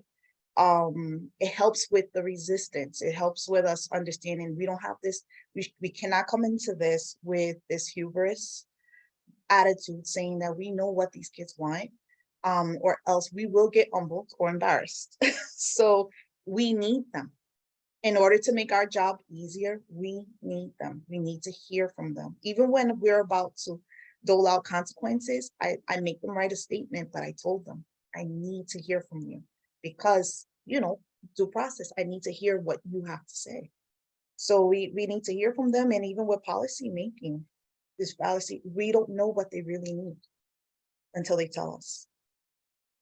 Yes, creating spaces for students and families to tell us what they need. And then that is our charge. Dr. Payne, any last words as we close out today? Yes, I was actually thinking that administrators are a part of the problem. And I want to mean that sympathetically, right? But our educational institutions do not train administrators around relationships, right? Around culture. They are largely trained to be managers, and then we go out there and say, "No, create positive culture." It's unfair. It's unrealistic, and we also hold them responsible for certain quantifiable outcomes that restorative practice can make more difficult. Restorative practice takes time, right? And people want to see some results from you right now, right?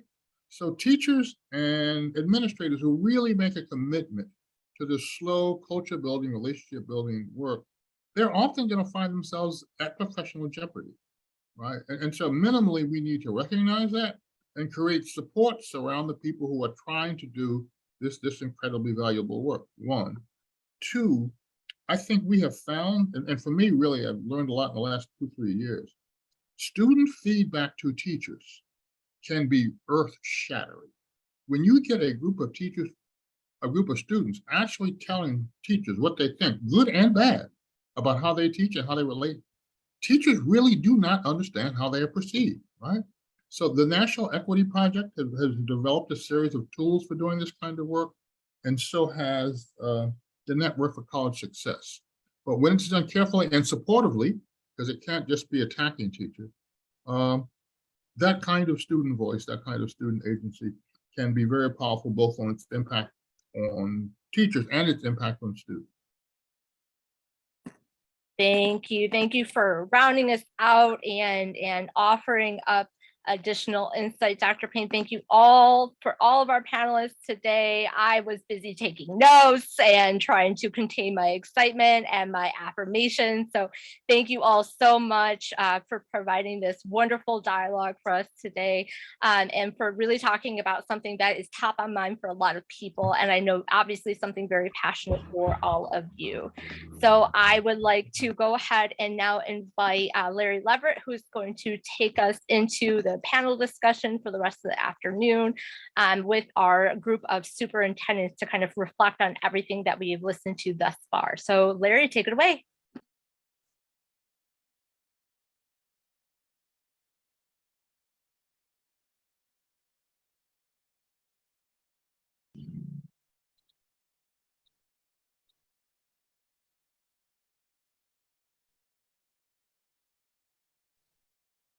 How are we doing with screen sharing? Do you see my screen?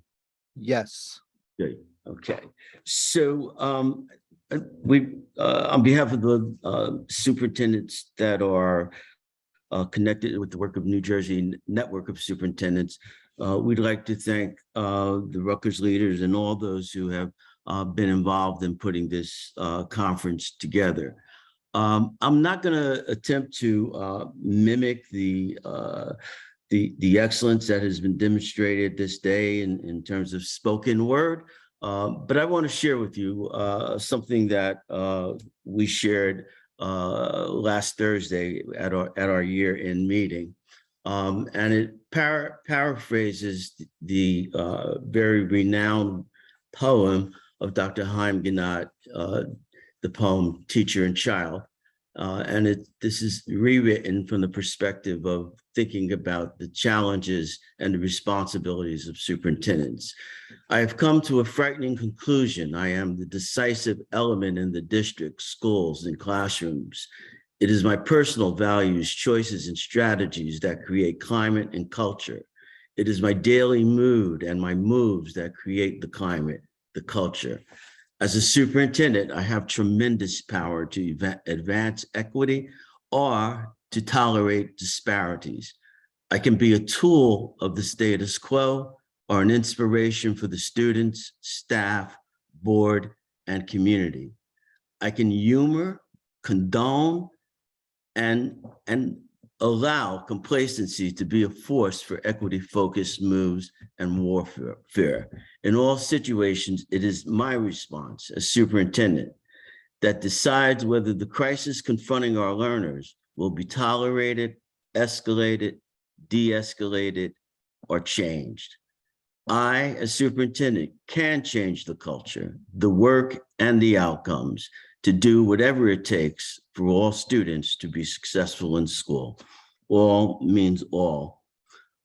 We count on superintendents who are engaged in the New Jersey network of superintendents to demonstrate an equity focus in their districts. And New Jersey network provides for superintendents a safe and supportive environment where superintendents can engage in courageous conversations. Superintendents can talk about race. Superintendents can share risk factors that are related to leading for equity. And we've managed to create an environment that superintendents and their leadership teams can grow, think, and act, and build the kind of relational trust. So many times we work in isolation of each other. We work in our own cocoons and have little opportunity to interact with others who are sharing the commitment to driving equity in our schools. The New Jersey Network has been in place for 13 years as a community of practice. I know a lot of the educators, particularly on this in this conference setting, are familiar with community of practices or professional learning communities. Well, we're a professional learning community for superintendents and their leadership teams with a keen focus on driving and supporting equity-focused initiatives in their respective school districts. Over these 13 years, we've worked with 45 superintendents and their districts. We formerly were supported by the Panasonic Foundation and Dodge Foundation. Now the voluntary network of superintendents in our community are providing the funds almost exclusively to support the operation of the New Jersey network. The New Jersey network of superintendents in our work with superintendents push leaders to examine their own beliefs and to commit to the hard work of equity. When we have three major areas of focus. We are an equity-focused community. Each of our participating districts, and we have 18 districts participating this school year, we engage regularly, at least 4 to 5 times during the year and throughout the pandemic in courageous conversations that are built on the work of Glenn Singleton and pushes for strong, honest, transparent conversations about the impact of race on public education and in our schools and classrooms and districts.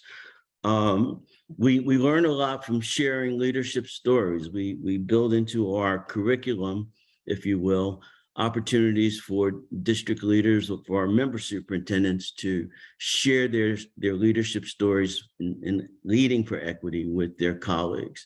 Over the past 2 years, particularly as we operated in virtual space during the pandemic, we've been able to expand the participation of superintendent leadership teams in our work. We exist to support superintendents and their leadership teams in their efforts to drive district identified equity goals.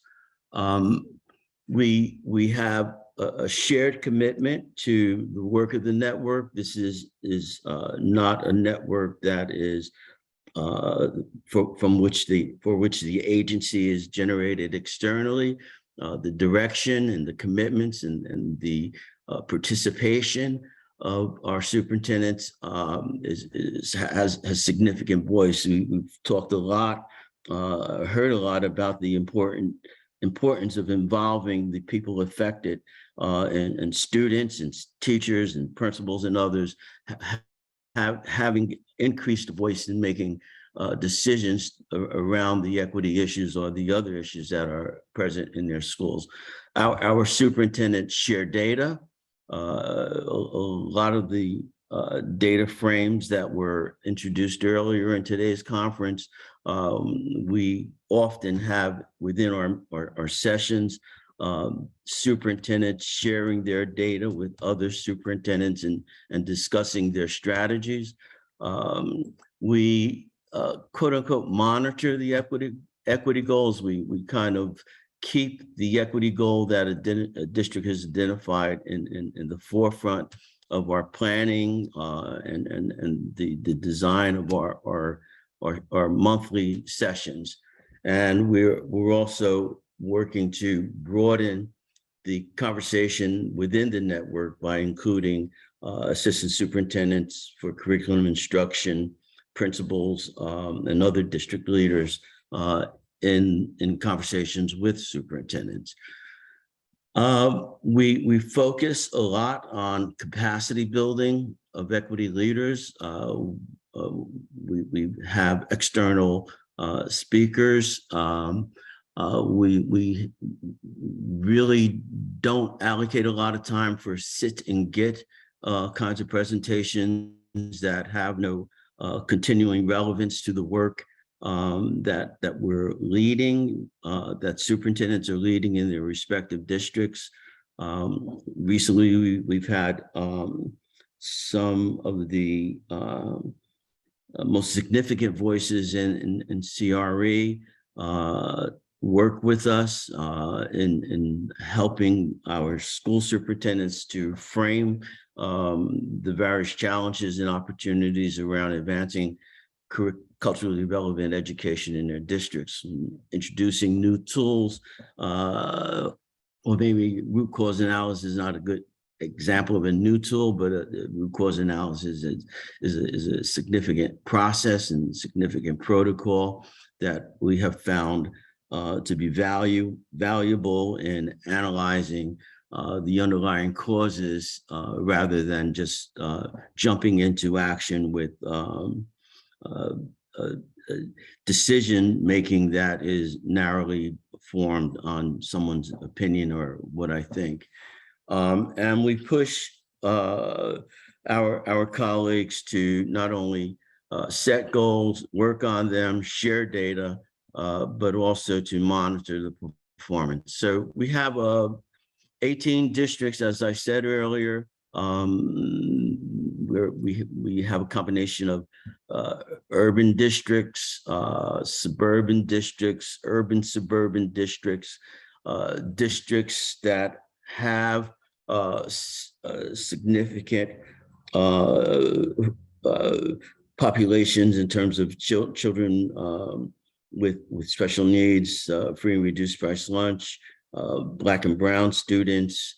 And then we have at the same table in the same discussion is involves superintendents from districts like Upper Saddle River, Springfield, and districts that have predominantly white middle-class populations. And we have found that something that's not so new, but something that we are can edify and build upon is that many of the districts, nearly all of the districts are having the same kinds of different challenges, but lots of common ground in terms of in the area of advancing equity, whether you have a district that has 4 or 5 or 6% children of color, free and reduced price lunch, or you have higher concentration of Black and brown students and poor students who dominate the populations in our urban settings. As has been stated, New Jersey is unfortunately leading the nation in being the most among the most racially segregated public school systems in the country. So we have with us Brian Osborne, who is the former superintendent in South Orange, Maplewood, and New Rochelle, New York, who's going to, I don't see Joan on the panel right now, but we will proceed. Brian. Hey, thanks very much, Larry, and to everyone here for convening on a Saturday around this really important work and having such high quality conversation. My role here today is really as a facilitator. Having been part of the network as a superintendent, I now return as a member of what we call the design team. And I'm currently employed as a professor of practice and educational leadership at Lehigh. And the design team is a small group that works with the superintendents and their leadership teams on designing the activities, the material, the guest speakers, and really how we most maximize our time to support the superintendent's growth as an equity leader and equally importantly, their actual implementation of changing the culture of their school districts. So it's my pleasure to introduce two of those superintendents who are currently in the seat as well as participating in the network, and that's Kenyon Cumming. He's superintendent in Wildwood, and Lou Moore, who's superintendent in Red Bank Regional High School. So I have a couple questions for them as facilitator, and then we'll have some time for larger discussion and questions. So for Kenyon and Lou, whoever wants to start, would you just say a little bit about how long you've participated in the network and essentially why and what you get out of it? What kind of keeps you involved in that network? I can go first, Brian. I'm Kenyon Cummings. I'm Wildwood's superintendent. I've been with Wildwood for about 15 years as an administrator, 8 as a superintendent. I was invited by a colleague probably about 6 or 7 years ago when the organization was run by the Panasonic Foundation. So he had really recommended it as a powerful form of professional development for a district leader. And also a place where there's a lot of cross-pollination about ideas in teaching us to assess our systems for equity issues, to create interventions to address any things that are in need of help, and then also to create monitoring systems so that you can make sure that your interventions are continuing with fidelity and to make any modifications that have to happen from there.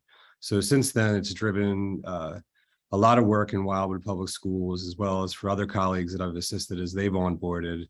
And it's been interesting to see how the network's grown and how many different types of districts are in the room and how many of us have challenges that are unique to our districts, but the human generated bias-driven issues that we have are very similar, especially depending on when someone's entering the career and their district. So I'll turn it over to Lou. Thanks, John. I also joined, I joined in 2017, so I think I joined roughly around the time that that my colleague just mentioned. The benefits are clear in that, as as was mentioned, it establishes a strong community of practice. We have, we approach the problem using, I guess, some powerful shared understandings around how to evaluate our progress, how to evaluate the work that's going on instructionally in our buildings. One model that I'll add to the comment was we employ rounds visits, equity rounds visits, meaning the network superintendents and other school administrators visit each other's schools, and we've established some, I think, some very effective protocols to ensure that information is objective, information is usable, and the information is honest. In fact, these rounds visits, and I've been on, I'd say approximately 10 of them, and this year I hosted a rounds visit in my school. Overall, they've in total, they've been some of the most effective professional learning experiences that I've ever engaged in. Can I just ask, Larry, is it possible to stop the screen share so that the audience can see everyone's faces? Thank you.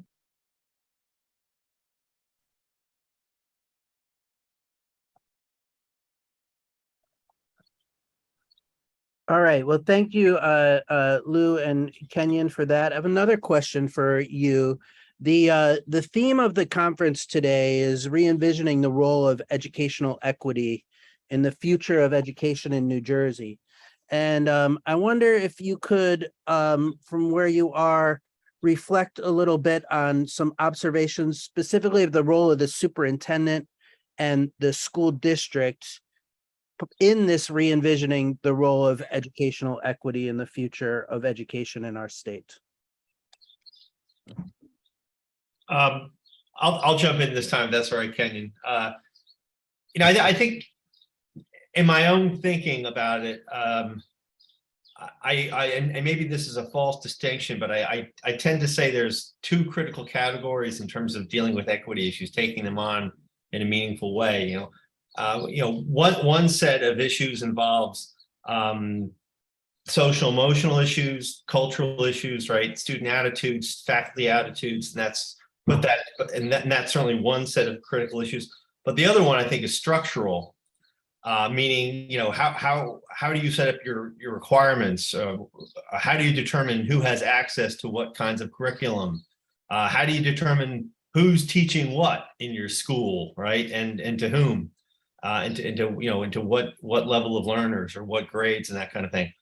And my work with the network, I guess, has driven home the fact in my mind that you have to take on both. That if you just do one, you're not going to make progress in terms of trying to reach equity or true equity. So that's been useful. I mean, a constant theme that I'm pressed by my colleagues in the network is to identify root causes, right? And that's required us to dig deep into student attitudes, staff attitudes. The network this year helped me to implement a school-wide survey in the high school I work in. So all of our students, virtually all of our students, participated in the survey. That survey was followed up with a visit from the network in January, in which superintendents from around the state came to my school to review the data, but also to interview students and staff. And then there was a follow-up activity that was, very illuminating for my team. But that's sort of on the social emotional stuff, on the root cause side. The other component I mentioned is the structural side, and the goal we've embraced in my school is to start tearing down structures that deprive kids of access to our highest quality academic programs, and to look, for example, concretely, it's forced us to think about why are certain programs that should be accessible to all, in which there should be broad-based participation, like, for example, college level English language arts. Why have things evolved in our school in which large portions of our student body don't participate in these programs? And often that non-participation is reflective of racial, demographic, or socioeconomic factors. And we've embraced, I'm proud, my district has embraced what we call an all-in philosophy. And what it means is that starting with this year's freshman class, it's a non-negotiable that every junior and senior is going to take at least one college level ELA course. And I'm proud, I'm a Rutgers guy. I know we're here at Rutgers today. One of those college level courses is the Rutgers Writing Program. The other one is the AP program, which is a 2-course sequence. And the other is, we're also an IB school. So I think this is a bold move. I'm really proud of my team within my school, but I would not have been able to, this would not have been, I couldn't have done this work and I couldn't have made the progress that's been made if it weren't for the support of the network.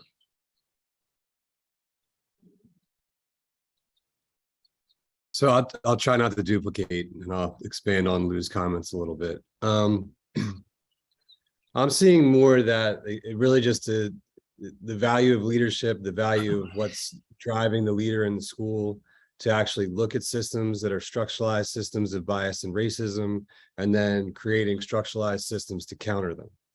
Because we've all done bias sensitivity training, we've all tried to do those components, and that's all good. I think that should be a part of it. But this ensures that if that's not going to stick and it's not effective, that there's a leader at the top that's making sure that the trajectory is clear for our students and making sure that someone's intervention isn't going to block that at all. So when I'm thinking back to some of the comments earlier, and I saw that Elise had made a comment about in the chat about the higher ed institutions and the teacher prep programs being a pillar in this. That's all driven by code that's in, I think it's in Administrative Code 6A, which drives the curriculum for what we teach upcoming teachers, which eventually become, usually we pull our leadership pool out of that pool. So if that curriculum doesn't have things that are very specific to concepts of equity and training that, and then the mentoring that's required, because every principal has to go through an action research project and a mentoring system, as do superintendents, the onboarding of administrators should include all this and teach you how to do it, because there's a number of things that you have to encounter when you get to a school district. They all have unique problems, but I was only taught how to do this because I came into the network and I had colleagues that were passionate about this. I think we would have stumbled upon it eventually, but everyone in my district is very they're all passionate. They think they're doing a great job, and I think they are also. But there are systems that have been placed in a high school that's over 100 years old that are outmoded, and they're having an outcome that we were seeing where, just like Lou was seeing, we had an underrepresentation in AP and honor courses of students of color. And it was just driven by teacher recommendation. That was the only pathway into that. So you're making decisions based on students in middle school and defining their character as they enter into high school. And you're usually defining whether or not they should sit for that coursework based on the discipline data, like we were discussing earlier. So I'm seeing that as it's really something that needs to be encountered higher up the chain. It needs to be a priority of the State Board of Education. It needs to find its way in administrative code. It needs to find its way into higher ed curriculums, and it needs to become a component of certification as we onboard administrators. One other comment that Lou had shared earlier about the equity visits, which I think ties into what we discussed before our panel came on, but that student perception of teachers is something that comes out in the equity visits, because we do interviews with students and you hear their experience and you hear the way that they feel that they're treated in the school, and you hear how they think they're perceived by teachers. And then that becomes part of the qualitative data that's shared with the staff after you're done with the visit. And I think that's really empowering. And I think it's something that can help move systems, because even the smallest districts it's difficult to put change in. It's going to impact students at the classroom level. So there is a lot of value to all those pieces. All right. Well, thank you. Thank you both very much. It looks to me like we have 13 minutes, if I'm right about the time and the schedule here. And yeah, one question that comes up is a bit of, well, what are the districts actually working on? Because one thing that we've noticed as a network that has been committed to this work and this agenda since its inception in 2007, and many of us in various ways well before that, is there's a lot of opportunities to go to conferences with equity in the name. And what we really want to make sure that we are not is a place where superintendents go and then they report back saying that they went to something and now they're committed to equity. We want to make sure that the work is happening in the districts. And we had a great opportunity to share insights about some of that at our year-end meeting last Thursday. Larry's just reshared his screen and has some up there. Larry, do you want to call out a couple of those things, or you're on mute, my friend? See. They always put me on mute within the network. First of all, thanks to Lou and Kenyon for sharing their work within the network. I think I mentioned that we meet at least 9-10 times a year, and in our final meeting, actually this is from our June 9th meeting, which was last Thursday. And we were reflecting on 21-22 and projecting on, wanted to hear from our superintendents in terms of how they're seeing their work going into 22-23. And, you know, so we see that advanced placement, decelerating, challenges with eliminating deceleration of choices in science and higher level courses, eliminating low level classes in mathematics and language arts, and particularly the work of Lou Moore. We are here that all of our districts, nearly all of our districts are working on strategic plans that have a strong cross-system approach to advancing equity,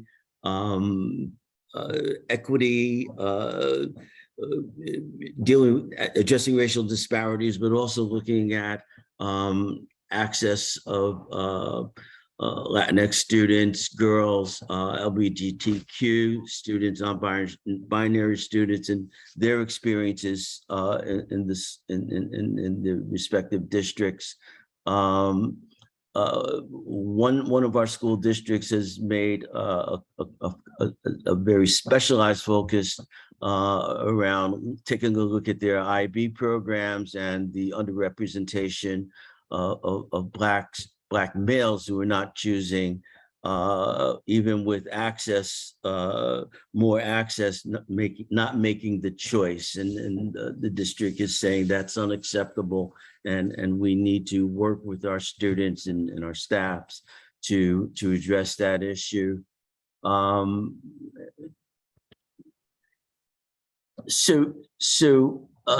We heard earlier in this conversation about learning loss and the increase in HIBs. All of our districts are seeing upticks in HIBs now that they're back in person. One of the data issues that Rutgers has so wonderfully documented is access to Algebra 1. We have all of our districts looking at Algebra 1, but we're not mandating that. Districts take that particular look, but districts do their own analysis of the data or identifying, dealing with the Algebra 1 underrepresentation of Black and Brown students, poor students, as part of their equity goals. Another district is focusing on reading on grade level by the end of third grade. Reading is fundamental. And when that district superintendent looked at her data,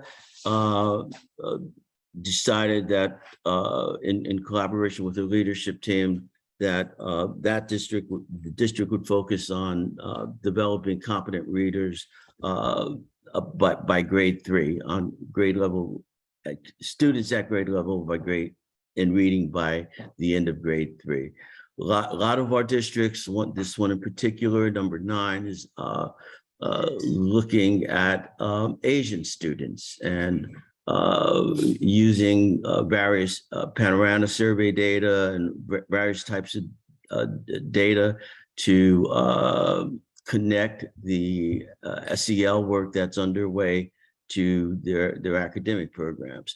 Microaggressions, and again, removing barriers. And finally, I believe most of our districts have either developed and or in the process of developing equity policies that delineate the board level commitments to advancing equity. We're a voluntary organization. We're a voluntary community of practice.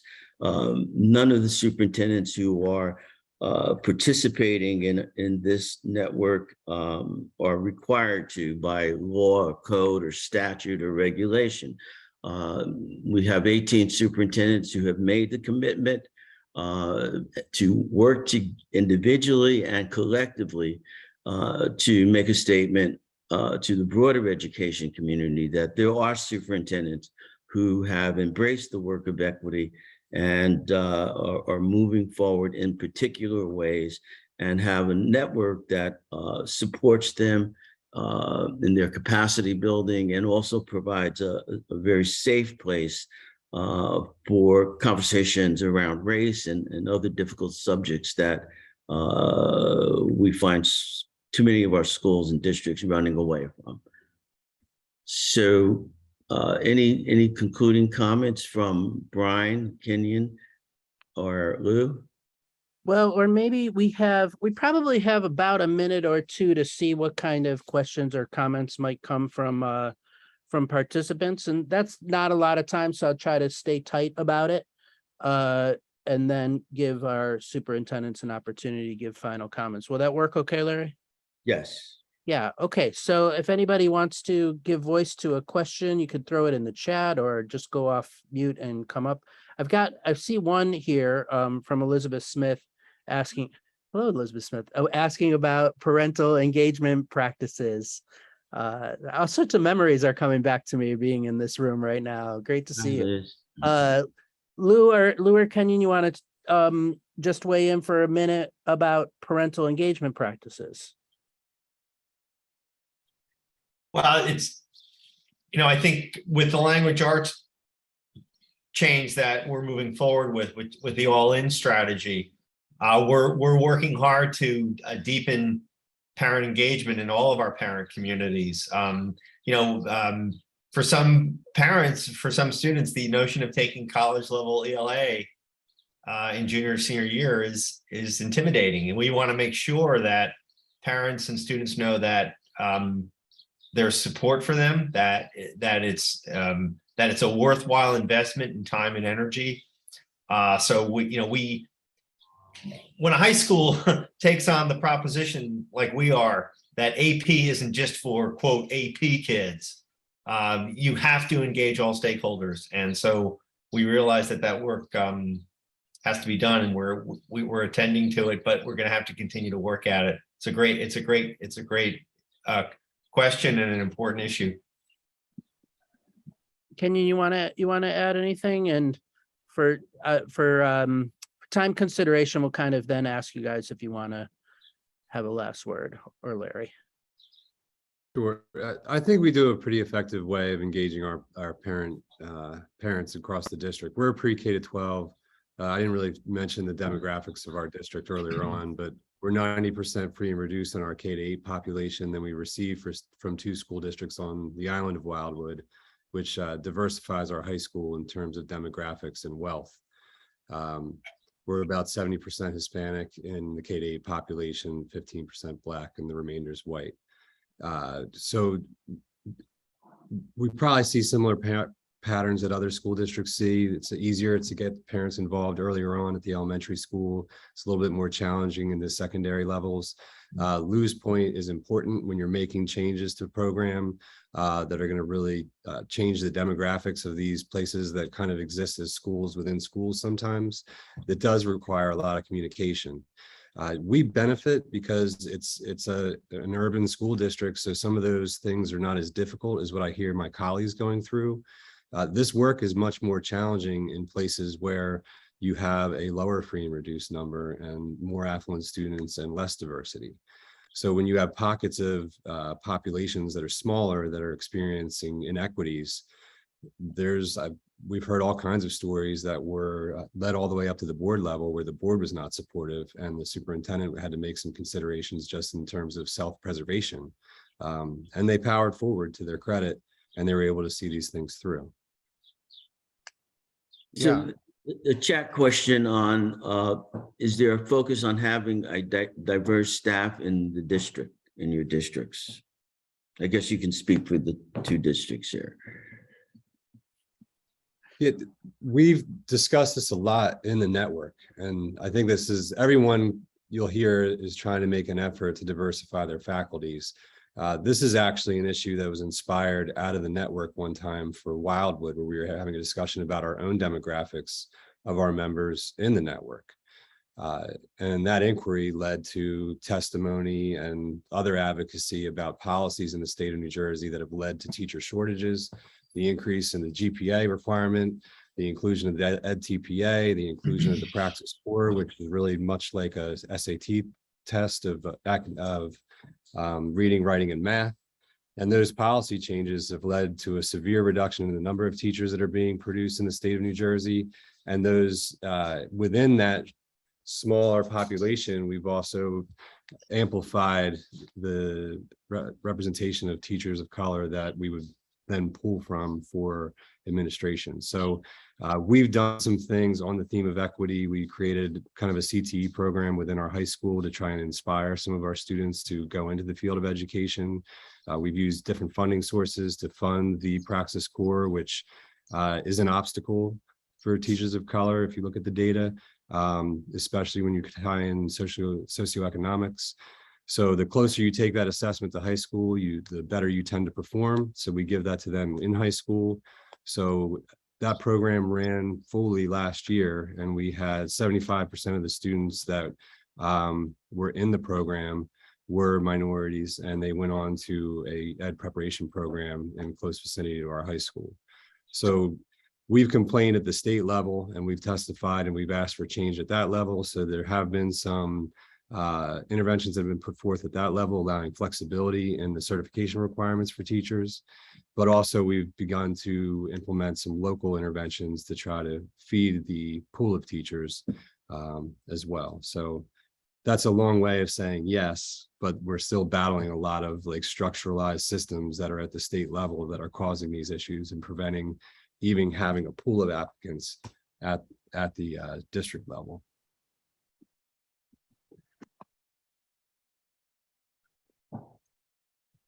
All right, so I think we're at the end of our time for this segment. So let's see if Lou, Kenyon, Larry, maybe you have a brief final word that can help us wrap up this portion.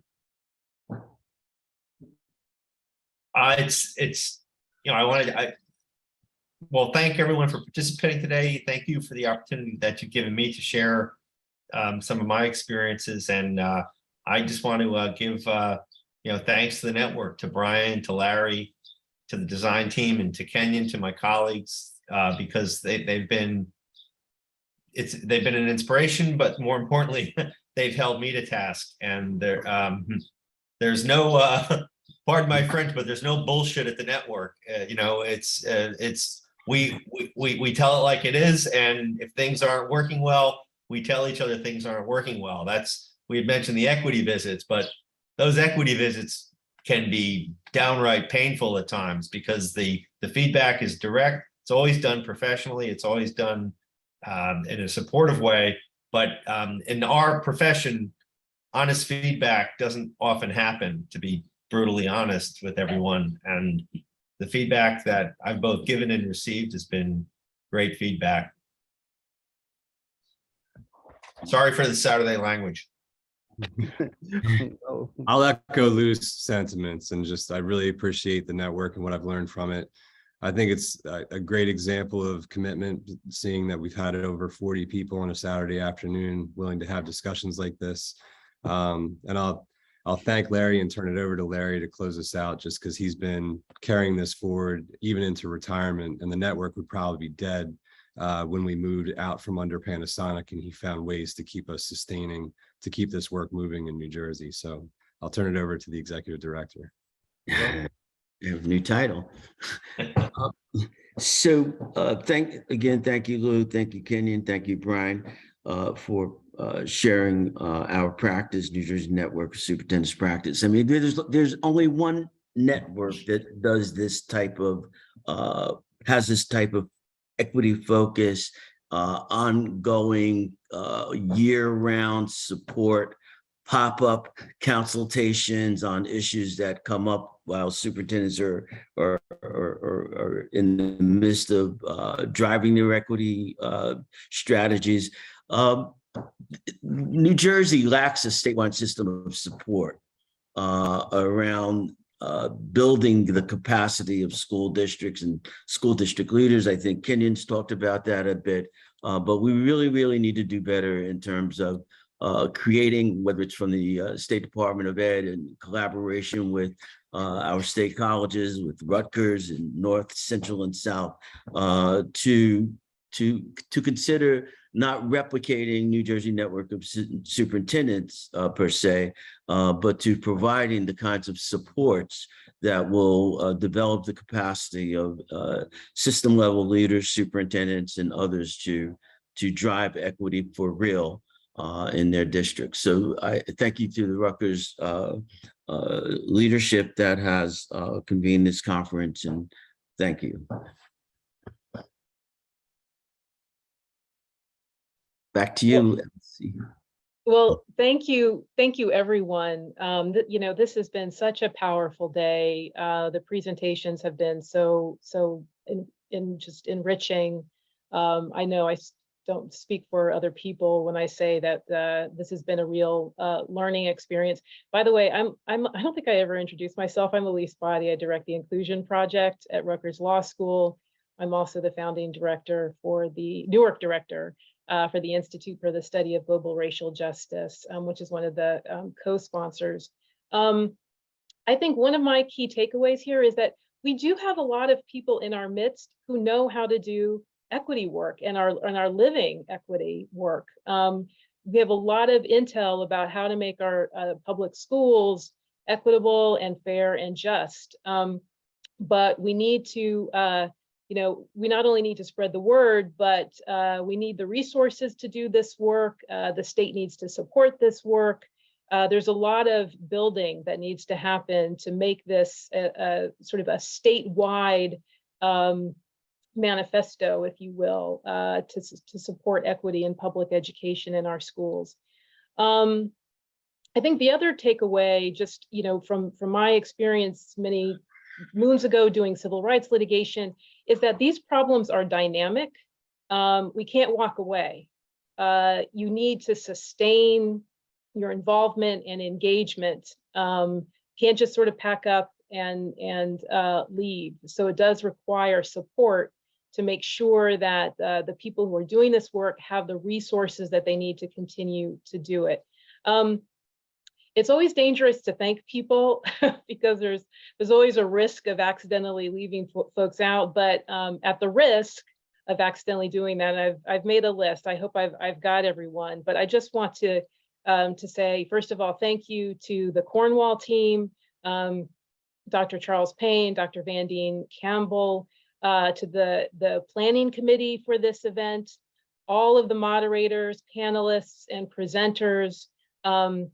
I want to offer a special shout out to the Inclusion Project's Director for Youth and Community Engagement, Jessica Loss, for her tireless work on the organization and logistics of this event, which was no small feat.